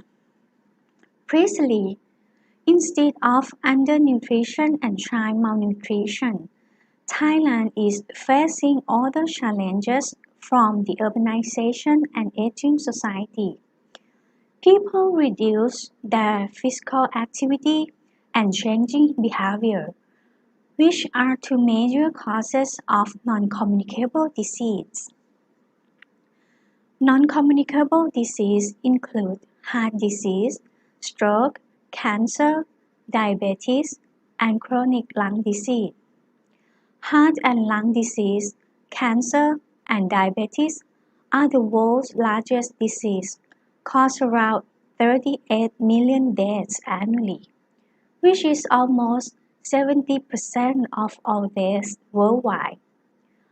Of these deaths, 16 million are premature people, which the age under 70 years old. Regarding 2016, NCD situation in Southeast Asia region showed that Indonesia has the highest death rate, and in Thailand, the death rate for NCD was 427 per 100,000 population, and male had higher death rate comparing to female. In Thailand, the four major NCDs are high blood pressure, diabetes, ischemic heart disease, and cerebrovascular disease. During 2016 to 2019, numbers of patients with NCD in Thailand focusing on these four diseases increased. The high number of patients was from high blood pressure and diabetes. However, cerebrovascular disease and ischemic heart disease cause the high death rate. The risk factors for NCD are tobacco use, alcohol abuse, physical inactivity, and unhealthy diet, which we call unhealthy behavior. Urbanization and aging are major factors affecting to NCD situation in Thailand. Aging population in Thailand is increasing. By 2050, about 20 million of Thai citizens will be over 65 years old. Moreover, Thai people will have longer life expectancy, and female has longer life expectancy than male. To make older persons live longer and healthier, it is needed to reduce morbidity and disability from NCD as life expectancy increases. Urbanization causes the lack of labor force in rural areas. Due to working age labor migrate to industrial sector. Then, the elder and school-age children are left to handle the agricultural work in rural area.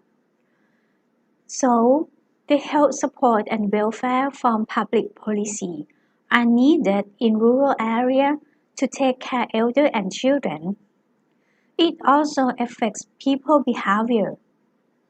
The more convenient, fast, and easy urban lifestyle become a main living habit.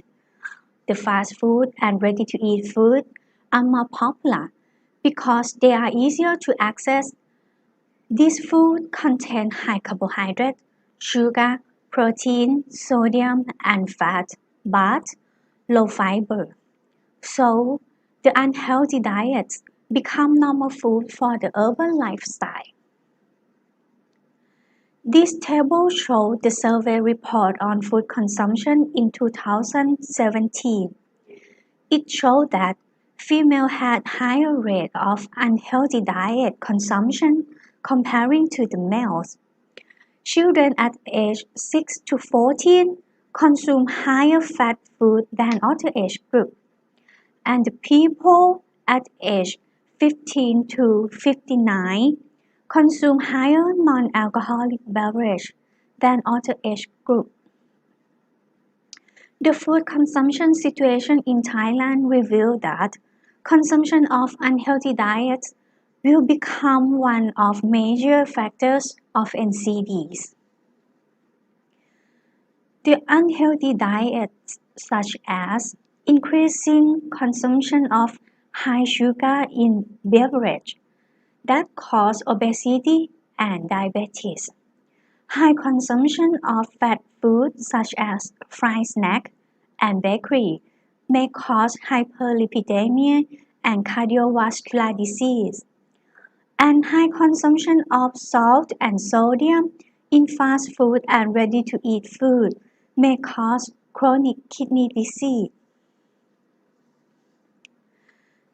So, to reduce risk factors from unhealthy diets, many measures have been implemented, such as the Thailand Healthier Choice Program implemented in 2016 to build awareness of the risks from consumption of sugar, fat, and sodium in food. The prohibition of trans fatty acid in fat and oil products using in Thailand since 2018. The sugar tax starts since 2019, and the National Salt and Sodium Reduction Policy to reduce consumption of salt and sodium in food for 30% by 2025. For school children, the school meal program and school lunch program have been implementing to provide the better food with nutrition. Many schools have agriculture activities to support the food material for the lunch. Moreover, recently, there was the school breakfast program to enhance good food and nutrition in poor student groups. The lesson learned from COVID-19 for the food safety and food security show us clearly that food safety is the heart of the food production. The safety of food should be concerned not only in food industry, but for the whole food chain. As Thailand is positioning ourselves as a kitchen of the world, therefore, food safety program implementation for both national and international standards are necessary to guarantee the safety and quality of food. The COVID-19 pandemic indirectly affects the food safety and food security in Thailand because COVID-19 is not a foodborne disease. However, this pandemic affects food supply chain. The food safety is significantly compromised due to worker shortage, transportation restriction, strict quarantine regulation, increasing food demand, and factory lockdown. Recently, many workers in food industry were infected by COVID-19 in Thailand. The infection did not happen in the factory due to the high restriction on personal hygiene, food plant sanitation, and food safety management system. But it happened around the factory, which factory workers live. The density, less social distancing, contact between workers and their family, and the people inside and outside of communities spread the pandemic to all the food factory workers. The indirect infection caused the worker shortage in the food industry. Lockdown and quarantine measures were used to reduce people commutation and food transportation in the country to prevent the infection of COVID-19. Therefore, the delayed distribution of raw material, food ingredients, production equipment, cleaning compound, and sanitizer affects to food productivity. However, the consumers' needs do not decline. Due to the lockdown measure, people in the big city need to stay at home. Therefore, the demand of food delivery and takeaway service were greatly increasing. Food delivery business rapidly grew 13 to 16% during 2017 to 2019, and it increased 30% in 2020. The prediction in 2021 showed that the food delivery business will grow up to 18 to 24% comparing to 2020. Although the prevention measures for COVID-19 have been implemented in all sectors in the country, the cross-contamination is need to be concerned as well. The reports show that food packaging and high contact surface in public area were contaminated by COVID-19, and this might cause the spread of infection and may cause the factory to be temporarily closed. We face many experience that when some workers get infection, those business need temporarily close to clean up and quarantine the high-risk contact person. To face this above challenge, food safety management and prevention in food industry should be strictly implemented. The food safety awareness, basic sanitation training, prevention of cross-contamination, and prerequisite program are essentially to ensure the food safety. Moreover, the prevention program called Bubble and Seal program, which is a measure to limit the spread of infection, should be widely implemented in food industry. So, how does COVID-19 accelerate NCDs? Due to the business shutdown and economic turndown, many people do not have enough income to support their diets. Insufficient income affects their ability to purchase quality food, and many people face food deficiency. The difficulty to access to quality food has affected their health and living.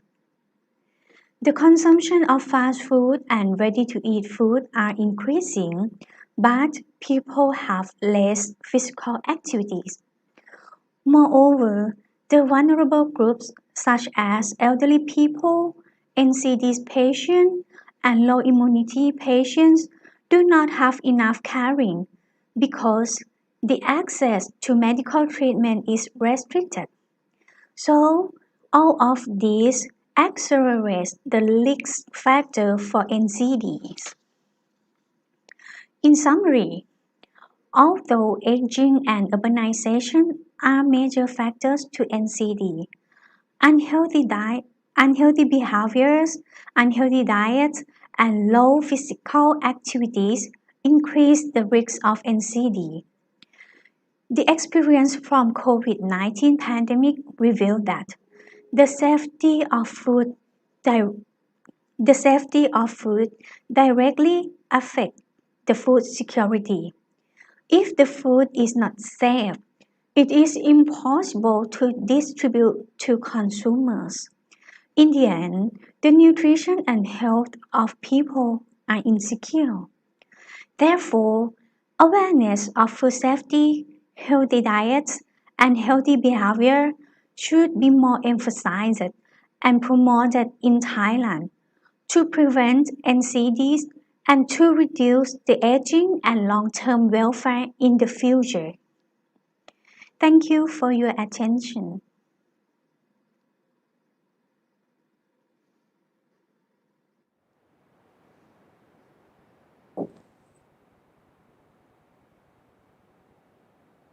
Thank you, Dr. Chancharonpong, for sharing the nutrition situation in Thailand and the changes in food consumption pattern brought about by urbanization and the various policy interventions that were put in place by the government to address the situation.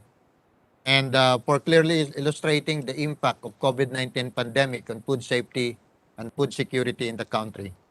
It is an experience that we all shared during the pandemic, and we look forward to discussing later during our open forum how other countries have addressed it and how we can promote better strategies to ensure food safety in post-pandemic context. Again, may I remind you to please use our chat box to send in your questions. Our last presenter for today's session is Dr. Son Hong Ngoyen, the president of the Vietnam Academy of Agricultural Sciences. With his academic training from Hanoi Agriculture University, Dr. Son Hong Ngoyen is an expert on plant protection and crop sciences. He has extensive experience with the management of cropping system, sustainable farming systems, and climate change adaptation and mitigation in the agriculture sector. Dr. Ngoyen's paper is titled The Role of Science and Technology in transforming Vietnam into sustainable agri-food system. Let us all welcome Dr. Nguyen.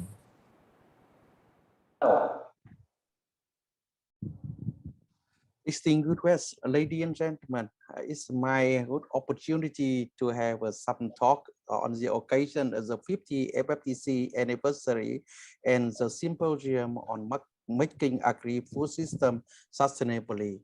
My talk will focus on the contribution of science and technology to the achievement of the crop production and ensuring food security in Vietnam. You may also know that Vietnam is a very small country with narrow land, ranking as a 60 of the world, whereas the population is also very high, about ranking about 14 of the world. That's why the density of population density is ranking as a 30 of the world.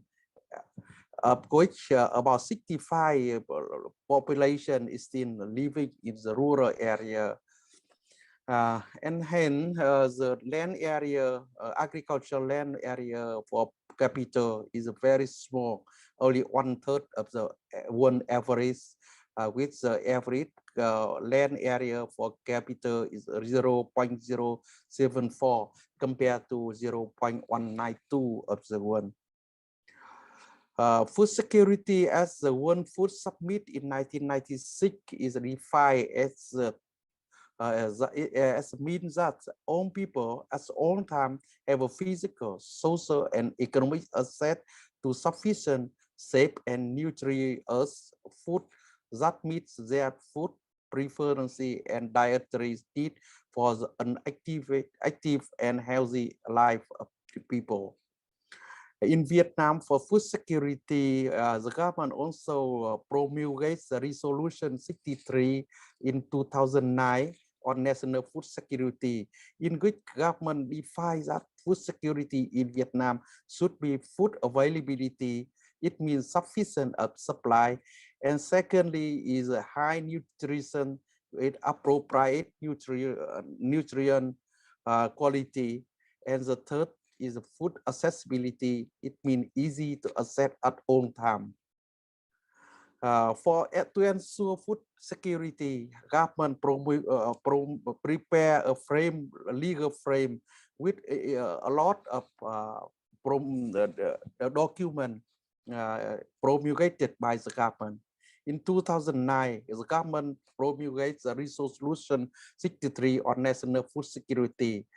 3 years later, in 2012 and 2016, the government promulgated National Target Program for Sustainable Poverty Reduction of the state of 2012 to 2015, and then connecting to 2016 and 2020. Also the same year, with the promulgation of the National Action Plan on Nutrition of the state of 2011 to 2020, with the vision to 2030. The same year also promulgates the National Strategy for Food Safety Assurance in the state of 2011 to 2020, with the vision to 2030. In 2018, government promulgates the National Action Program for Zero Hunger in Vietnam by 2025.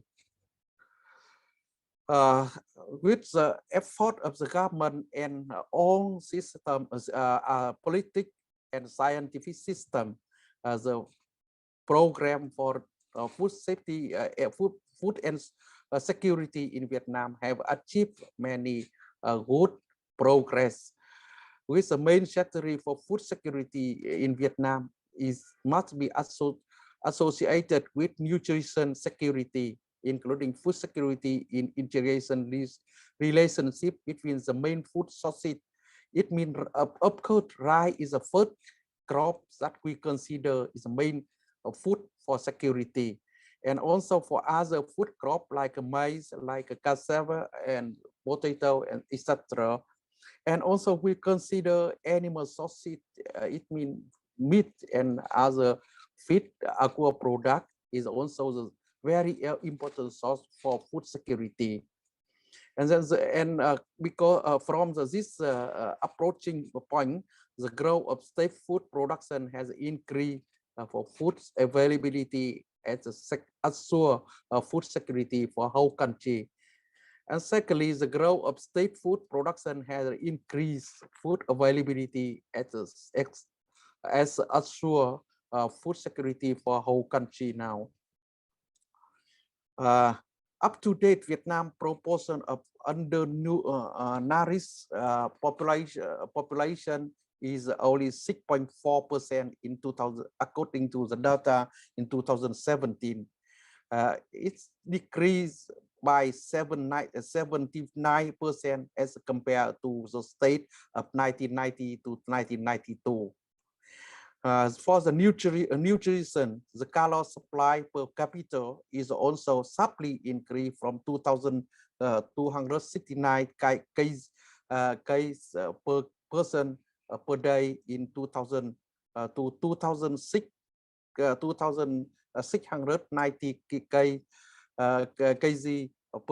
per person per day in 2019. Among food, rice dominates about 55% of the total dietary energy, and 88 people consume rice at least 1 time every day.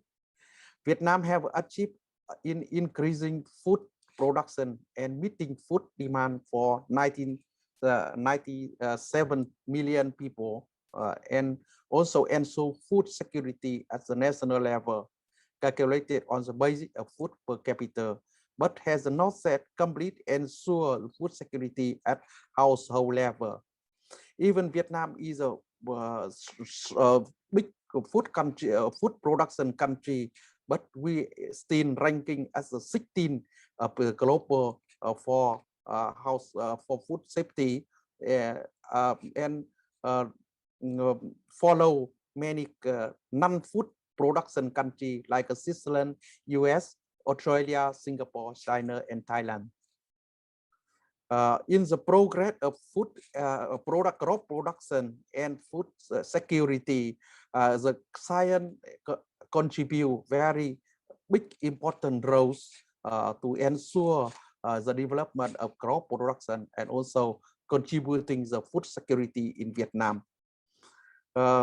Cultivation is a main contributor to the growth of Vietnam agriculture sector, involved with huge role in ensuring local food security, creating jobs, improving labor income, and poverty alleviation. And agriculture crop commonly cultivated in Vietnam are rice, cassava, corn, sweet potato, and of quick rice main food consumption for account for 94% of land under intensive cultivation. And also nowadays rice export also reach about 3 billion US every year. Science and technology estimated to contribute about 30 to 35% to the success of agriculture production, and also contribute significant to the improvement of productivity and product quality in food production sector. Besides, science and technology also help to increase productivity for rice by 4.3 times, for corn by 13.4 times, and coffee by 234 times compared to 2000 years. You can see very clear about the improvement of the crop disease during the state of 2010 and 2020. On crop increase crop disease sharply due to the development of new crop variety, like especially for rice. Within 20 years, the crop disease still continue to increase from 4.2 tons per hectare to 5.9 tons per hectare. Other crop like coffee also sharply decreased from 1.3 to 2.5 tons per hectare from 2000 to 2020. And other crop at the same time, cassava, vegetable, sweet potato, and corn also. Thanks to the increase of crop disease and also with what's the new finding of crop varieties, we can improve the plant under area and cultivation sharply increase due to certain grow variety of the rice and other crop. That's why the land under cultivation area increase very significantly, and thus causing to the increase of the output. Up to date, rice is the output of rice is about 42.8 tons per year, more than 4 times compared to 2075, and also about 1.5 times compared to 2000. The same with maize, cassava, and sweet potato. And thanks to this progress and achievement, you can see clearly that the total output of the food crop like rice, maize, cassava, and sweet potato sharply increase within 40 years, especially from 1990 to 2020. Up to date, every year we can produce nearly 60 million tons of food per year, of which rice is occupied by more than 75%. Besides with supply food for capital, the export value of agricultural commodity is also increased sharply from 2000 to 2020, or it means up to date. And up to date, Vietnam is ranking as the third largest export country of Southeast Asia and the 16th country in the world for agriculture export. Agriculture production not contribute to food safety, is a very significantly contribute to the food security of the country. And the science also estimate to contribute to the TPF, total factor productivity value, about 33%, compared to the other sector is only 28% of industrial, and for the service is 22%.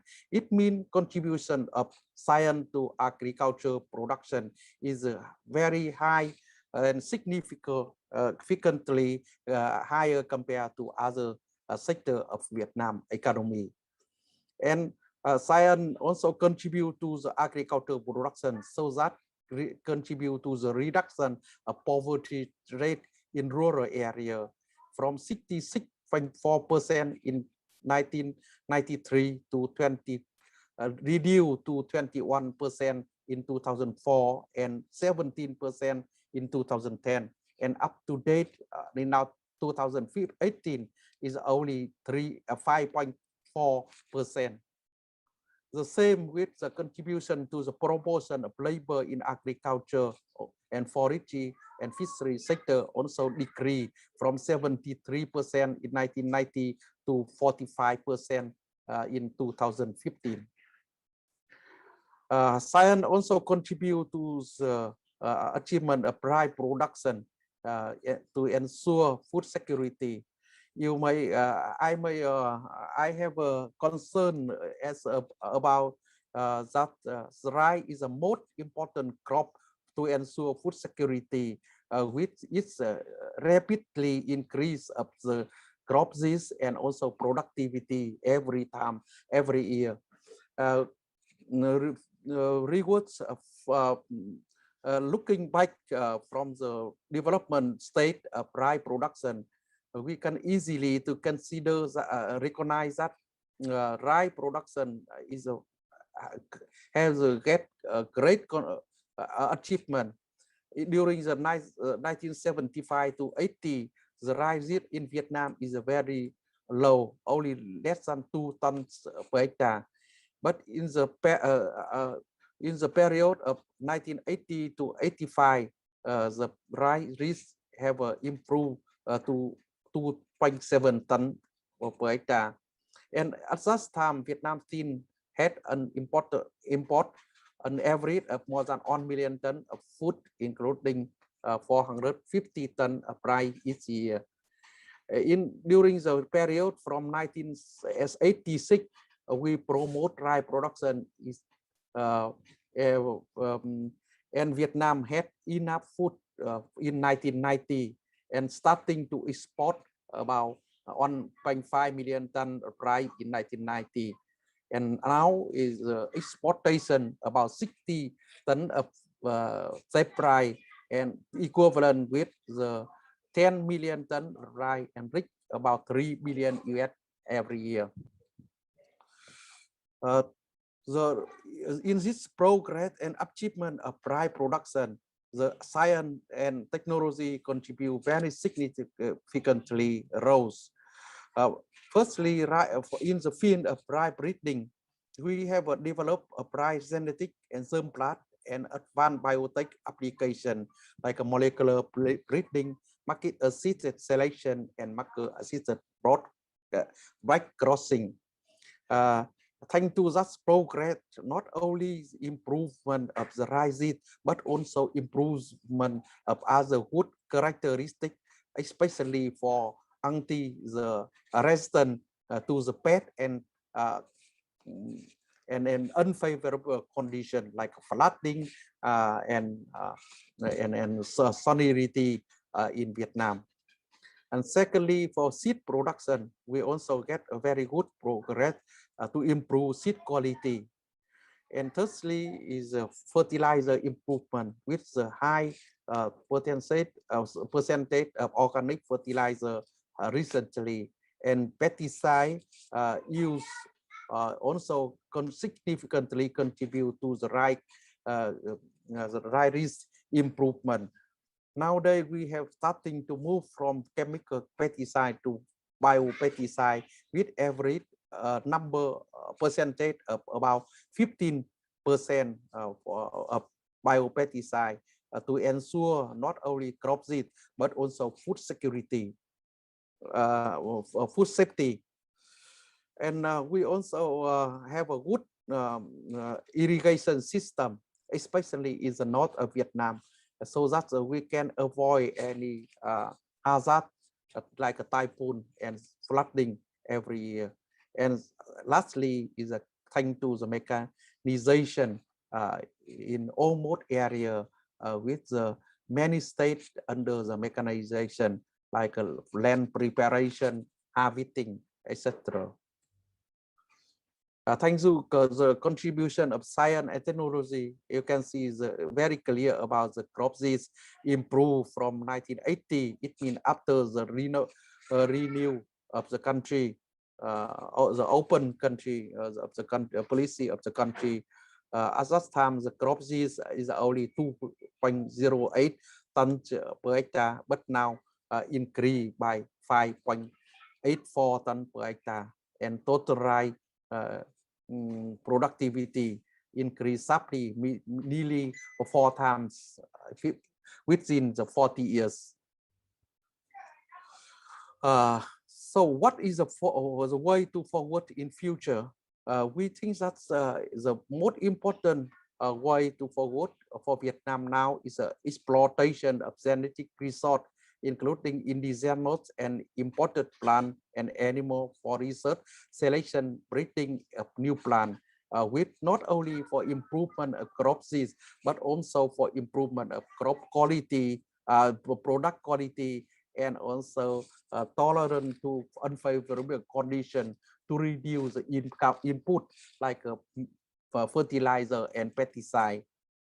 Secondly is the application of new tech and advanced technology and high-tech biotech in production, processing, and post-harvest preservation. And the thirdly is application of wood project in cultivation, animal husbandry, and aquaculture.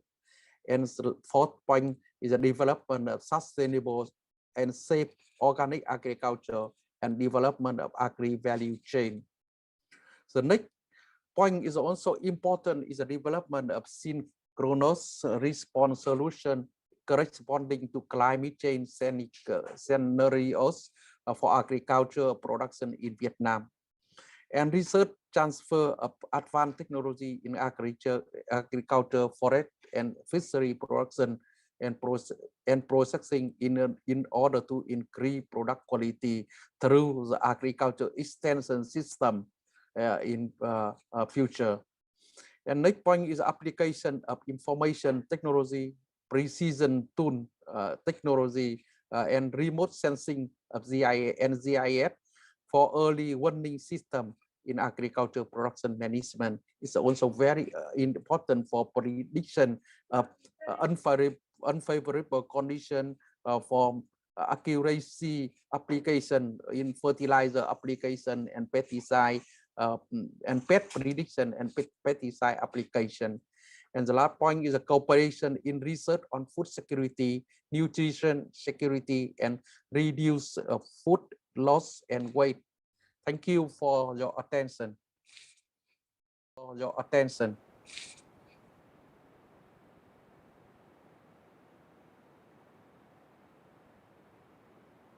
Thank you, Dr. Nguyen, for the comprehensive presentation and for enlightening us on the important role of science, technology, and innovation in increasing production efficiency, productivity, and ensuring food safety.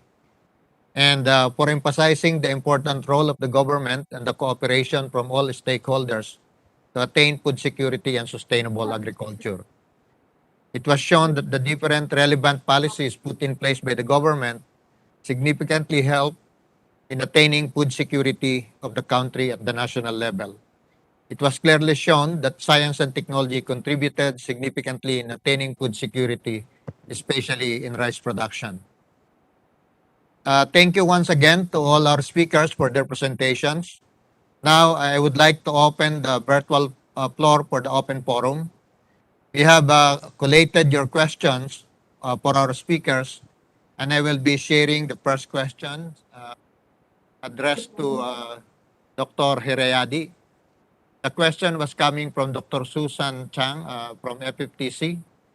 The question is, could you elaborate more about the policy measures adopted by Indonesian government on promoting a more balanced, diverse, and healthier diet?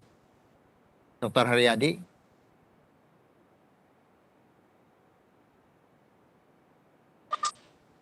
Yes, thank you very much for the question.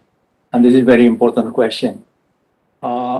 Yes, I will say that right now, based on the national workshop that we regularly have in Indonesia about food and nutrition aspect, we realized that several nutritional problems, specifically in Indonesia, has been identified.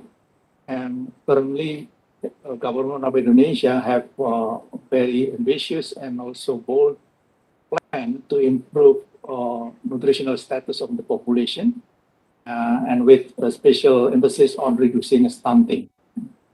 The president has already put a very, very big target in terms of reducing the stunting. He would like to see the number drop from 30% in 2018. And now, I think some studies already mentioned, published that the number of stunting already reduced a little bit on 26% of them, but that's not a formal data yet. And the target is 14% in 2024. So this is a very ambitious, and we were working very hard on that. That plan involved several ministries, such as the Ministry of Fishery and Marine Affairs, specifically working on the area of providing food from fish and fishery product, but also Ministry of Industry and also National Agency of Drug and Food Control, trying to make a better labeling, for example, for processed food. But I would like to use this specifically to mention about the program that was established by the Ministry of Agriculture. Ministry of Agriculture of Indonesia have the Food Security Agency So this is under the Ministry of Agriculture, and they have a lot of programs. One of them is education, consumer education, about nutrition in general, because we see from the data that sometimes stunting, for example, it's still happening at the certain population that's not really what do you call it, have a difficulty in obtaining a good food, but because of their knowledge, then they choose several food that are not really nutritious in this case. So education is very important, and specifically for promoting the food consumption diversification, this agency have a program trying to encourage households to utilize their unused land, trying to utilize their backyard, for example, to grow specific local food, and the aim is trying to make that diversification of the consumption. Specifically, the aim was trying to increase the vegetable consumption and also fruit consumption. And some of them in a certain area also they grow a root and tuber locally. So that will replace rice, for example, because we know that the dependency of rice is very high, 80%, around 60% of energy intake coming from rice. So this is too much, and we would like to reduce that by introducing an alternative starchy staple as well, like a local root and vegetable, which has more, variety in terms of the nutrition content. And right now, in 2021, I think Indonesia just established what they call it as a National Food Agency. And this National Food Agency is working directly under the President of Indonesia. And very much basically is trying to scale up what the Food Security Agency under the Ministry of Agriculture has done. But the scope now is national, so that they can do also the coordination, not only within the Ministry of Agriculture, but also with other ministry as well. So I think that's probably the bold initiative that related to promote the diversification of diet in Indonesia. Thank you very much. Thank you very much, Dr. Haryadi. The next question is addressed to Dr. Ngoyen Hong Son. And the question is coming from Dr. Marco Perez. The question is, can you expand a bit about what you mean with cooperation and research for food security, nutrition security, and reducing food loss and waste? Are different institutions and ministries involved? Dr. Son? Dr. Son, can you turn on your camera, please?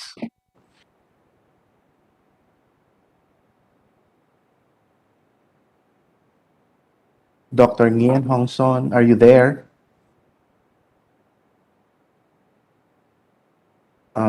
Dr. Ebra, I don't think Dr. Son is... I think we lost him. Maybe we can, in the interest of time, maybe we can proceed to the next question. Okay. Is there any question from the floor? If none, probably I have a question for Dr. Chancharonpong. In your presentation, COVID-19 has changed the food safety landscape, and many countries have adopted a digital approach in lieu of on-site food safety and quality assurance audits. Please tell us what are some of the emerging technologies in food safety that Thailand was able to utilize during the pandemic. Okay, thank you. Could you hear me? Yes, we can hear you. Okay, thank you for your questions. I cannot clearly for the questions. Could you ask again? Could you mention for the questions again? Basically, I'm asking what are some of the emerging technologies in food safety that Thailand was able to utilize during the pandemic? Okay, thank you. For my experience, right now, as I know, we just returned to the basic of food safety to try to control the pandemic in the food industry. Like as we have one measure that we call bubble and seals. It is a measure that to control the and separate the group of food contact person in the food industry. We try at the beginning. We try to provide the facilities around the food factory areas, because in the food factory areas we have many workers around there. So if we would like to lock down the factory or try to prevent the spread of the COVID-19, we need to support the facility to the workers. So we call it bubble and seal. After that, we have we have the screening of the COVID infection people and separate the infection people. We separate into the field hospital, but the rest of them, they can continue work on their duty, but we will separate it. We will separate them into a small group. So we call a small bubble. Each bubble, we need to take care their behavior to prevent the contamination or infection from the environment or the communities. Yes, this is the project or the measure that we use right now. Thank you. I know that bubble and seal approaches is also being used by other countries, and I think Philippines will be doing the same. So thank you very much for your response. We are hoping that we are going to ask Dr. Ngoyen Hong Song, but unfortunately we ran out of time, so we have to wrap up. So again, I would like to thank our speakers for the very informative talk that they have delivered this afternoon. Thank you very much, and good afternoon.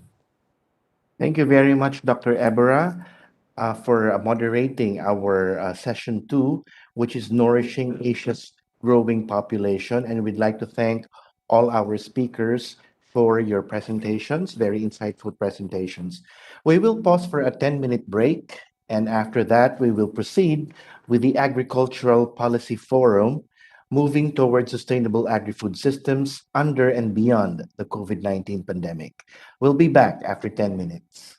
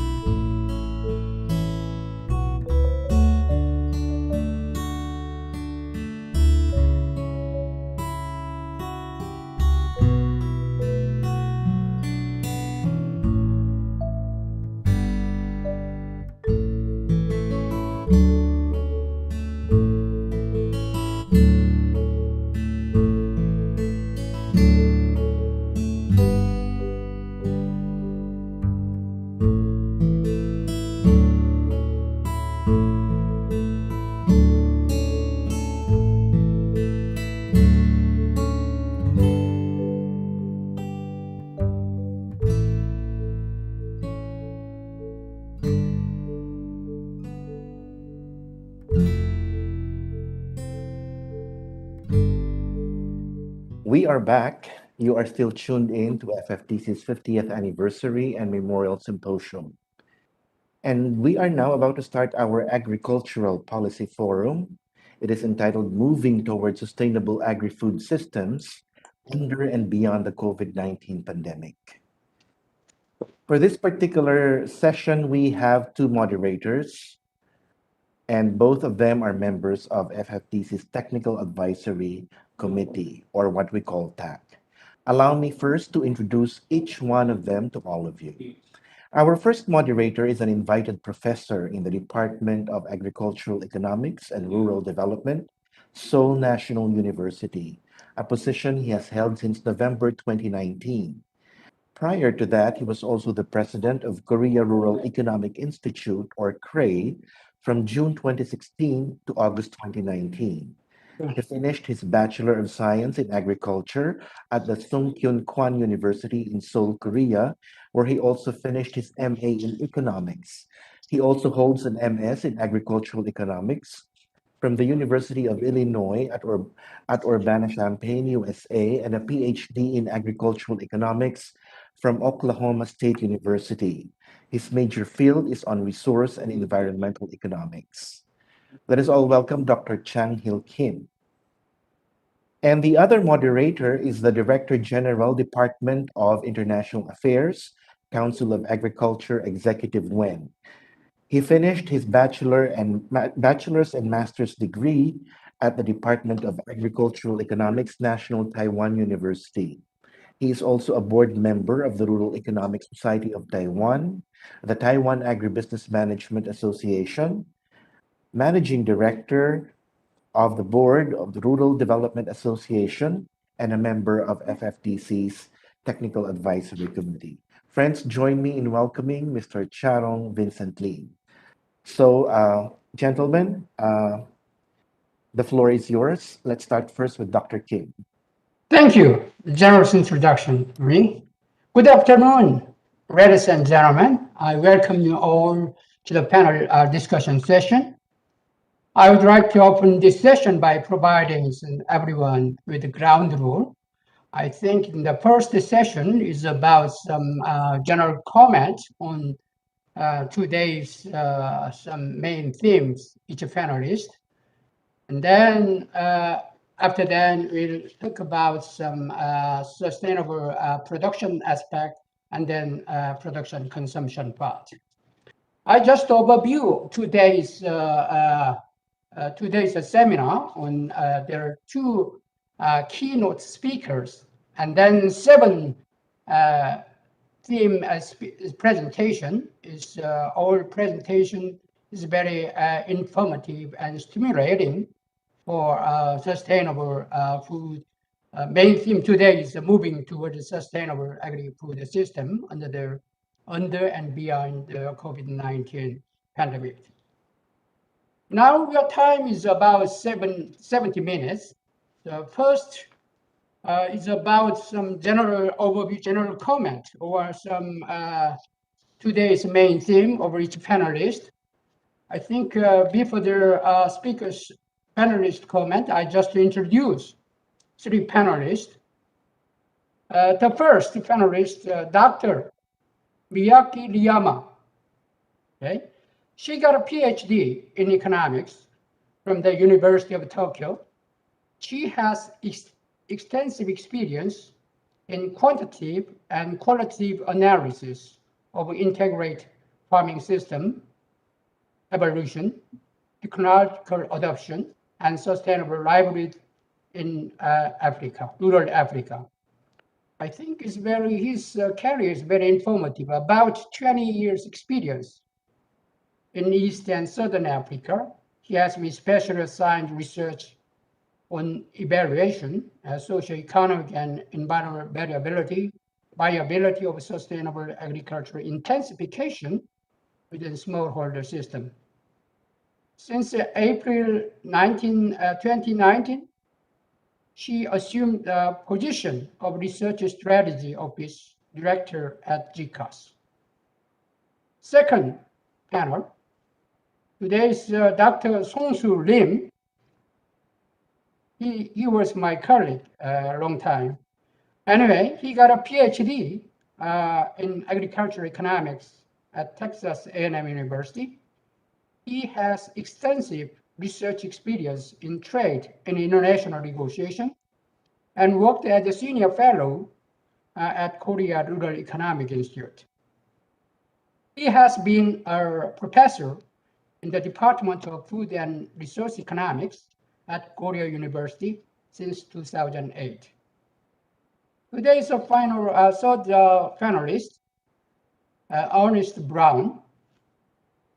Okay, he got a PhD in agricultural economics from University of the Philippines at Los Baños. Currently, he has been working as a director at Socio-Economic Research Division at Philippine Council for Agricultural, Aquatic, and Natural Resource Research and Development since 2017. He got a lot of research and he got a lot of activity and consulting, a lot of work. Anyway, three panelists are very famous and very expertise in today's main theme. So now, please general comment on first panel, Dr. Piyama, please. Thank you, Dr. Kim. Can you hear me? Right? Okay. I want to have one slide to be shown here. Yes, thank you. First, I would like to congratulate FFTC for today's 50th anniversary event. I feel very honored to be part of this occasion. Today, I would like to talk about the topic of this symposium. Today's global agri-food system, maybe it's, do you think you can just show this slide a little bit bigger? From my screen, it's a little bit small. Okay, I can adjust by myself, and then I hope other audience can also expand. I'm sorry, I interrupted just you. Yes. I think this general overview. After that, your production and consumption question. Yes. This one is a general overview, only one slide, and I try to it's okay, right? Very brief. Please continue. Thank you. Yes. I think about 3 minutes is okay. Yes. Yes. Okay. Yes. Sure. Yes. Yes. I just want to show how today's agri-food system are interconnected and characterized by huge imbalances, which define flows of goods and commodities from surplus to deficit regions. And the COVID-19 pandemic have actually, and then the measures to contain the spread of diseases have affected the sustainability of our agri-food system in an unprecedented way. So, and that impact was through several channels. And then with this figure, I just try to highlight some of the channels and then impacts. First, direct and then short-term impacts of COVID-19 shocks. No, there's only one slide, yes. As shown, I try to show the direct and short-term impacts in red in the figure. They were felt mainly through international trade and supply chains. For example, at international trade, during the early days of the pandemic, there was a fear that export restriction by producer country could lead to global food price hikes. And then the disruption of the procurement of inputs would also affect producers through delayed delivery of inputs like fertilizer, chemicals, seeds for planting timing, and the labor for the harvest timing.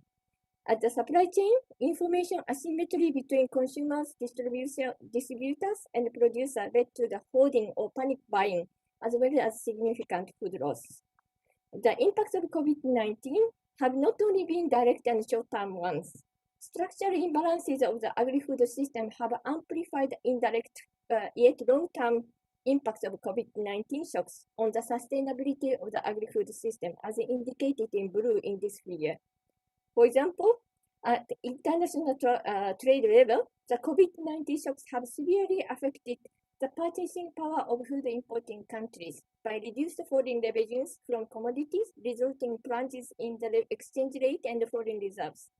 And some food importing countries have been also extremely exposed to external shocks due to their high dependency on fossil fuels and mineral exports, whose prices plunged during the early days of the pandemic, where the revenues from international travels and migrant labor have been also completely lost during the lockdowns. And these economic shocks at international trade and supply chain have been transmitted to socio-economy through the loss of employment and income earning opportunity, especially hitting hard the vulnerable social groups who have no access to safety net and the youth who lost opportunity of education during the lockdown. How long this impact will last depends on the resilience of society to post-COVID-19 structural changes. For the agri-food system, the critical condition to build back better really depend on society's readiness to cope with structural changes in demand, readiness to address carbon neutrality in the food system, and the readiness to build a resilient local global food system. And then the opportunity exists to build the resilience to shocks with science, technology, and innovation. To address direct short-term impacts via trade and supply chain, we should explore potential of digital transformation or DX to address information asymmetry and demand-supply matching. In turn, addressing structural imbalances in food access call for more fundamental action to build resilient agri-food systems from local to global scales. And I hope this panel session provides a forum to discuss these topics more. I end here. Thank you. Thank you. Oh, I slipped my mind. I introduce co-moderator, Mr. Lin. Hi. Good afternoon. Yeah, no, it's okay. Thank you very much, Dr. Kim, and all the participants and panelists. My name is Vincent Lin. I'm the International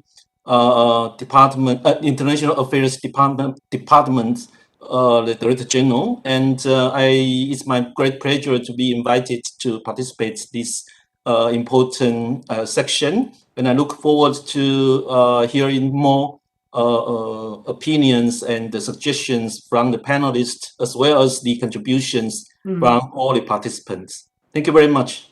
Thank you, Vincent. I think my moderator role slightly missing. I'm really sorry about that.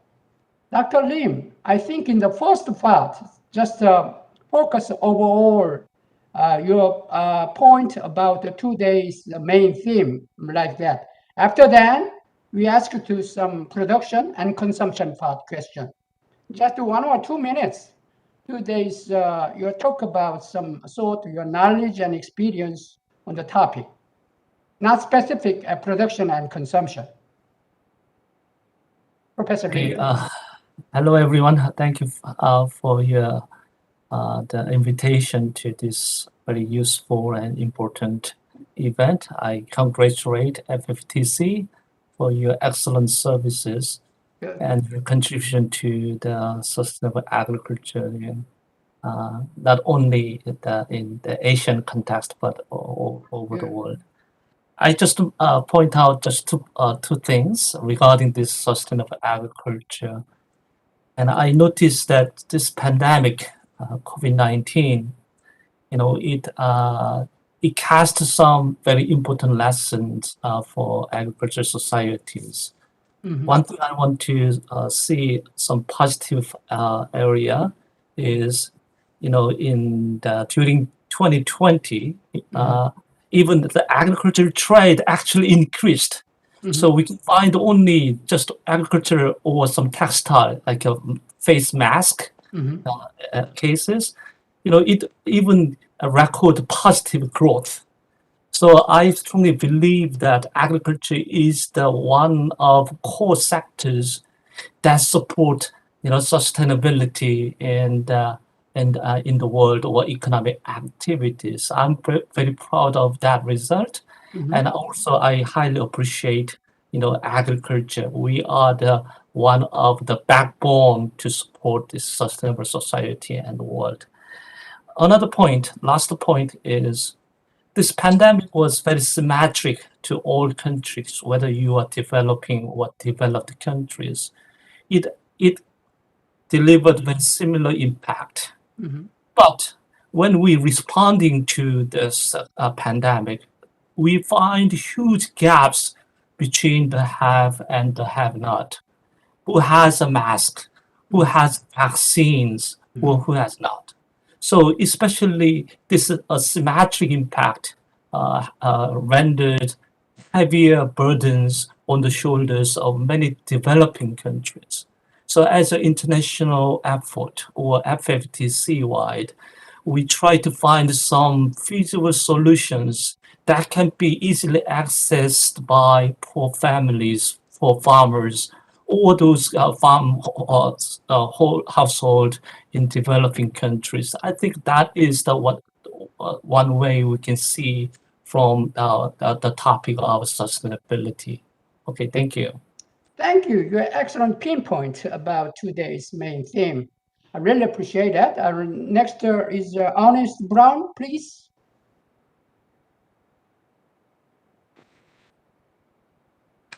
Yes, thank you very much, and good afternoon.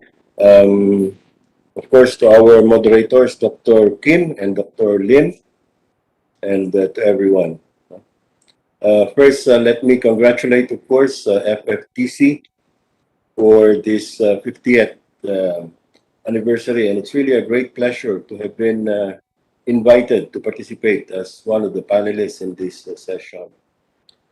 Now, what I'll basically do is say something about the theme, no? Because I think the theme is really very relevant and very timely. I would say you could not have chosen a more relevant and timely theme for the 50th anniversary of FFTC. The COVID-19 pandemic has caused disruption in the global agricultural food system, especially during the earlier period of the pandemic. In the Philippines, pre-existing issues and gaps in the food system, such as inefficiencies, high food wastage, price shocks, of course, information asymmetry, among others, have become more prominent because of the pandemic.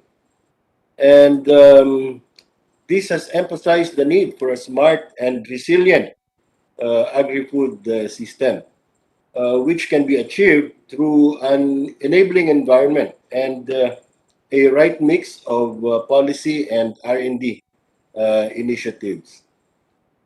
Now, in line with this, we at PICARD, and I would like to share this with you, at PICARD, DOST, when you say DOST, that's Department of Science and Technology, Ministry for the other countries, the Ministry of Science and Technology, developed a policy framework for a smart and resilient agri-food system, which aims to provide key guiding principles in designing and employing strategies for smart and resilient agri-food system in the Philippines that will be responsive to the challenges of the pandemic. And we're happy to share with you that the framework was adopted by an interagency task force. Actually, this is a national task force on food, and has become the basis of the various initiatives pursued in response to the challenges of the pandemic on the food system. Now, let me just very briefly just give you an overview about this framework. The key principles lie in making the food chains agile and sustainable, such that they would withstand and immediately recover from and adjust or adapt to disruptions brought about by the pandemic, among other factors. Now, with the overall goal of achieving a smart and resilient agri-food system in the country, the three guiding principles are: one, efficiency, value creation, and inclusivity, to influence the key actors' ability to endure disruptions and still drive food value chain development. Second is to better the coordination among key actors and accessibility to science-based solutions, which are really key to adaptation and recovery from disruptions. And the third is sustainable and diversified consumption, which can contribute to improving resiliency of food system by presenting other opportunities. I also would like to take this opportunity to share with you some of the work that we're doing here at Picard and DOST. Just some of those. And I would like to highlight that because other than the framework which we have developed, Picard has also put in place. We have supported a big program. We call it the Galing Picard Contra COVID-19 program, which was launched last April 2020. And this program aims to help alleviate the situation in COVID-19 affected communities around the country through its 7 overarching components, which encompasses technology, information sharing, food product distribution, and provision of food production technologies and livelihood opportunities derived from the Council's various R&D projects. Now, the program has a total of 70 projects and 12 activities and initiatives with a total investment of around 180 million, about $4 million US dollars, and in collaboration with over 57 partner institutions across the country. As of June 2021, there were 12 completed and 50 ongoing projects across the Philippines, which includes initiatives from different sectors, specifically crops, aquatic, livestock, forestry, and even the cross-cutting sectors. With its 7 components, the Galing Picard program provided innovative and science-based ways for the Council to tread the uncharted waters that is the COVID-19 pandemic. Now, all in all, the projects and initiatives under the Galing Picard Contra COVID-19 program were also able to benefit more than 15,000 households and almost 9,000 frontliners. Just that program alone. And many others who have been benefited.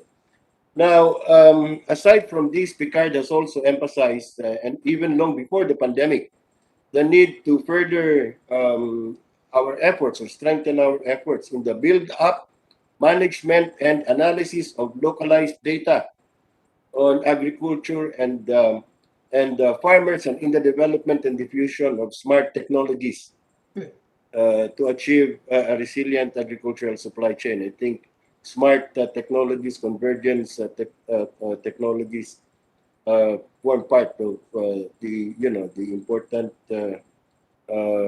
areas in this symposium that we now have. Okay, so these are just some of the initiatives of Picard, which I really just would like to share with you. Thank you very much. Thank you. Now let's move some more specific question. And I think the first part of discussion will focus on the production part, sustainable production part. In the era of climate crisis, sustainable agriculture and food production is directly linked to food security issue. I think just 2 weeks ago, the UN Food Summit, System Summit was held. I think the first of the 5 action track was to ensure access to safe and nutrient food for all, which was a food security issue across both the qualitative and quantitative aspect. This goal requires that all people at all times have access to sufficient quantity of affordable and safe food product. In particular, with the development of ICT and advanced convergence technology under Smart Agriculture 4.0, in Japan is Society 5.0, in Korea in the Fourth Industrial Revolution, I think implementing and spreading precision farming and smart agriculture or climate smart agriculture from the production perspective is very important task in agricultural policy of ASEAN Pacific region.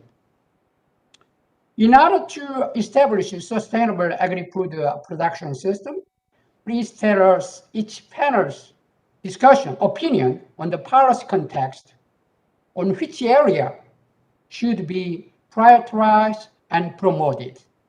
The first, I think, Iyama, please. Thank you. Yes, I can just pick up two priority areas, climate change mitigation and adaptation. I try to briefly explain. The agri-food production system today has posed serious challenges both to human and planetary health, even before COVID-19. And it is responsible for overstepping 4 out of the 9 planetary boundaries, namely driving biodiversity loss, land use change, overuse of chemical fertilizers, and then climate change. And agriculture is responsible for about 25% of the anthropogenic greenhouse gas emission, and it can amount to 30% if considering the whole food system. So it is very urgent to identify innovation, science, technology innovation to enabling the agri-food production system to achieve both the carbon neutrality and food security at the same time. When the ICT and precision agriculture technology are expected to play a critical role in mitigation in the agri-food system because they can allow to optimize resource use efficiency, such as chemical fertilizers, pesticides, and water at fine scale level, so that maximize productivity while minimizing economic costs as well as environmental footprints. At the same time, the agri-food system is one of the sectors most affected by climate extreme as well as disruption caused by pandemics or other shocks, even pests and disease, transboundary pests and diseases. And the ICT and precision agriculture can also play a big role contributing to ensuring food and nutrition security through adaptation. For example, by providing farmers with guidance on management decisions based on more precise weather forecasts, pest disease outbreaks, and then market information. And then to enable these actions, enabling policy environment is essential to promote innovation for sustainable agri-food system transformation. In case of Japan, Ministry of Agriculture, Forestry and Fisheries unveiled strategy for sustainable food systems in May. This so-called Midori strategy, green strategy, has made explicit policy commitments to support transformative changes in the agri-food production system, thus providing clear signals to all the stakeholders. For example, like zero CO2 emission from fossil fuel combustion in the agriculture, forestry, fishery sectors, reduction in chemical use, pesticide use by integrated pest management, reduction in chemical fertilizer use, increasing in organic farming, and then enhancement in productivity, sustainable sourcing for importing material. So that is my take, and then I just see that even the government, including Japanese government, taking initiative to really create enabling environment, and that is what we can learn together from country to country so that we can achieve common global agendas. Thank you. Good. I think now your comment is more focused on Japan's midterm ambitious plan, and just May, I think we call it a Midori strategy. Is that right? Midori, yes. Midori. It's Midori. It's like a measurement for, yes, basically it's like achieving carbon neutrality while without compromising food security. It's the same, some kind of Midori? Yes. Yes. Right? Is the strategy the same? Yes, same. Thank you for your excellent comments and sustainable agri-food production side. Now, Professor Lim, please. Okay. Well, the question was what is priority policy terms? Or just use your presentation material. Please. Good. Can you see it now? Right. Please extend. Right. All right. So about this first question, I like to emphasize the policy priority in terms of this sustainability channeled through this carbon neutrality. The morning session number one, the Korean speaker already mentioned about Korea's strategy on this topic, so I don't have to repeat it. But I think it is very important for us that, given this target, I think this target is very common to not only Korea but also other countries as well. Then I like to emphasize this one: how policy promote this absorption reduction and carbon capture. And this R&D would be the essential part to achieve this sustainable goal. How we can expedite this process. And as I mentioned in the first part, how developing countries or those resource constrained farmers, how they can access to this technology and R&D result. And we can share this benefit, this common fruits of the advanced technology. Otherwise, in the future, then those gaps in technology adoption or even those approaches to the carbon neutrality would be divided among groups, among countries, and even the international community-wide. So I like to emphasize three aspects. Firstly, the policies should emphasize human capital, especially the young people or young farmers. Now, all this carbon neutrality or sustainable, the agriculture through this smart agriculture or the precision farming, they are all closely related to advanced technologies. This advanced technology should be adopted by farmers. Who would be the recipient of those advanced technologies? I believe they are young farmers. So I think policy should emphasize on the spread of this advanced technology, especially to the younger generations, so such that they can easily access to this technology. They can take full, advantage of this, information and ICT technology, so they can adopt this one into the actual farming or the marketing and other value-added activities. So R&D and extension, targeting on those young generation, young farmers.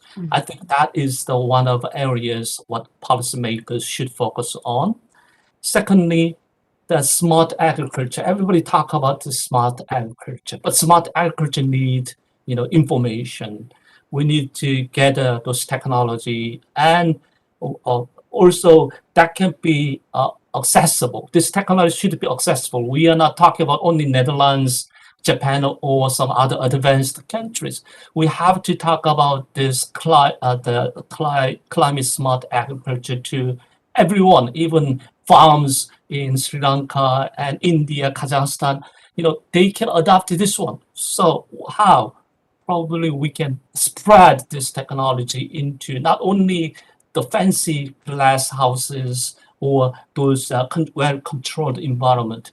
Instead, we may focus on the more accessible, areas, including vegetable growing farms, livestock, small livestock scale farms like that. How we can, make a match with this advanced technology with a small scale farm or small scale farming. Okay, that is the policymakers' contribution. How we can make this advanced technology can be accessible by smallholders in those areas. I think that will bring about real changes and more that the right direction for sustainability. And vertical farms, same thing. Advanced technology, as you see from these cases, is one of our Korea's survey system. One station have this kind of a fancy vertical farms, but without putting too much capital or the facilities, how we can generate this urban farming, urban agriculture with the combination of the smart farm. Okay, you can families can have a small piece of places where they can apply this technology as well. Lastly, okay, this is I think is a fundamental basis for our talks about this sustainability. I believe it's a digital transformation. How we can make it come true, especially for those individual or small scale farmers' point of view. Well, economies of scale. Okay, we need this. We need big data. We need those storage of information like clouding services. Small farmers can access this kind of information and technology, big data, with the from their tips of hands, like a smartphone or cellular phone, whatever. They can access this information. They can get this information, and they can utilize this technology by themselves. So I think this data transformation easily accessible by individual farmers, the governmental intervention or platform construction by public sectors.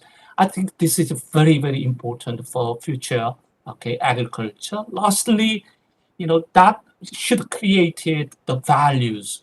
I strongly believe that this value creation means what we need to spread those technology. We can share this technology with our shareholders, farmers, policymakers, and even marketers.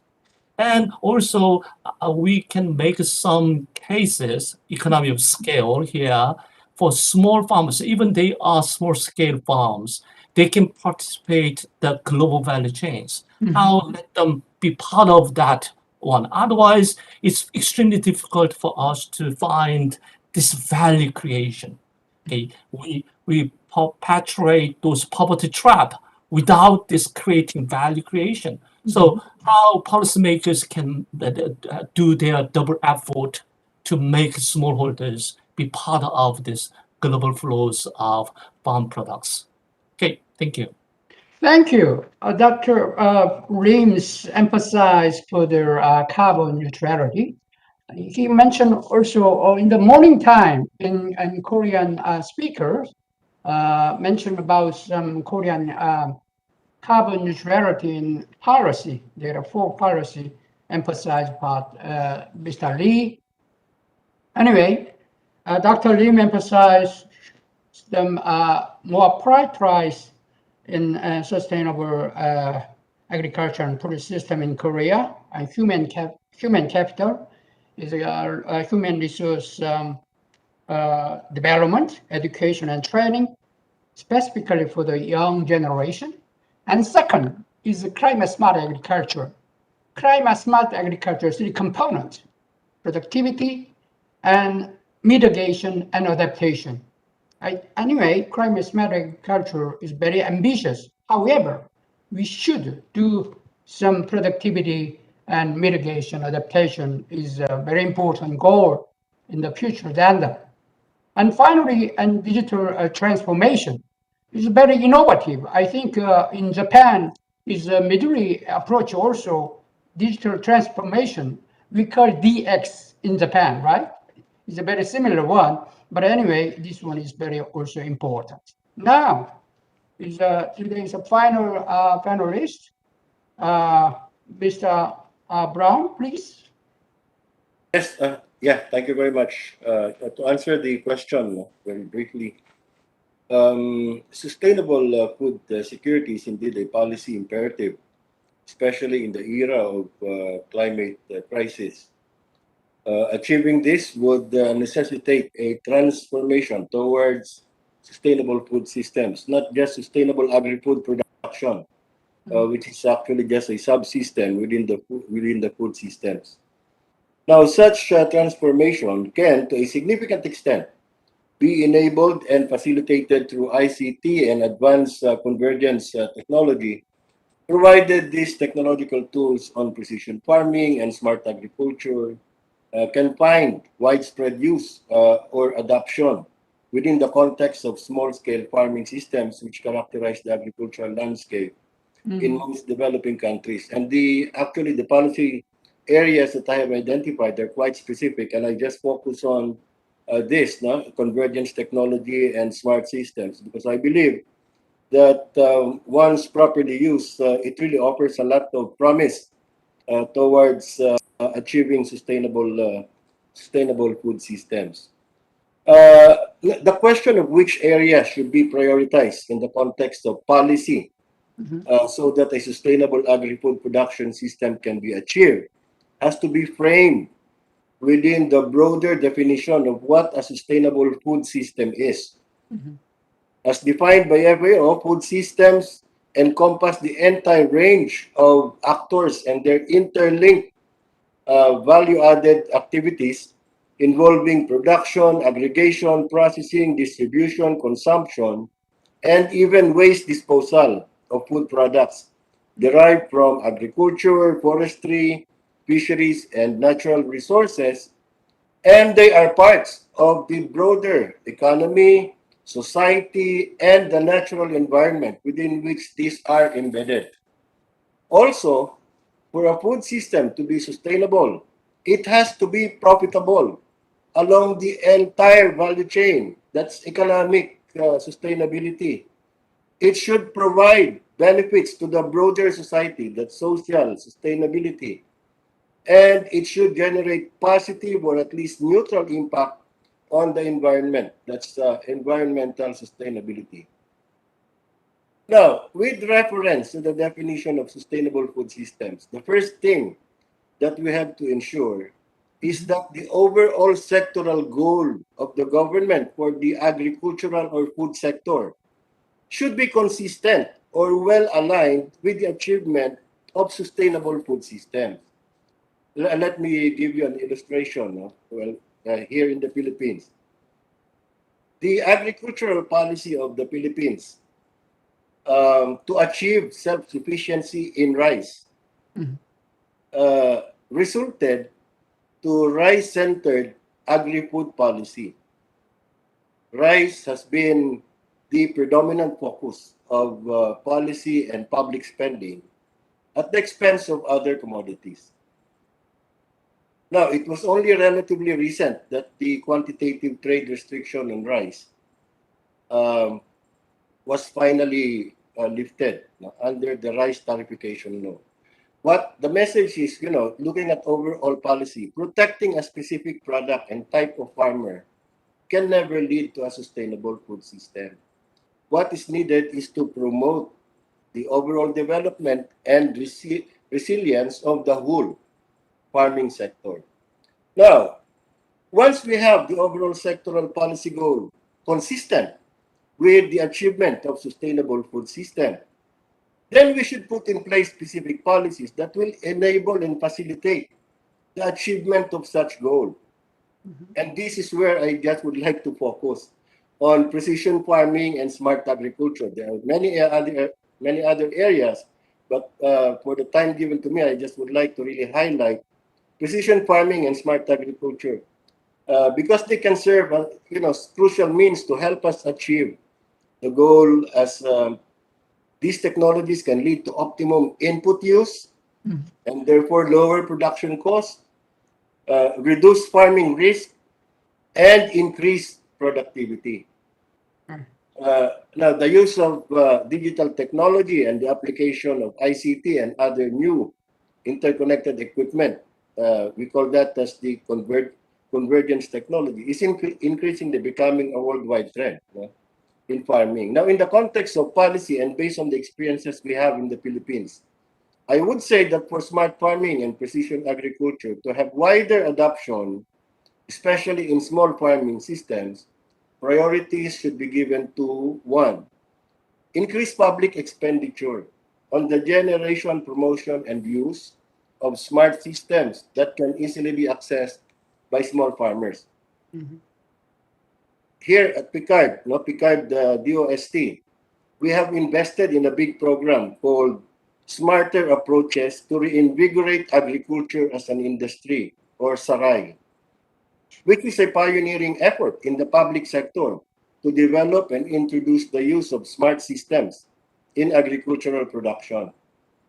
It is now in its second phase, and more farmers are now using the system in pest identification through the smarter pest identification technology, or speed tech, in nutrient management through the maize nutrient expert system, and in water management through the water balance assisted irrigation decision support system, or WISE, among others.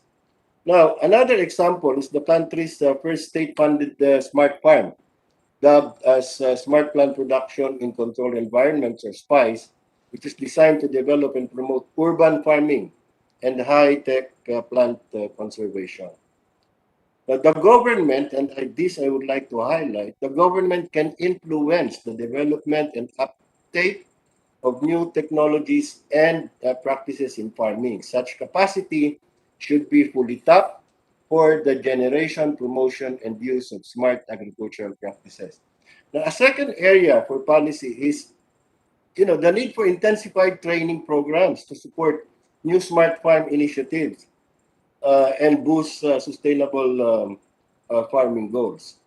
This is vital to raising awareness of the potential benefit of precision farming and smart agriculture. Training is also crucial to improve farmers' competence in the use of new technologies such as digital technologies for smart farming. The third is provide farmers with greater access to credit. The use of smart practices may be incentivized by providing farmers with greater access to credit. The literature is replete with evidence that greater access to agricultural finance leads to greater use of new technologies. And another thing is, I think we really have to encourage greater youth participation in agriculture. This was pointed out earlier by our second panelist, Dr. Song Soo Lim. Aging farmer is a worldwide phenomenon already, particularly, especially in East and Southeast Asia. I think this is now a big problem. In the Philippines, the average age of farmer is about 57 years old. You see, 57 years old.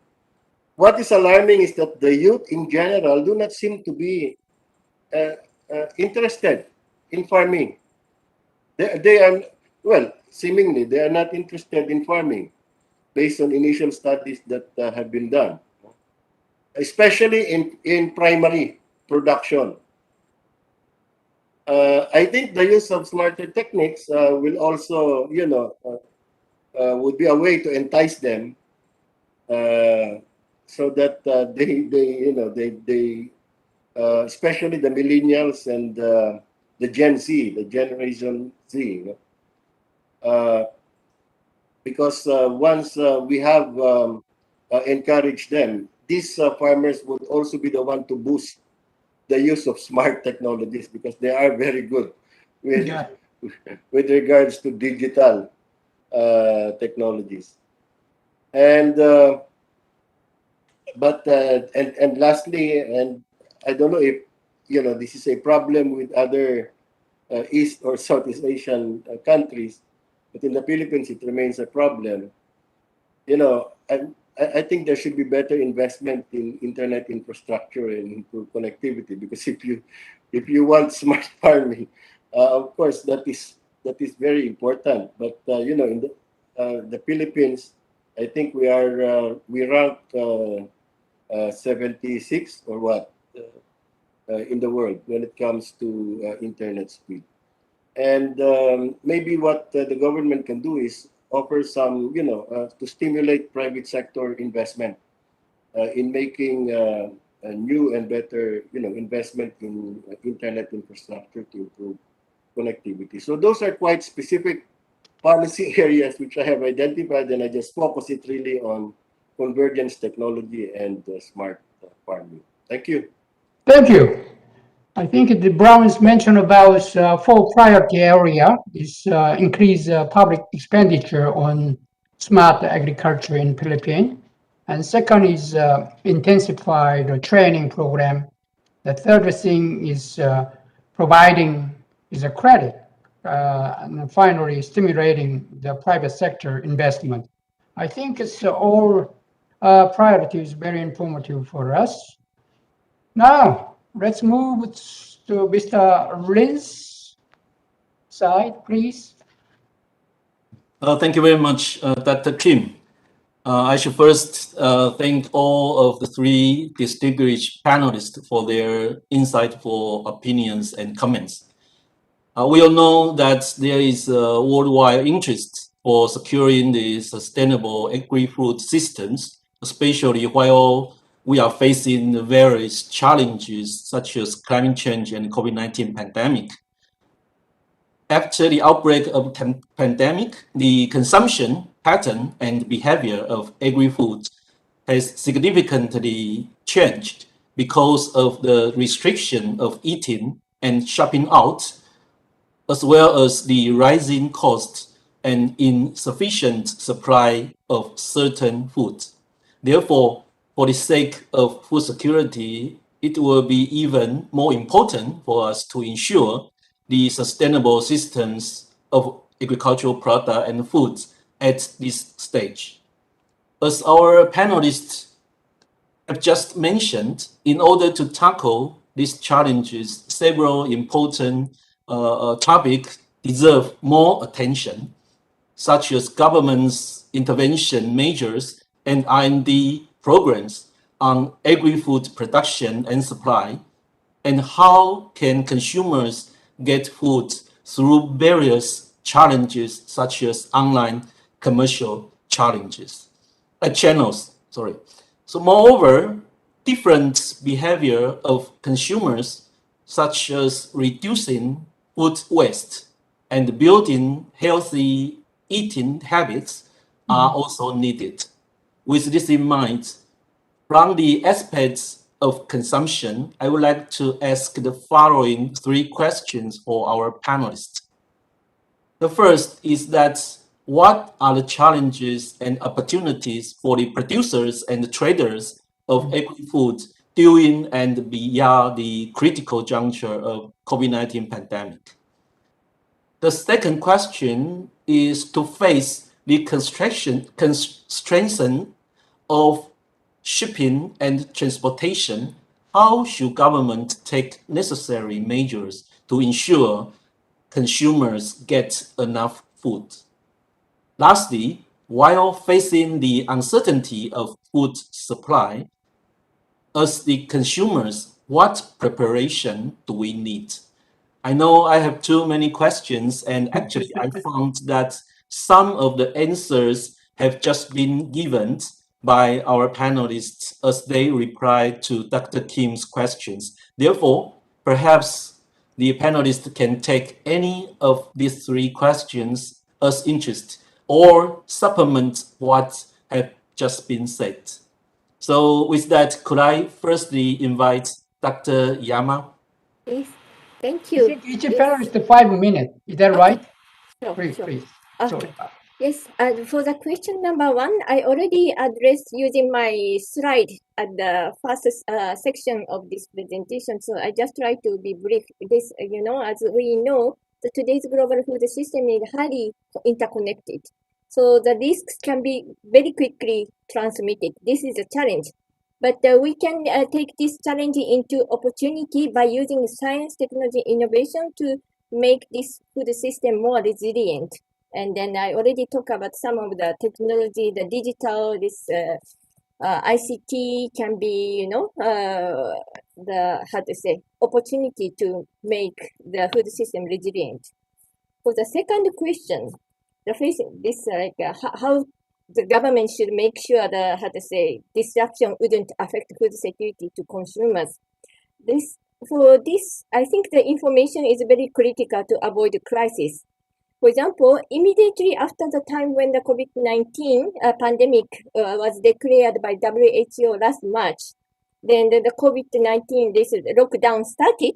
There was a very much a big fear among the international community that this protectionist behavior of food exporting country would lead to the global food price hikes, as we have seen during the 2008 food crisis. So what they did during the 2020 crisis, the pandemic, international organization and then the world leaders jointly issued a statement quickly as possible on their will to ensure the functioning of a global food system and their determination to avoid a potential food crisis at any cost. And then they kept providing updated statistics and information on the global food markets, price trends, and stock levels so that they were ensuring that, yes, as of 2020, the global food stock was historically high level.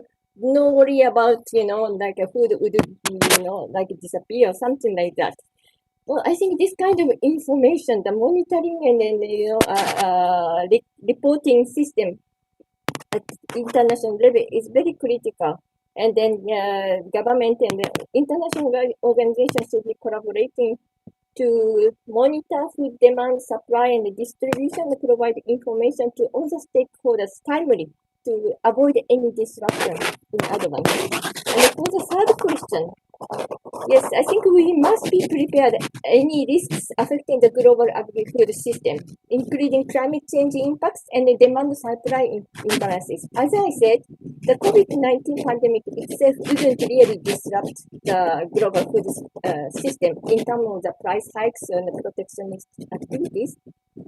But they said, according to some statistics by international organizations, these months they observed the historically high prices of some grain commodities. This is not because of the disruption of the system, but the rather high demand coming from emerging economy because of the demand for animal protein food, so that they even emerging economies in Asia want to buy more grains for animal feed. So in longer time, we have to really understand this demographic and then social changes which will affect the demand for food, both in quantity and quality. So again, information is very important because with proper projection and forecast, the country and the government, international community should be ready for what we should do. And as already we addressed to the question 1 of the production, we know business as usual scenarios are not sustainable. We have to achieve carbon neutrality while also meeting food and nutrition security goals. So the proper information and the forecast and then the foresight studies would guide countries and the government to which technology to invest in, and then what kind of information can motivate consumers to shift their behaviors, like from animal-based food to more sustainable plant-based food. All these things should be, information-driven, and then I think I strongly believe with right information, right, collaboration, we can achieve sustainable society with balancing food and nutrition security goals, also like planetary health. Thank you. This is my intervention.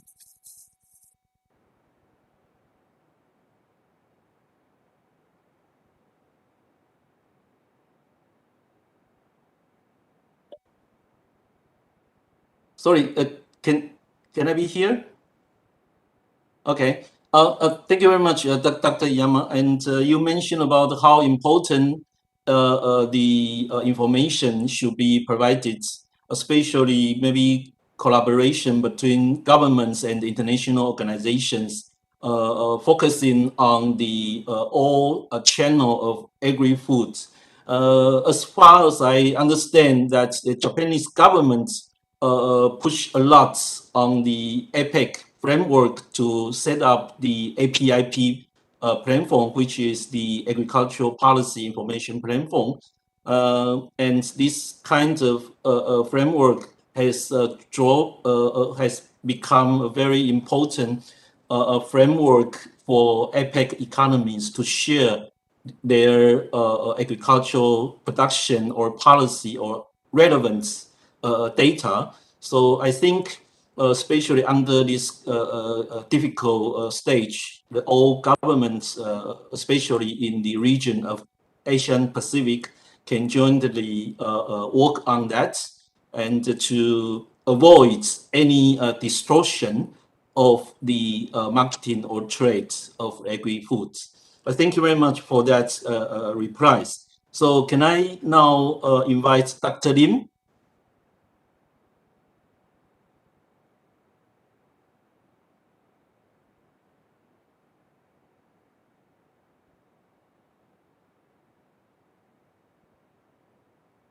Okay, thank you. Yes, please. Okay. Can I share my slide? Can you give me the right to share the slide?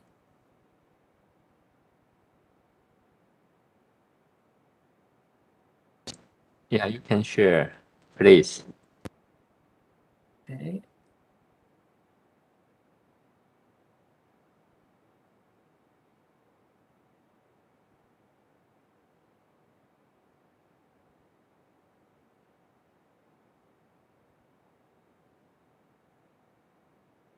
Okay. I hope you can see this. Yes, perfect. Please go ahead. Yeah. All right. Thank you, Mr. Lin. You gave us very mind-provoking 3 questions. Upon receiving your questions, I thought different ways how I can answer this question. Since I met you in Geneva about 20 years ago, protecting Korea's position or Taiwan's position in food security issue or export, restrictions by some of exporting countries, how we can guarantee that food security in food importing countries. My presentation today may not in line with exporters' approach. So if you are the other side of part, please understand my contents this afternoon.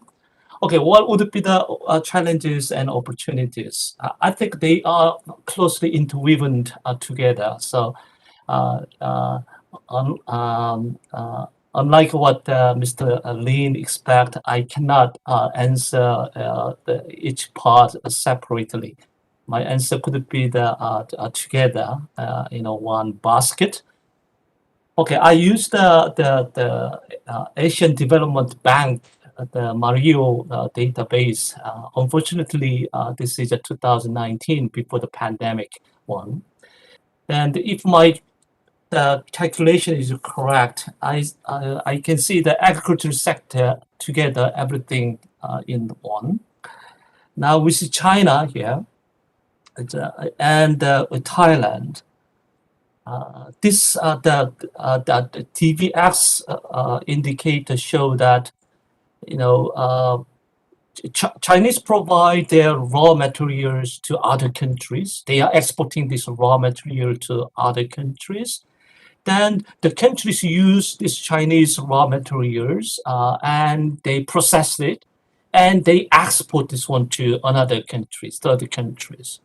So in the sense, China and Thailand, many the farm products are the input. It become an input of other countries' export. Then mean what? This is my question. Then, is there any room for greater level of global value chain participation, even in the middle of this pandemic? I would like to answer this question. Yes, it can be opportunities for our agriculture. Even this pandemic, I just mentioned that trade grew, agriculture trade actually grew.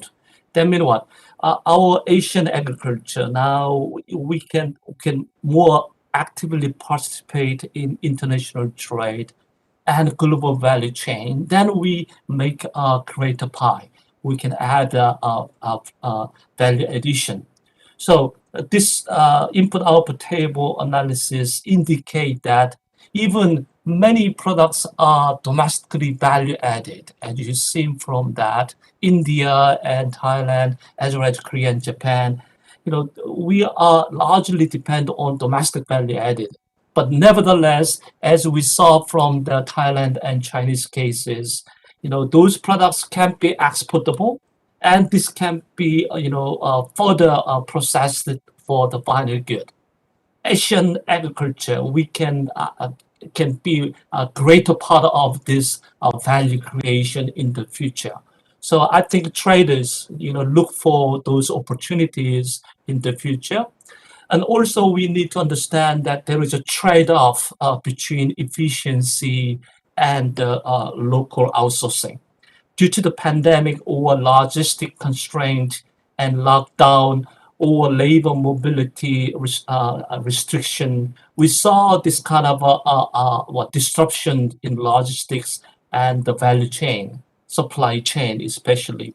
So maybe we can see increasing share of our products are outsourced from neighborhood areas, local areas. When you go to this, somebody called this is a resharing or the near sharing. If we go into this direction in the future, then we have to, sacrifice those efficiency. It's a free trade mean what? We find the best place to outsource those products. But because of uncertainty or some risk of this disruption, maybe we look for increasing proportion of our supply from near location. It's a localization would be promoted. Then what?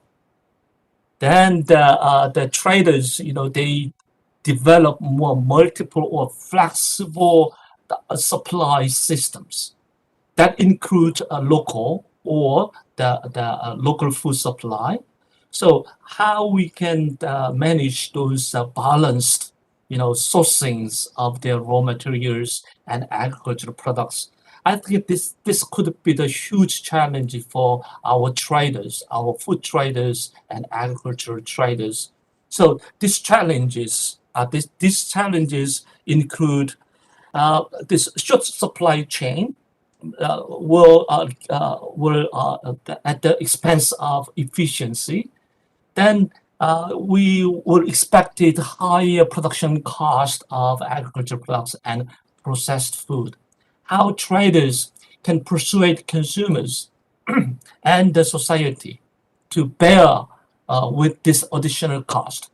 So they are sure to persuade consumers and society for their higher quality of products or safety of their products, and they can share those costs with the consumers. I think that is the huge challenge for traders. Your second question about government response to this pandemic. I want to narrowly focus on this topic, on those trade policy issues. Many governments adopted trade restrictive policies against this pandemic.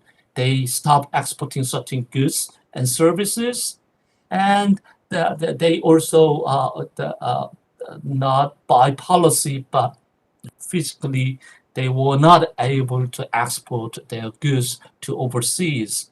But in overall, I find that from the WTO notification data, those trade facilitation measures are a little bit larger than trade restriction data. This is good news for food importing countries like Korea.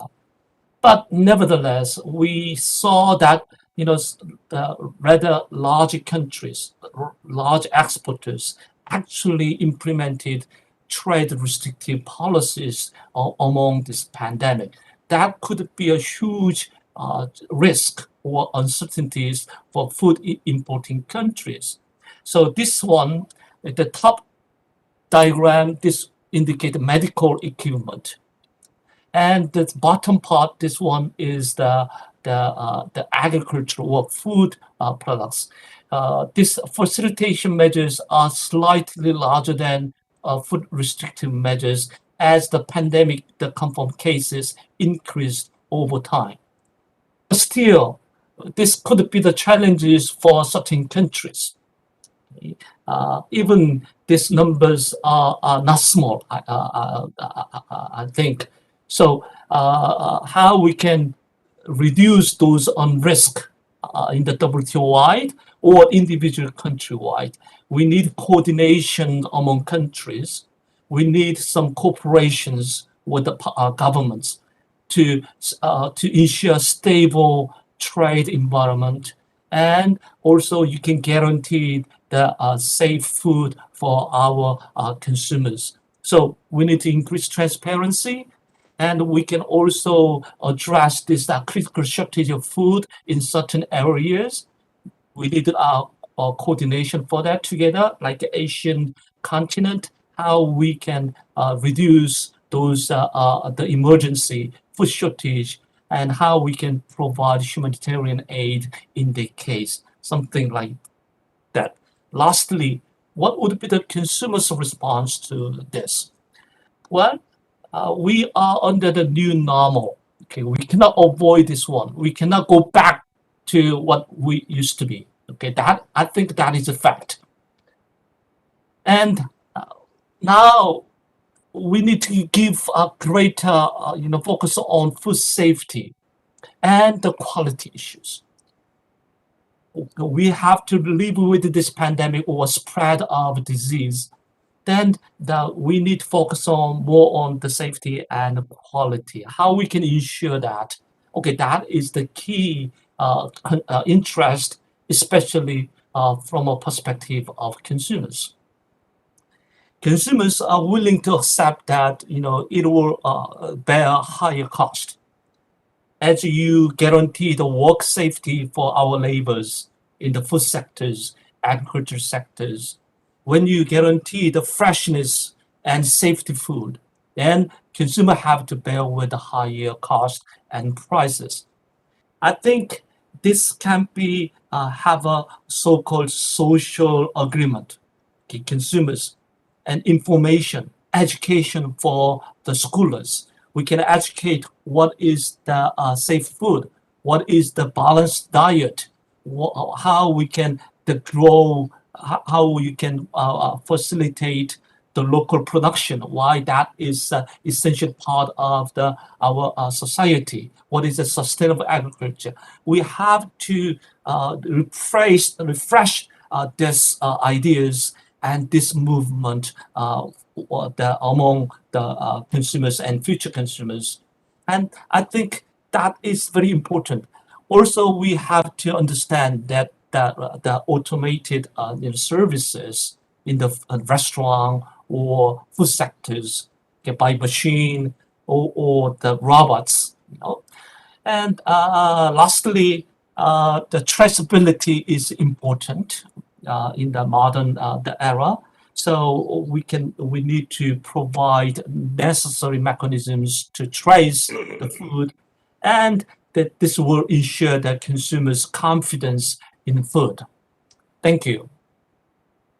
Thank you very much, Dr. Lim, my old good friend, for your excellent replies. And you mentioned about three aspects. The first one is the trader, even under this difficult situation, they can certainly find some business opportunities.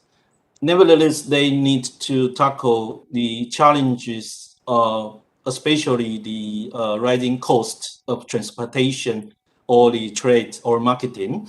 And you mentioned about the outsourcing is maybe one of the option or approach we may consider. Nevertheless, the balance is another important issue. And you also mentioned about the WTO discussion focusing on the government's trade restrictions.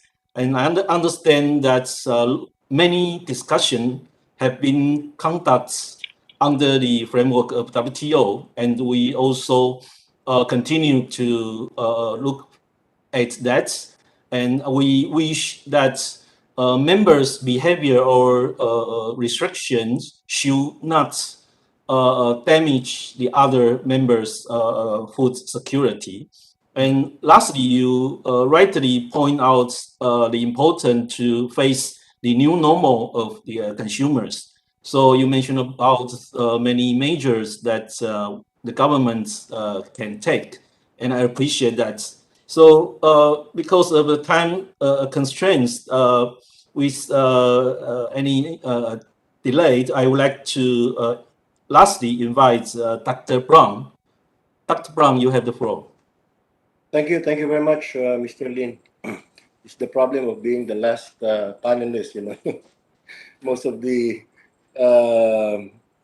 you know, the two earlier panelists have already given very important information, very good information. But let me just share with you some of my thoughts on this. First, on the first question on the challenges and opportunities for producers and traders. Yes, indeed, the COVID-19 pandemic have really presented, you know, magnified even pre-existing challenges. When we say pre-existing, these were challenges that were there even prior to the pandemic. These were just basically magnified by the pandemic. And also opportunities for the producers and traders in the agri-food system. Now, the challenges and pre-existing issues amplified by the pandemic would include, one, the limited access to food production inputs and delays in delivery due to travel restrictions, the reduction in food production due to the shortage of labor caused by mobility restriction, reduction in exports and imports. This was actually mentioned earlier by the second panelist also. The income loss of producers and traders due to drop in buyer turnouts, increased fluctuations in commodity prices. I think that's something that we really have to highlight, due to disruption in the food chain. And of course, the supply and demand shocks, the low profitability of agri-enterprises due to several months of lockdown with little to no revenue, price hikes of raw materials and higher cost of operations, and low level of digital inclusion and lack of reliable infrastructure. So these were actually pre-existing problems which have been just basically magnified by the pandemic. Now, there were also, of course, opportunities in the because of the pandemic. One is the, as I mentioned earlier, the smart farming and precision agriculture, the e-commerce, e-wallets, everything is available now, electronic. Diversified and reliable intra-regional and local production base, shorter food chain, urban agriculture and vertical farming, inclusive and innovative business models. I think there, you know, a lot of innovative business models crop up because of this pandemic. Mobile markets and online deliveries, biofortification technologies and biotechnology, emergence of nutritious alternatives, shelf-stable food and innovative packaging, and even improve food sanitation and handling, because now people have been quite conscious about, you know, the handling chain being contaminated. So they really did a lot of sanitation. Now, facing the constraints of the second question is facing about these constraints of shipping and transportation, and how should government take necessary measures to ensure consumers get enough food. Well, considering the constraints in shipping and the transportation of food, government initiatives and collaborative measures with the private sector should be done to ensure that consumers will be able to access and get enough food. The following are suggested immediate long-term solutions. One is avoiding delays and disruptions in the movement of food. Guidelines in lockdown, quarantine, border closure should exempt any business operation or individuals involved in food production and logistics. this was a policy implemented, but in many cases there were also problems with regards to this, confusion also. So keeping trade open is another thing, and this was mentioned already by our second panelist, Dr. Song Soo Lim. You know, I think there were really countries which tried to limit their exportation because maybe, especially during the early period of the pandemic, there was this fear of food shortage. So, and not only that, even in the Philippines, there were provinces who tried to, you know, restrict the food within their province. So, of course, that's not good. No? So we have to keep trade open.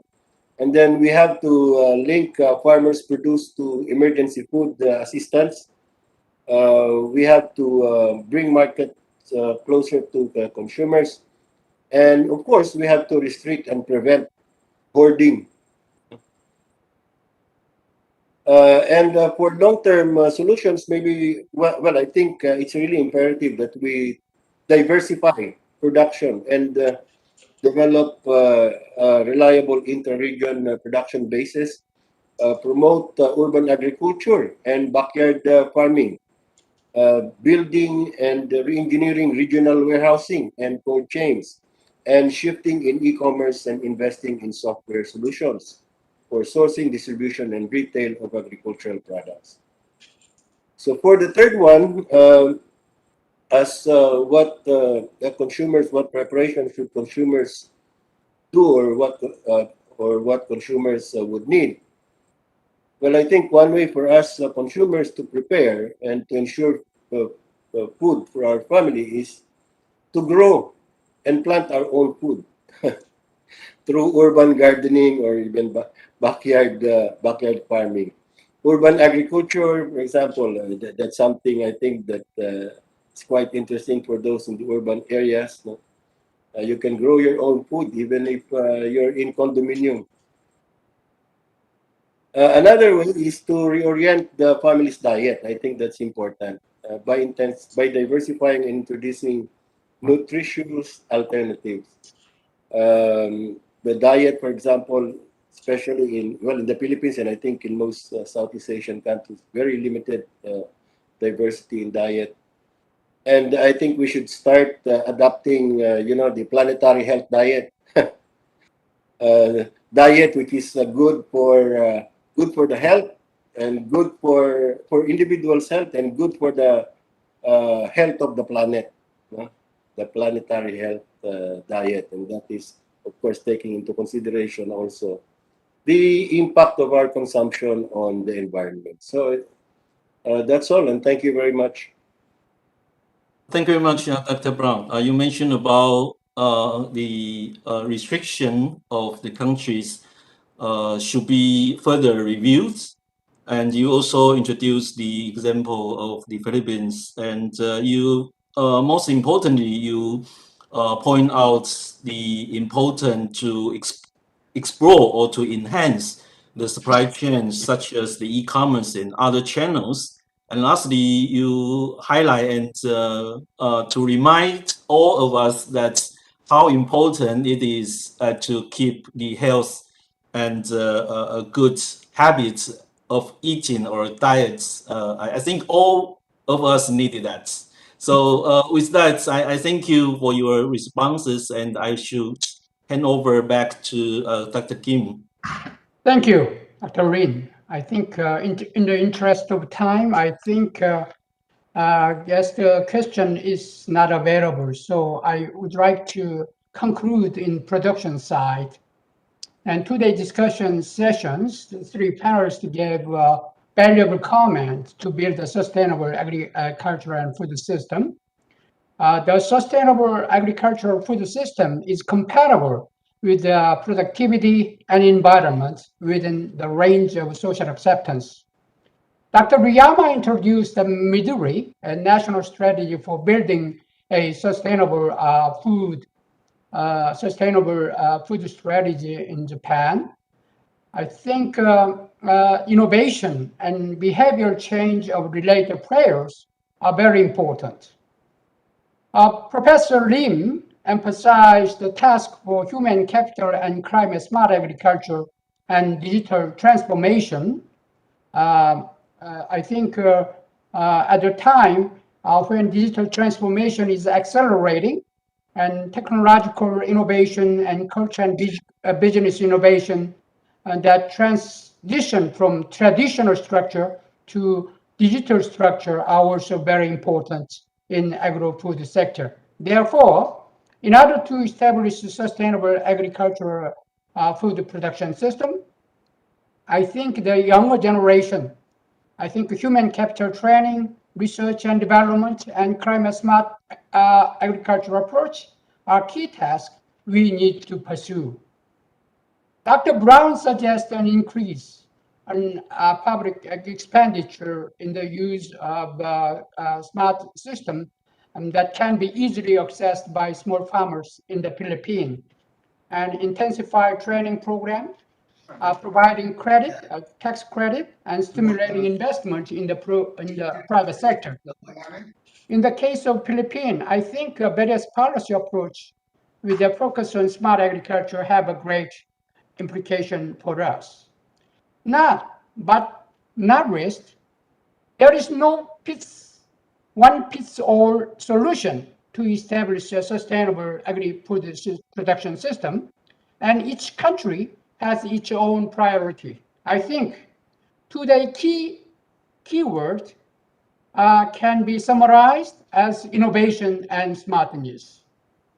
Each country should find its own priority and solution, taking geography, climate, and farming and other conditions.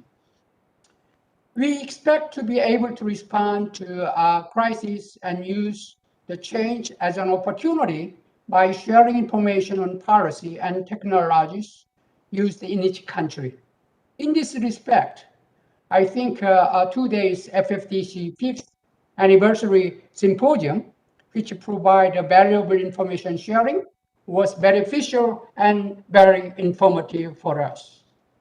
In closing, I would like to express my gratitude to three panelists and speakers, and Director Zhang and staff of FFTC, and audiences who has been with me at the symposium until the final panel discussion session. Thank you.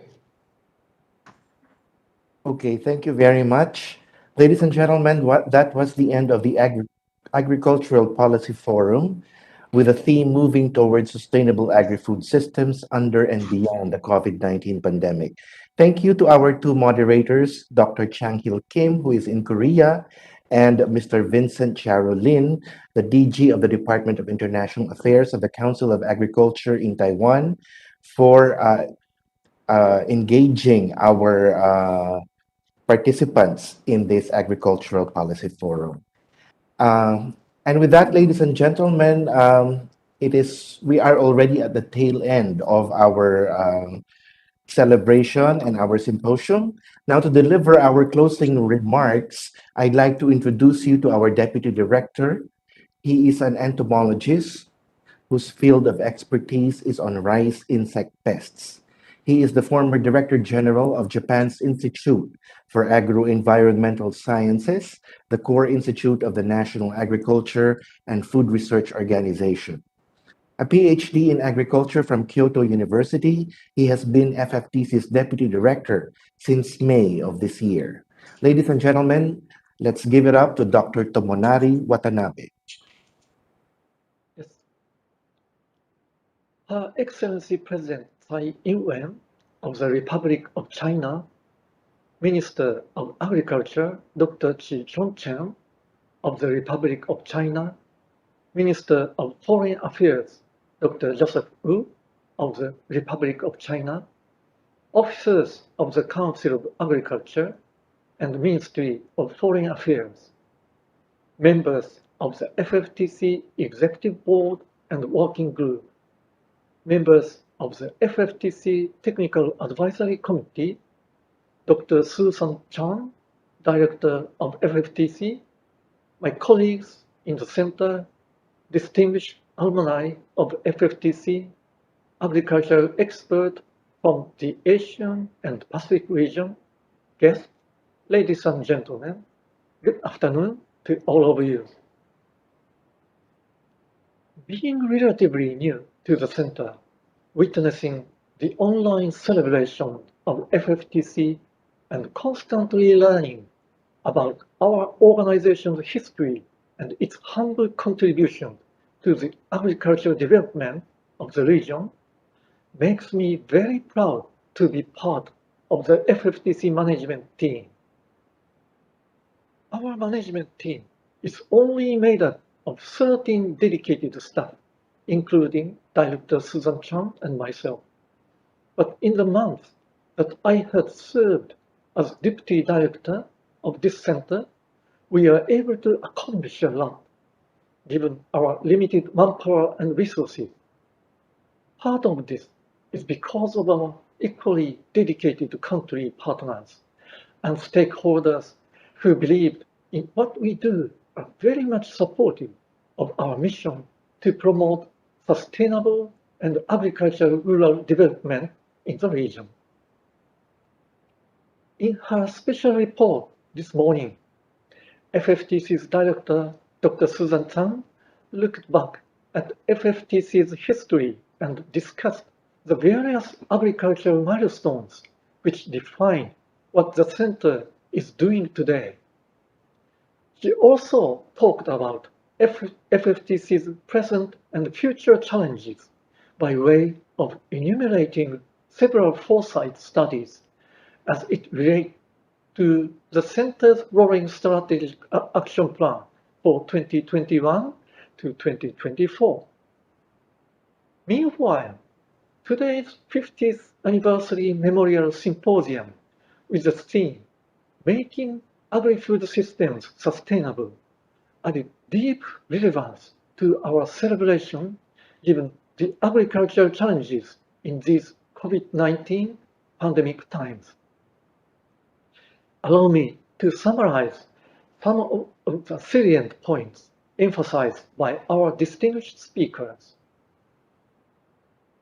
The keynote speech delivered by Dr. Kazuo Kyuma, President of NARO in Japan, talked about the development of sustainable and resilient agri-food systems in the Asian Pacific region. He emphasized the challenges of helping achieve carbon neutrality and the daunting steps in achieving Society 5.0, which is the core concept of Japan's 5th and 6th Science and Technology Plans.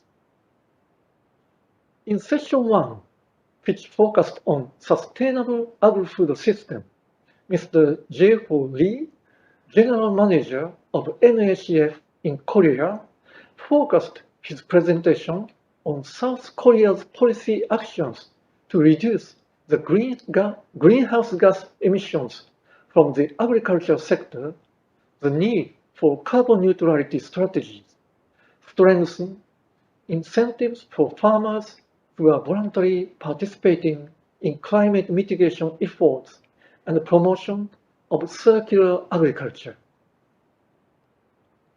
Mr. Rashid bin Rabu, Director of Socioeconomy, Market Intelligence and Agribusiness Research Center of Maldi, talked about the various transitions toward sustainable agriculture and agri-food systems in Malaysia. On the other hand, Dr. Su Shu-lin, DG of the Taiwan Agriculture and Research Institute, or TARI, focused his presentation on the impact and strategies on rice production adapting to climate change in Taiwan. Filipino agriculture entrepreneur Mr. Arsenio Barcelona, President of Harvest Agribusiness Corporation, discussed the general landscape of agriculture in his country as he talked about the technologies that should be applied to uplift Philippine agriculture to the 4.0 level. In his presentation, Mr. Barcelona delved on upgrading the agronomic skill of Filipino students and farmers and suggested ways to enhance their agribusiness marketing skill as well. For our second keynote session, with the theme Nourishing Asia's Growing Population, Dr. Marco Wapres, DG of the World Vegetable Center, discussed about the circular approaches to transition to sustainable agri-food systems, emphasizing its four major components, which are healthy food production practices, reduction of food losses and waste through technological solutions, evaluation of plant-based foods over animal-based foods, and reclamation of food surpluses, food waste, and byproducts through productive recycling and reuse. Dr. Priyatino Haryadi, professor of IPB University in Indonesia, talked about the relationship between food consumption and sustainability and its importance in achievement of more sustainable, healthy diets in this ongoing pandemic. On the other hand, Dr. Chenjit Chalpong, assistant professor, Kasetsart University in Thailand, talked about non-communicable diseases, or NCDs, in her country, and how the Thai government has been using different strategies of manage the NCDs by creating and sharing the knowledge about food and nutrition safety to the public. Finally, Dr. Nguyen Hon Song, president of the Vietnam Academy of Agricultural Sciences, or VAS, talked about how the agri-food sector will continue to play a very important role in meeting the national food and nutrition security in Vietnam. He also discussed how the agri-domestic sector increasingly responds to diverse food demands for 100 million Vietnamese people, ensuring employment and livelihood for 60% of the population. Our Agriculture Policy Forum, which was moderated by Dr. Chang-Ju Kim of Seoul National University in Korea and Mr. Vincent Lin, Director General of International Affairs Department of the Council of Agriculture in Taiwan, discussed a lot of issues and enlightened us on how we can move toward a more sustainable agri-food system under and beyond the COVID-19 pandemic. Indeed, today's symposium has been a very timely and productive one, and I hope that it will produce valuable practical evaluation for the use of farmers and their extension advisors. I hope that those of you who have participated in symposium will, through the discussion and exchange of information, be able to advance your research and development work. On behalf of staff and management of FFTC, I would like to sincerely express again my thanks to our distinguished guests and participants who are assembled in this online event, and to all those many persons whose work has made this celebration possible. Cheers to FFTC and to many more productive, fruitful, and successful years ahead.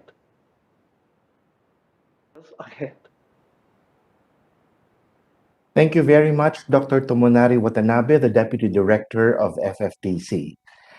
Before we say goodbye, we would like to announce that you can still watch the recorded entire symposium in our FFTC YouTube channel in the next few days.